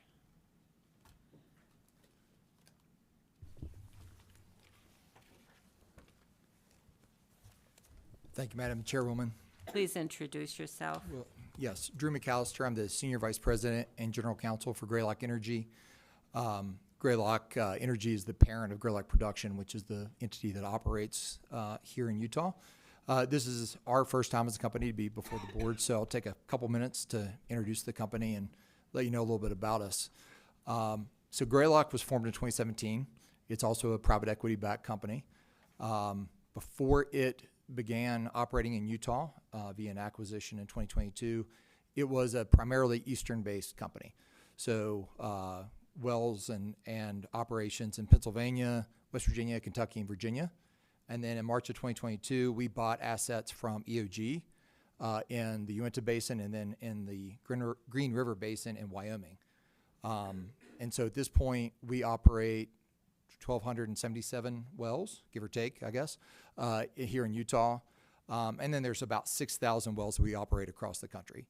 And those wells are everything from 100-year-old or more, shallow conventional wells in Appalachia that are still producing, kind of petering along, to, we just did 2 large Utica shale wells very close to the border of New York and Pennsylvania that are doing, those 2 wells do more than our entire production here in Utah. So we kind of run the gamut on what we operate and what we do. When we came to Utah and we were evaluating the assets, there were probably about 500 wells that EOG had shut in the state total. And a lot of people would view that as a liability. Our view was that there was a real opportunity with those wells, that a lot of them did not require a lot of work to get back into production. They may have been shut in because there was just a little bit of surface work, machinery that needed to be replaced or fixed, or maybe just light work, swabbing, or something else to get the wells kicked back off. So again, we view this as these wells that are termed at risk in the bond, or that we talk here about being marginal. we saw them as a real potential to make a difference for our company. And so you've heard KJ2 talk about what they've done. In the 3 years that we've been operational here in Utah, we've returned more than 200 wells to production. Our production, our gross production is about 30 million a day gas. We're a gas company. That's basically level with where we were 3 years ago. We've basically arrested any decline via this return to production program. And we're committed to continuing to do this. Same time, we have plugged wells. We've plugged wells on state lands. Mr. Moon mentioned that, when there's a change of operator, you have a chance, the division has a chance, so it has a chance to sit down and kind of raise concerns and assess the operator. They identified 8 wells that needed to be plugged in their minds as we were doing the change of operator. Those were all plugged by May of 2023. So within 14 months, we had knocked all those out. So again, I said we had 1,277 wells here in Utah. There's currently 118 on state land. There's one that's shut in, and that will require us to do some downhole work eventually to get back off. It's a good well, just needs to be put on a workover rig at some point, and we'll need to bring that back. Everything else is producing or will be producing. We have 2 wells that were seasonal shut-ins that'll be producing here in the next couple of weeks. So, when we think about our state wells, state and fee wells, it's about a little less than 10% of our overall portfolio, but we have 99% of those wells up and running, making money for us, generating revenue on a daily basis. These are wells that we're taking care of, that we view as assets. And so I think that informs our view of this bonding proposal that the division has been working on, largely because it seems to us that there's a lot of concern in a different way than other jurisdictions and regulators that we work in about wells that aren't really in the responsibility of the division, right? That we're concerned is that our tier that we get lumped into, we get penalized by what's happening on the federal lands. And we have those bonded, and we're working to work off with them and to deal with anything that is shut in or needs to be plugged on the federal lands. Like I said, we've already returned several hundred of those to production. We have, dozens that we plugged in the last 3 years, and we're going to continue to plug. So it seems as though, unlike a lot of other jurisdictions, what we see here is kind of a focus on things that are not the responsibility of the division. So, and that does penalize the company and raise our rate, raise our bonding amount more than we think is protective of the state. And we, like everybody else, all the other industry representatives you've heard here today, we understand that the rule needs to be modernized. We understand the bonding amounts may need to be adjusted. That's not our problem, and we don't oppose that at all. We just want to make sure it's really tied to the risk that the state is facing with the wells that it is regulating. And in light of that, that's kind of, we think that some of the ways that the marginal wells are being included and some of the ways that the federal wells are being included tends to put you in the wrong bucket. And that's why we're supportive of the UPA approach that basically does tiers based on production generally, because we think that's a better proxy for risk. And then we also think that covering a significant number of those at-risk wells with the blanket bond also makes sense because it eases administrative burdens.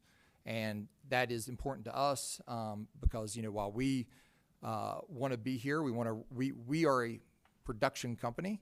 We plug when we need to, but we're afraid of the unintended consequences of this bonding rule, potentially forcing early shut-ins and early plugging of wells that do have value. And that hurts our employees, it hurts the communities we're in, it hurts the state, the federal government, and others who get royalties. And we just want to make sure that the mandate to minimize waste and to make sure that things are being operated in a prudent manner is satisfied here. So, a lot of what I could say would just echo what you've already heard, and so I don't want to take up too much of your time. But the point that I think we would make is the UPA proposal does address a lot of the concerns I think you would have while minimizing the burden and still being protective of the state's taxpayers and the state's resources. And that's really all I have to say. Board, do you have any questions? I think you're getting off lucky. Sometimes it's good to be last. Thank you for your presentation. The next presentation will be from the Environmental Defense Fund, Adam Peltz. Is Mr. Peltz here? I am coming in from the video. Can you hear me? Stand by. Yep. Oh, okay. Yep, we'll get you up. Hold on just 1 second. Please be reminded, we're doing these in 15-minute sections. Yes, and I'm sharing my time with my colleague Lauren Beatty, so I'm going to go as fast as I can. All right. Are you ready? I guess so. So I'm Adam Peltz. I'm a director and senior attorney with the Environmental Defense Fund, which is a national environmental nonprofit that's been around since the 1960s. And I very much appreciate the opportunity to share our thoughts and findings on the bonding rule with the Oil and Gas Board. We've been working with the agency staff, with UPA and others on this since the middle of 2022, and we've gone through around 8 rounds of comments on the proposal. And I wanted to thank the agency staff for an excellent process, which I think has been rigorous, analytical, and fair. And looking forward to landing this with you all in the coming months. So just a brief reminder of why we care about orphan wells. The orphan wells, if they're not, when wells are not plugged, there's a risk to groundwater. The groundwater contamination is one of the top reasons why wells are plugged. There are air quality implications. There's public health and safety nexus, especially where wells are located near where people live, and there's methane emissions. There are also property value implications from orphan wells. The presence of orphan wells tends to reduce the building activity by 50% because they are a safety liability. They're also a burden on subsurface integrity. And indeed, if you're going to be drilling deep horizontal wells at scale, you need to have integrity in your subsurface. You need to plug the old vertical wells in the area. You have to clear out the old to bring in the new. That's certainly what's been happening in the DJ Basin. And then, of course, there's the taxpayer burden, which we talked about before lunch. If operators don't pay to plug their wells, it ends up falling on the public. This process was launched in 2019 by a legislative audit. The bond amounts haven't been adjusted since 2003. I think everyone agrees that they need to, and I think we also all agree on an operating principle that we don't want orphan well burden on taxpayers, but we want to minimize impact on industry. And so our analysis of the agency proposal is that it does a good job responding to the legislative audit, and in particular to tailoring financial assurance amounts to risk. In particular, the ratio of bond to liability is low for low risk operations and operators and higher as the risk goes up. And I think one of the more clever aspects of the way that the proposal is constructed is that it incentivizes operators to either plug their non-productive or end-of-life wells or increase production, and either get rid of the risk or make them useful. And that has the dual effect of, or the primary effect of decreasing the bonding burden on the operator, and it also decreases the risk to the public. The Utah oil and gas industry should be proud that they're at record production levels today, despite drilling far fewer wells. But there are a glut of low producing wells that are approaching end of life. And now is the best time to deal with them before they turn into a problem. And Lauren will share some analytics on this in a moment. We also appreciate the increased transfer oversight proposed here. In particular, we're worried about operators coming in to buy up end-of-life wells with the intention of sending all of the revenue to shareholders and then going bankrupt and leaving states holding the liability. The poster child for this is Diversified Gas and Oil, which has it's a Alabama-based LLC that's traded on the London Stock Exchange. It has around 125,000 marginal wells. Their business plan makes it pretty clear that their plan is to go bankrupt and leave their multi-billion-dollar liability to various states. Appalachian state regulators are kept up at night by this. That's primarily where Diversified is located, although they are picking up assets in Louisiana, Texas, and Oklahoma. And I understand they might even be trying to interfere in the Oklahoma legislature in ways that they probably shouldn't, to kill an effort there to limit well idling.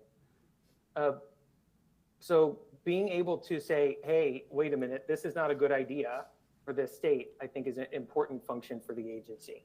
I also think it's important to include shut-in wells that have been approved in the calculation of risk, because that approval is just environmental oriented to make sure that the wells aren't going to leak. It's not an assessment of whether the operator has the assets to plug those wells. So the official shut-in status is not oriented around this question of, will this well be plugged by the operator? And so you really need to include all of a operator's wells in the state, whether they're fee or state or federal or tribal, in order to assess risk, even though the Utah bonds will only get applied to the state and fee wells and not to federal and tribal wells. It's worth saying that at-risk wells start at 1 BOE per day or less. And I was taking a look at the production history of that first well, orphan well from this morning. And when their operator went bankrupt, it was producing 1.6 BOE per day. So they would not have been an at-risk well. And then it's also worth noting that at-risk wells produce less than 0.1% of production in Utah. It's actually 0.08% in the analysis that we did. So it's not like we're talking about a huge component of Utah's production here. So I think that's actually really quite important. But I want to move on because there's only so much time. I haven't seen the UPA's proposal from January. Maybe I missed it. I would love to get a copy so that we could run the numbers on what that would mean. But I will note that if you only look at production, that's like looking at assets but not liabilities. And so production is great, and we want to see high producing operators, but we also need to understand what liabilities they have on the books to determine risk. Early on in the process, there was a proposal from agency staff to do an asset liability ratio, and industry pushed back on that and said, we don't want to reveal that information, even though some of it's already sent to the agency. And that's where the agency came up with the production plus at-risk well schema. And one last point on this is that there's a lot of discussion about Colorado's kind of choose your own adventure approach and being able to go to the agency and saying, hey, these default risk options don't actually map to my business. My understanding is that that is already possible under Utah law. And so, you codify it in the regulation, but I believe that that's already there. The presentation from staff in February noted that they are expecting a spike of orphans in the next few years, that the well closure fund right now is very low and is likely to drop to the -5 million or so in the next few years. Whereas if the proposed bonding were adopted, the fund would stay solvent until at least 2030. They also noted that the small percentage of wells that return to service after multiple years of shut-in, and that's similar to findings we have in Texas and Louisiana, where we've analyzed the same thing. Just a moment on national context. No, actually no moment on national context. Right to Lauren. Go ahead, Lauren. Hi. I need to share my screen.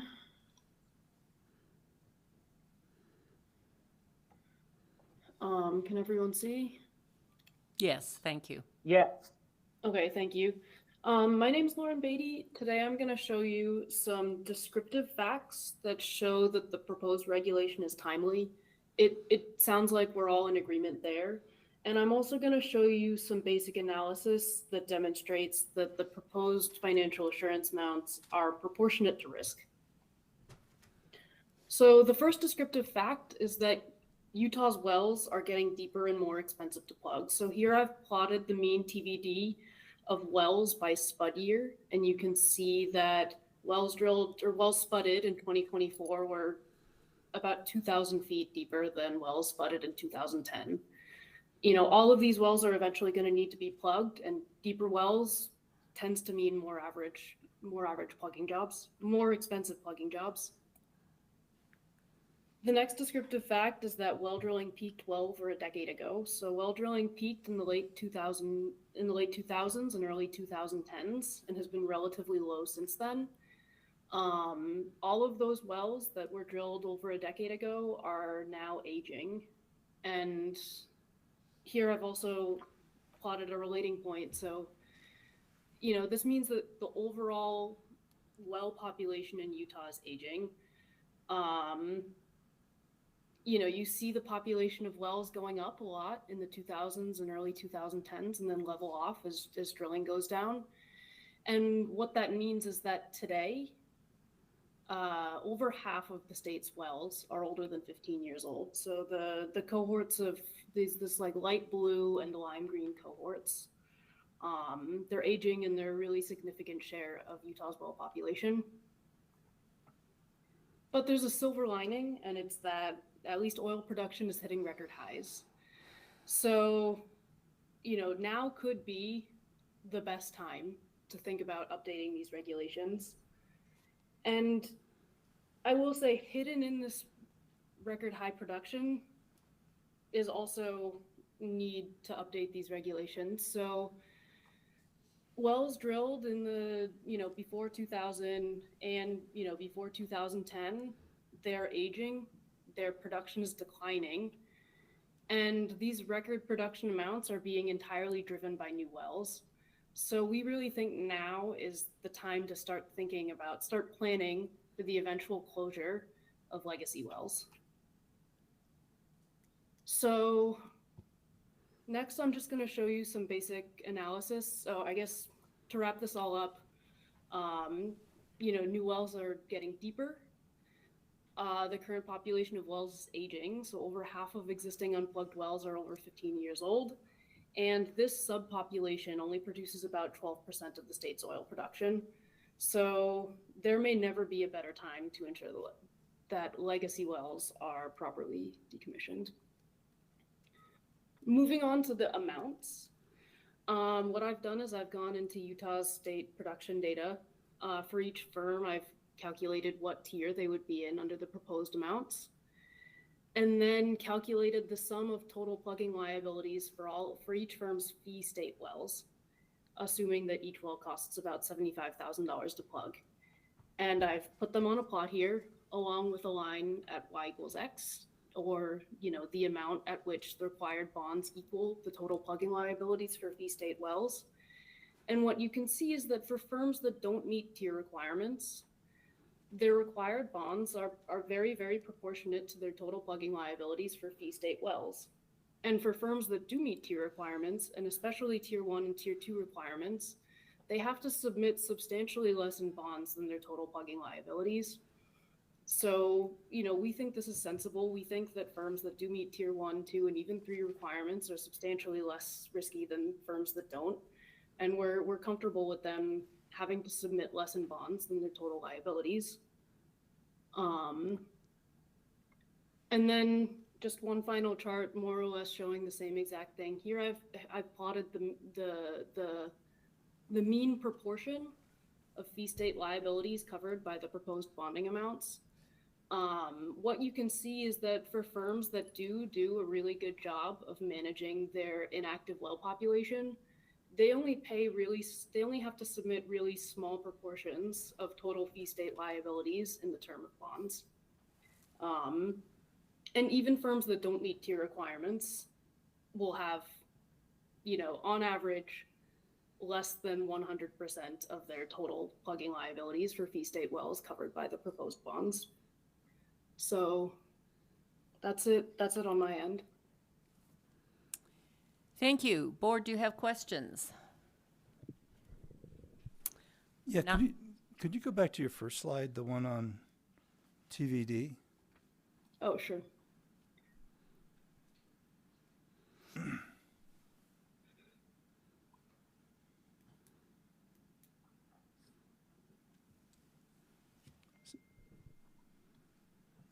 So what this is, You can see it.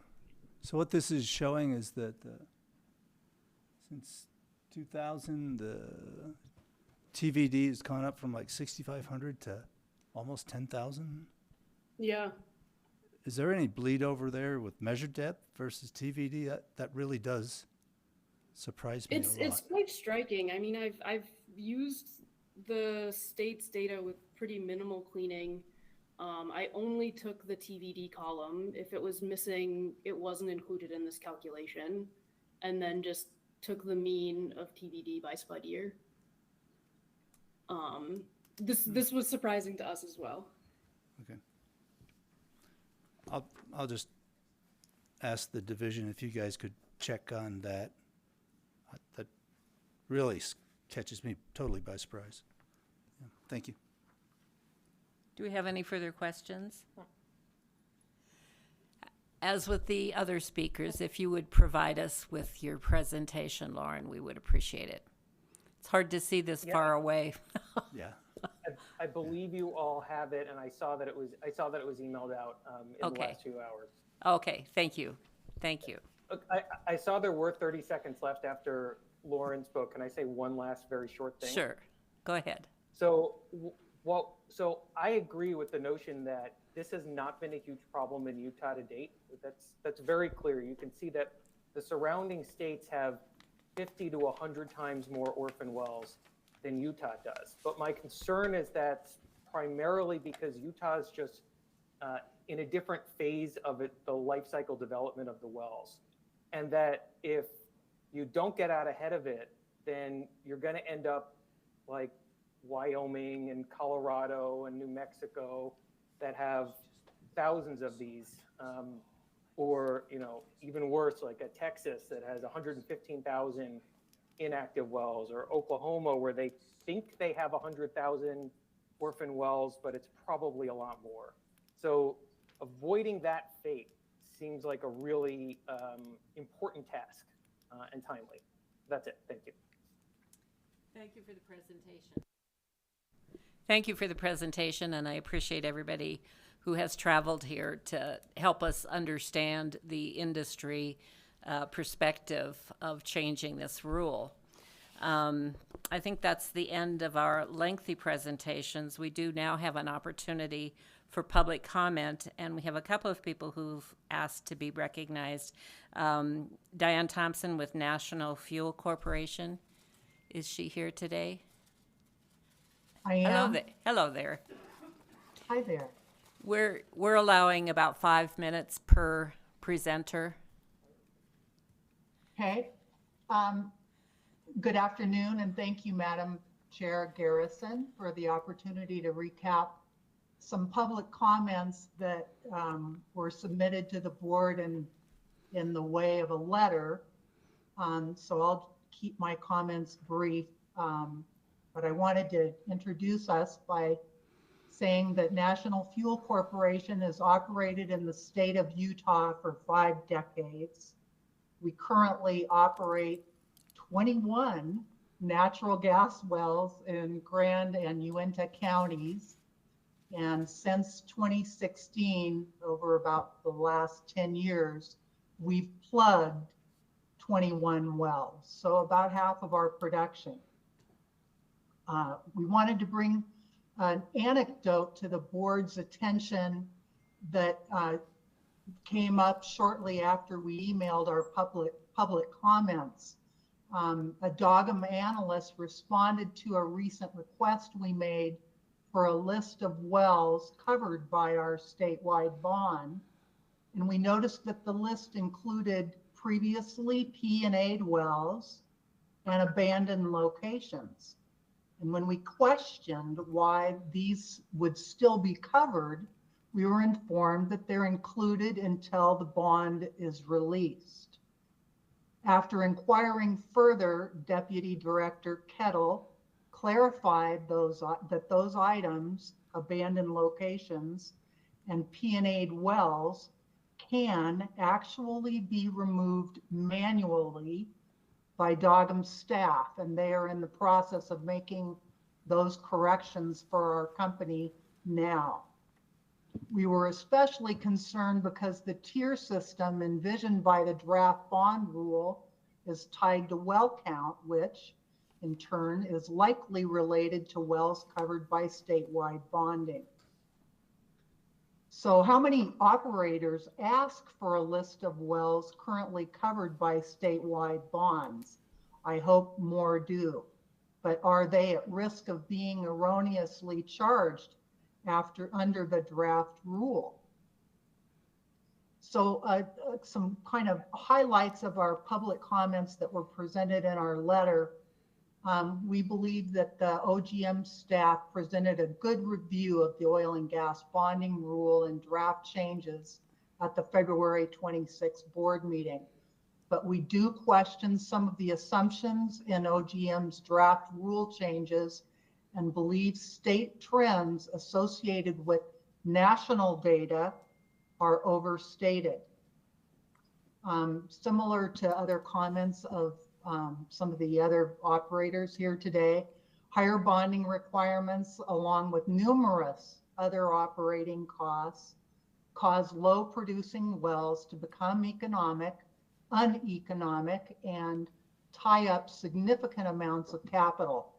This leads to less development and production by smaller family-owned operators such as our company.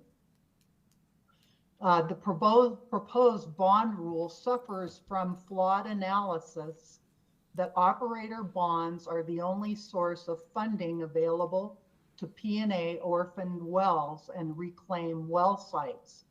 According to OGM's February presentation to the board, the state's 0.002 conservation levy on oil and gas production has been used successfully since the early 1990s to P&A and reclaim oil and gas wells, including those where the operator had insufficient bond coverage.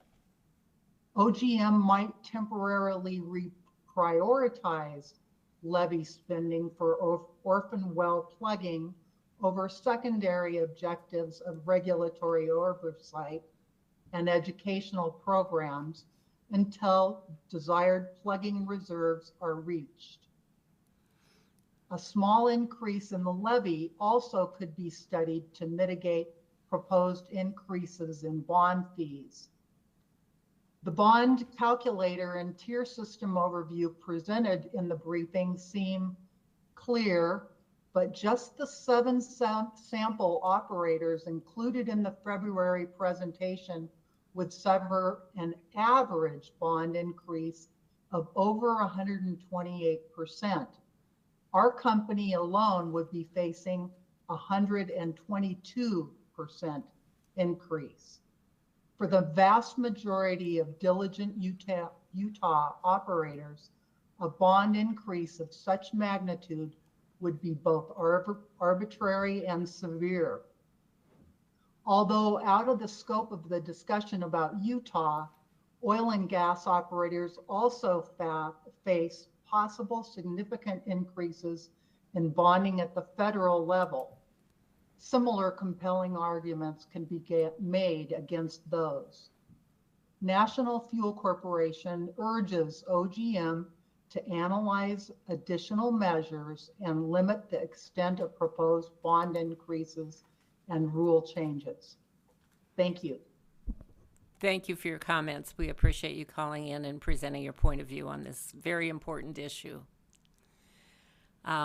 We're going to move along. We have one more company that has asked for public comment, and that is the Trust Land Administration. Stephanie Barber Renteria.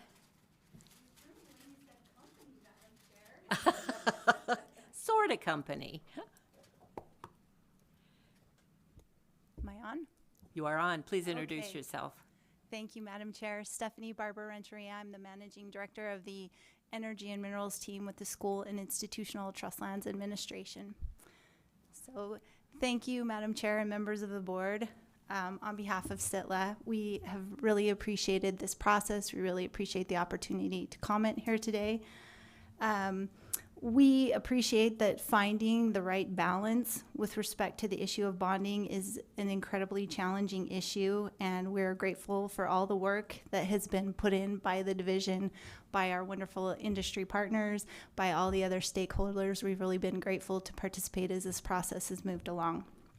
So as a landowning agency who has the statutory obligation to generate revenue for our beneficiaries, and again, as most of you all know, the great majority of our revenue generation typically does come from oil and gas production. We are obviously concerned that the issue of bonding and this new rulemaking doesn't have the effect of leading good operators away from the state of Utah. Obviously, at the same time, though, we are aware of the issues. Obviously, you saw two matters before you today that, have shown that there can be instances where the state and the division is going to be left with the obligations of plugging those wells. So we understand the balance of all of these issues. We really support the efforts in terms of moving forward with these new bonding rules. I think you've heard from all of the presenters here today that we understand that this is timely, this needs to move forward.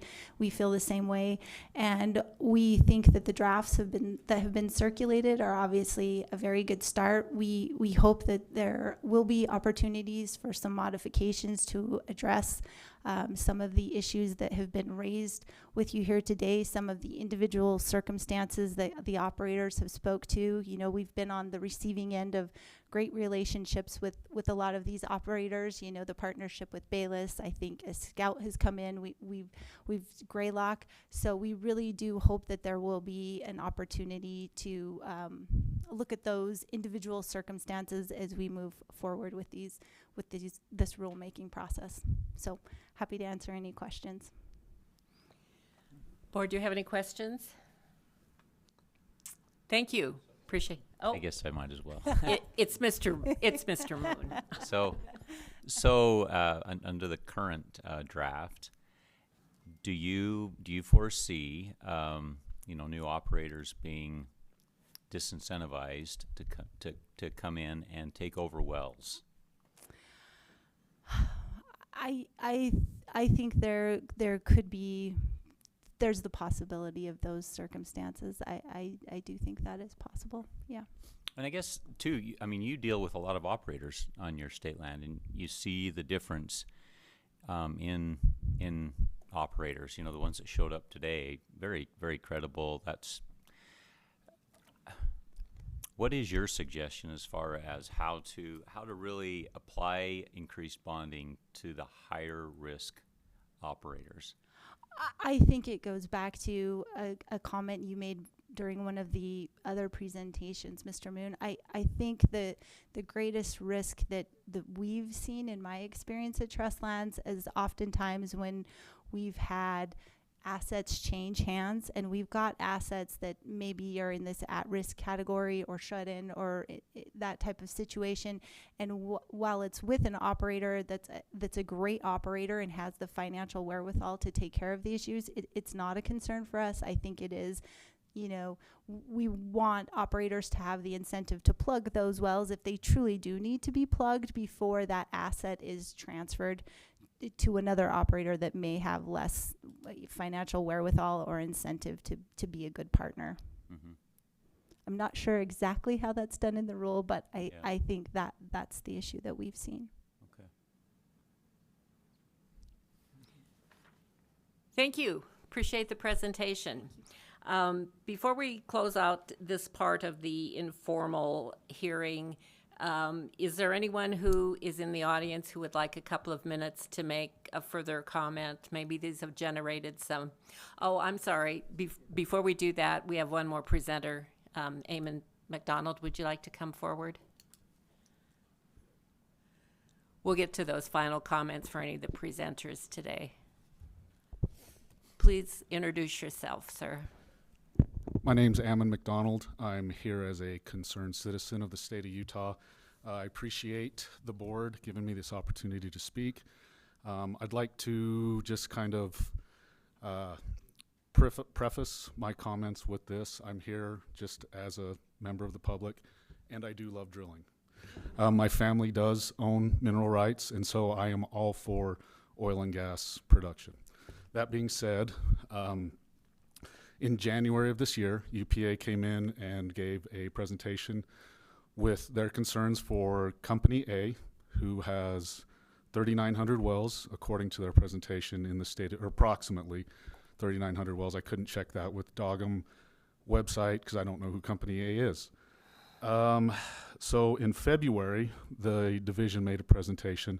They had some bonding estimates that ranged between, plugging estimates for their current project that ranged between $79,000 and $117,000 to plug each well. If I am conservative and just do some quick back of the envelope calculations and run that towards the 3,900 wells for Company A, that comes out to $195 million. They currently have $1 million. Since I don't know who Company A is, I can't filter that number down to see what our state and fee, which would actually be required by Dogum. As a counterpoint, it's been mentioned a few times, Westar was a company that went bankrupt. They only had 128 wells in the state of Utah when they went bankrupt. I believe, and the division could probably correct me on this, that 39 of those wells were under the division's purview to plug. And in their last plugging, I think from their presentation in February, it was $2.3 million to plug 21 wells. They still have 18 wells to plug, which if you follow that trend would be, that whole Westar project would be for 39 wells would be roughly, if you round it down to $4 million to plug those wells. So those are just some numbers I wanted to throw out there. And I did work for the Division of Oil, Gas, and Mining for over a decade, and I walked by their mission statement every day. And one of the points of that was to get a fair economic return for the citizens of the state of Utah. And my family, on one hand, will get a fair economic return for their mineral rights. On the other hand, as taxpayers, that fair economic return is being squandered when the state has to pay millions of dollars to plug wells that are orphaned. So I would just like to plead to the board that you pander to the public and protect us from having to pay millions of dollars in future costs for industry's responsibility. And thank you for your time and attention. Thank you. Appreciate your comments. Could I have a question, Mr. Sure. So, as you've looked at Dogum's current proposal, are you in favor of what they're proposing at this point in time?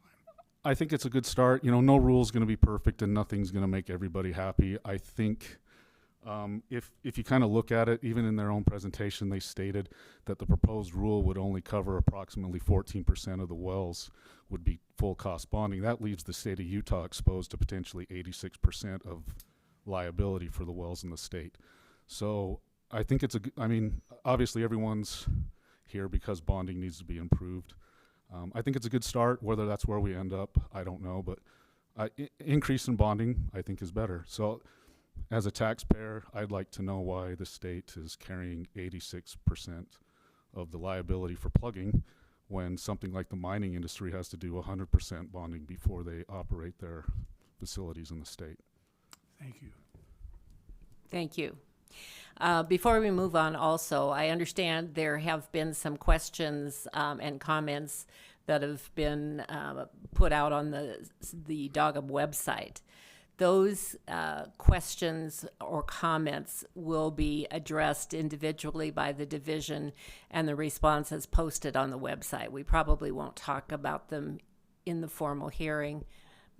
we'll see, but the intent right now is to have the division review, and then the responses also will be recorded out there, so everyone.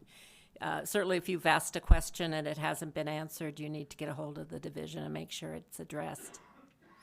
Now, any couple minutes worth of responses, questions that have been generated by the discussions today? Would anyone like a couple more minutes to? Please come forward. Thank you.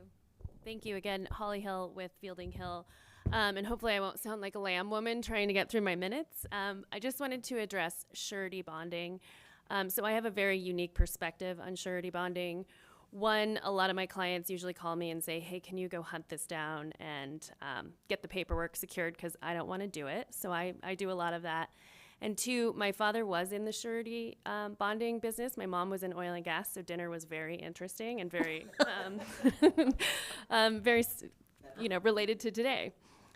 So I just wanted to clarify that the surety markets have significantly decreased. So the amount of companies that'll be willing to back oil and gas have reduced significantly since 2020. I think we saw that momentum come with the Colorado Senate Bill 181 that really pushed to regulate oil and gas in a very protective manner of the environment. The bonding ranges we're seeing are typically the premiums that operators will pay, or the cash collateral, have to do with their financial backing and their financial health. And it also has to do with whether or not they've operated anywhere before. So a bonding agency isn't going to be very interested in giving a brand new operator, even with an incredible portfolio of financial backing, anything less than 50% right now. So usually it's, you've played this game, you've got a reputation, and that's when we're seeing the 2 to 6% premiums that you pay annually. And as I stated before, as we're looking at the 50% cash collateral, some of the premiums, or the annual premiums they're being quoted, is around 10 to 25%. I think it's really important to encourage brand new operators to come into Utah and take care of assets that maybe someone didn't love as much as the new operator would. And so I would just caution you all when you consider these new bonding regulations that the surety market is shrinking, and they're charging pretty excessive premiums for brand new operators. Thank you for that clarification. I appreciate it. I have just a general question. I'm not sure if it's directed to you or anybody in the audience, but I don't know if there's a possibility to do like for example, under each of the tiers that is in the Utah proposal, what the cumulative impact is of a company that has mixed mineral ownership. Like if they're in Utah, federal, Indian, I mean, just what the cumulative is for a company under each tier, just to see the entirety of what the burden is, and see if there's something there that gives us a different picture. Yes, and I think right now the intent, at least with the divisions draft, is if the operator can prove they have sufficient bonding with a different agency, their intent is not to double bond. So for instance, I would say Scout's very adequately bonded. I wouldn't want to charge them any more for their state bonding. And I think you leave that on the operator's shoulders to prove to you they've got enough bonding in place and there's sufficient protocols for them to meet their plugging obligations. Do you want to answer anything? Good. Okay. All right. Thank you. Thank you. Ricky Harenko Browning, please. I'll be brief. Thank you, Madam Chair and the board. I did just want to touch on two threads that I heard come up through the conversation today. One is this concept that when there are orphaned well situations, which there are from time to time, although I think we would all agree that they're few and far between, that this is a burden that the taxpayer and that the public carries.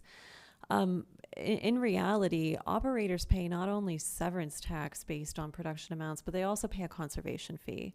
And one of the primary uses of that conservation fee is plugging these abandoned or orphaned wells.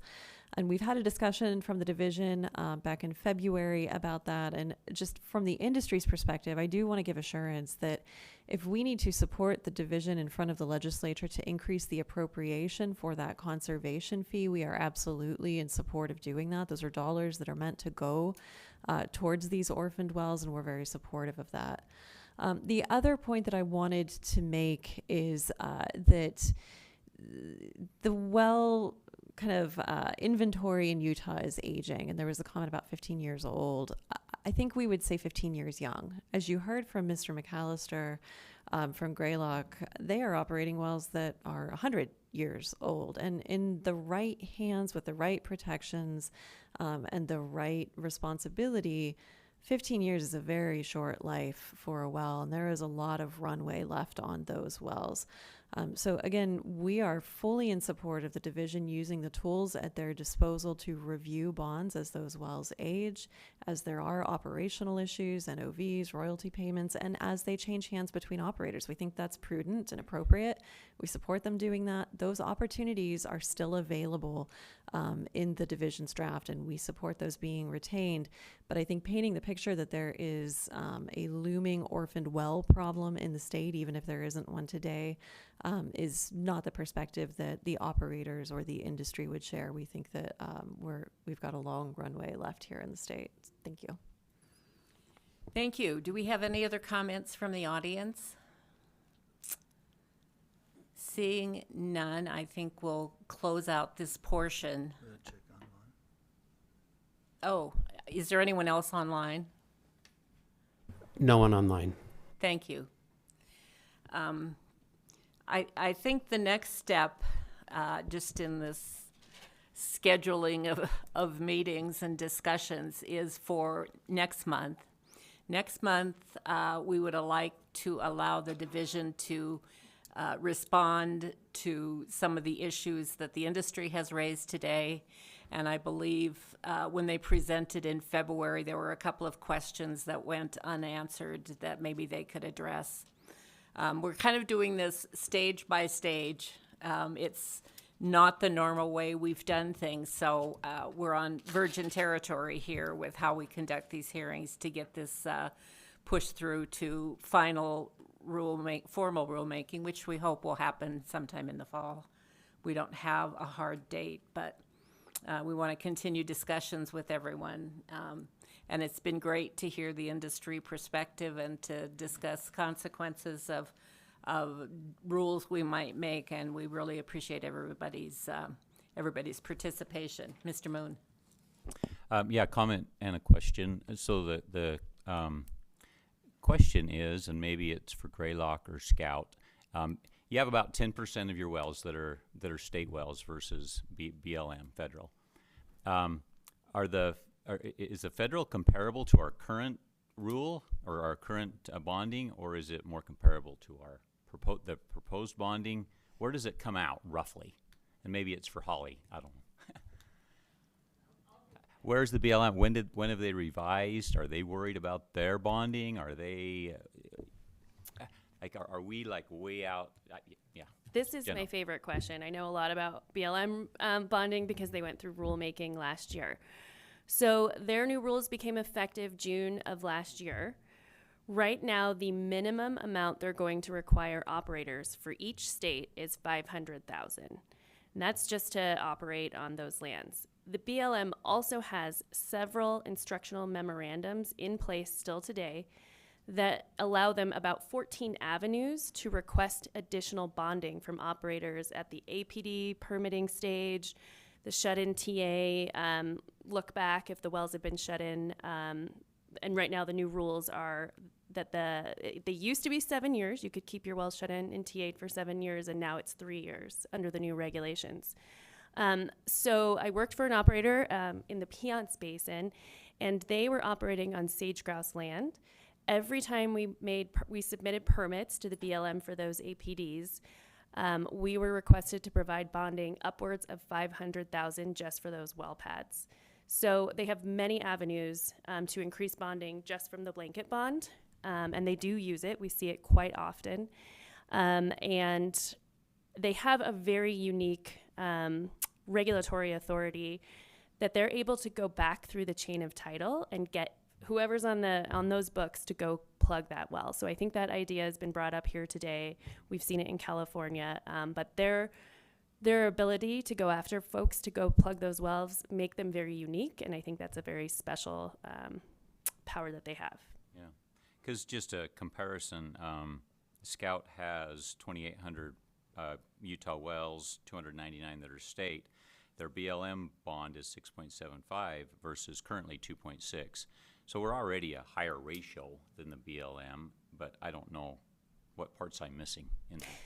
Yeah, so I would consider, and we went through this during the Colorado response for federal bonding, I don't think I could consider a state dollar as much as a federal dollar. I feel because the feds are able to go back through the chain of title, their dollars are worth more. Right. So they're not apples to apples. And I think, especially with Scout Energy's bonding, they took over from an operator that maybe wasn't doing as well. And so they were burdened with those bonds that were already in place. Yeah. Well, and then you got the EPA one that none of us knew about that's huge. So, but then just one other comment that, you know, I'd like to see the division respond to the UPA proposal item by item so that we both sides are fully heard. So, Mr. Kettle, you'll facilitate that. Is that correct? Okay. I think we're going to move on. We're going to close out that item, and we're going to move on to other, Mr. Thomas. Oh, could I ask you a question before you start and put this question to bed? How much mic on or off? I mean, okay. How much of the conservation tax is deposited with the Orphan Well Fund? And how much does that amount to annually? And is it lapsing or non-lapsing? Well, wow, good question. Mr. Kettle, Deputy Kettle, do you have any answers? Okay, there was 3 questions. I can only Yes. remember 2 of the 3. Yes, it is non-lapsing. How much is deposited annually? Roughly. That's one of the issues with the conservation fund. Is it would be nice if there was a set amount that goes in there to help us in planning process, and also how much that fund could build up to. Some protections in there in legislation, and those are currently lacking. How much do you get annually, roughly? I know it varies dollar-wise. How much is credited to the Orphan Well Fund? It does vary annually. It's between $100,000 and roughly $200,000 annually that's credited. And what percentage of that does all of the conservation fund go to abandoned wells, or does it go to other things? And who decides that? So, okay, ask your question again. Let me make sure I got it Well, before I answer. how much is collected in total, and how much of that goes to orphan wells? So one of the problems with the current conservation fund is kind of how I answered Madam Chair. There isn't a set amount that goes into it, and that would be very helpful, I think, for the division and operators alike to know how much is going in there so that you can count on that and protections that that's non-lapsing and it's there. Currently, the way dollars get into the Orphan Well Fund is the legislature sets an appropriation amount that the division can spend to, but there's not a specific amount that goes into the Orphan Well Fund. And so, There's a set percentage that the operators pay. yes. 0.002. Yes, and the conservation fund can be used for 3 things, which I believe we covered in the February briefing. It can be used for the administration of that Title 40. It can be used for the plug and abandonment of orphan wells, and it can be used for education on mineral literacy. And so the way that the dollars are currently allocated, there's not a specific dollar amount set aside each year from the legislature for orphan wells, and that would be helpful if there was. Okay. And so it's not divided a third, percentage-wise. And it's not up to you. No, I have no decision-making authority at all. The legislature sets the limits for anything to be You just paid out make a of that? recommendation to them, or how does that? On the conservation fund, and Deputy Kettle will correct, I think the fund is there to meet the needs of the division if we have a high administrative cost and we don't anticipate, let's say 8 years ago, a significant well plugging need, well, then we can move it into some of the other buckets, right? Yeah. Okay. Go ahead. If I can maybe highlight one kind of trade-off that I think everybody understands, but I think it needs to be brought forward. There's two parts that we want, the conservation fund. So we want to be able to plug and abandon wells, but we also want to be able to support industry day-to-day with day-to-day operations. And so you have to have both funded. And that's the tug of war, a little bit of the struggle, is if you don't have funding for staff to come here and support the board in docket items, for staff to review proposals, rather that be a sundry notice or an APD, those could stall, and that hurts industry as well. And so I think both have to be weighed pretty equally. True. Thank you. Thank you. Director Thomas. Okay. First, I usually like going first in one of these meetings, and I don't like being the one between everybody in the door, but I do have some material that I want to cover. First, the questions regarding materials in today's meeting has come up a few times. All of the presentations were emailed out. The YouTube video is going to be live very quickly if it's not already. There is a verbal transcript of everything that was said today that's also available. It's 99.5% accurate. There was the interpolation of the word wells with whales at 11:03. Both of those items create oil, but that's where the similarities end. So I encourage everyone to use that transcript as you review it. And I'm also, I want to support the board with a narrative as we go through a few points. One, the division is uniquely positioned to be entirely neutral on this. We are charged with following the mission of the board. And that mission is covered in the public declaration in 40-6-1. I'll read it for the record. I think some of you know it. It is declared to be in the public interest to foster, encourage, and promote the development, production, and utilization of natural resources of oil and gas in the state of Utah in such a manner as will prevent waste, to authorize and provide for the operation and development of oil and gas properties in such a manner that greater ultimate recovery of oil and gas may be obtained, and that the correlative rights of all owners may be fully protected, to provide exclusive state authority over oil and gas exploration and development as regulated under the provision of this chapter, to encourage, authorize, and provide for voluntary agreements for cycling, recycling, pressure maintenance, and secondary recovery operations in order that the greatest possible economic recovery of oil and gas may be obtained within the state, to the end that the landowners, the royalty owners, the producers, and the general public may realize and enjoy the greatest possible good from these vital natural resources. That is a clear charter that we follow and that is shared with you, provided to you. Now, a little bit earlier, or later, 40-5, the board is also to set rules providing adequate fiscal security for the fiscal risk to the state related to oil and gas operations. As the administrative arm of the board, our job is to give you the data to make that balance. I just want to say that for the record. Determining the actual risk is the goal, and the rest of it's just numbers, right? But determining that risk is the goal. We're charged with just giving you that information to make that call. And honestly, I'll say this for my staff, we appreciate the board's engagement on this sincerely. We understand that this is a significant lift. Our mission is yours. To touch on a little bit more, my notes are typically all over the place. As you're looking at this structure, one thing I've enjoyed and we've all enjoyed hearing today is the structure of this rulemaking is generally approved. A great achievement has been done just in that everybody agrees, you know what, we need to reevaluate the bonding amounts. Industry, other stakeholders are all in favor of that. What's the number? Yeah, that's a big deal, but getting this far, and we're not even to formal rulemaking yet, is a big achievement. I've got to applaud my staff, frankly, because I've only been here 14 months for starting this out, and I want you all to understand that achievement. As I pop around,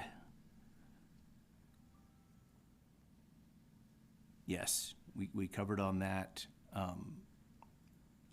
It's the board's discretion as to what next steps are going to be. You provide direction, ideally, at the end of this meeting as to what you want us to do.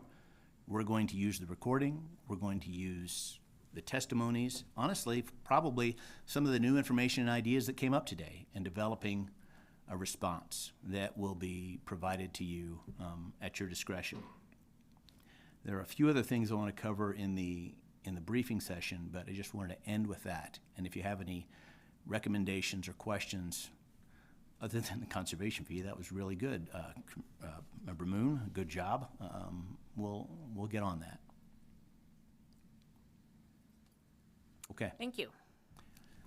Thank you. I do believe Deputy Director Kettle has one item that he's going to provide.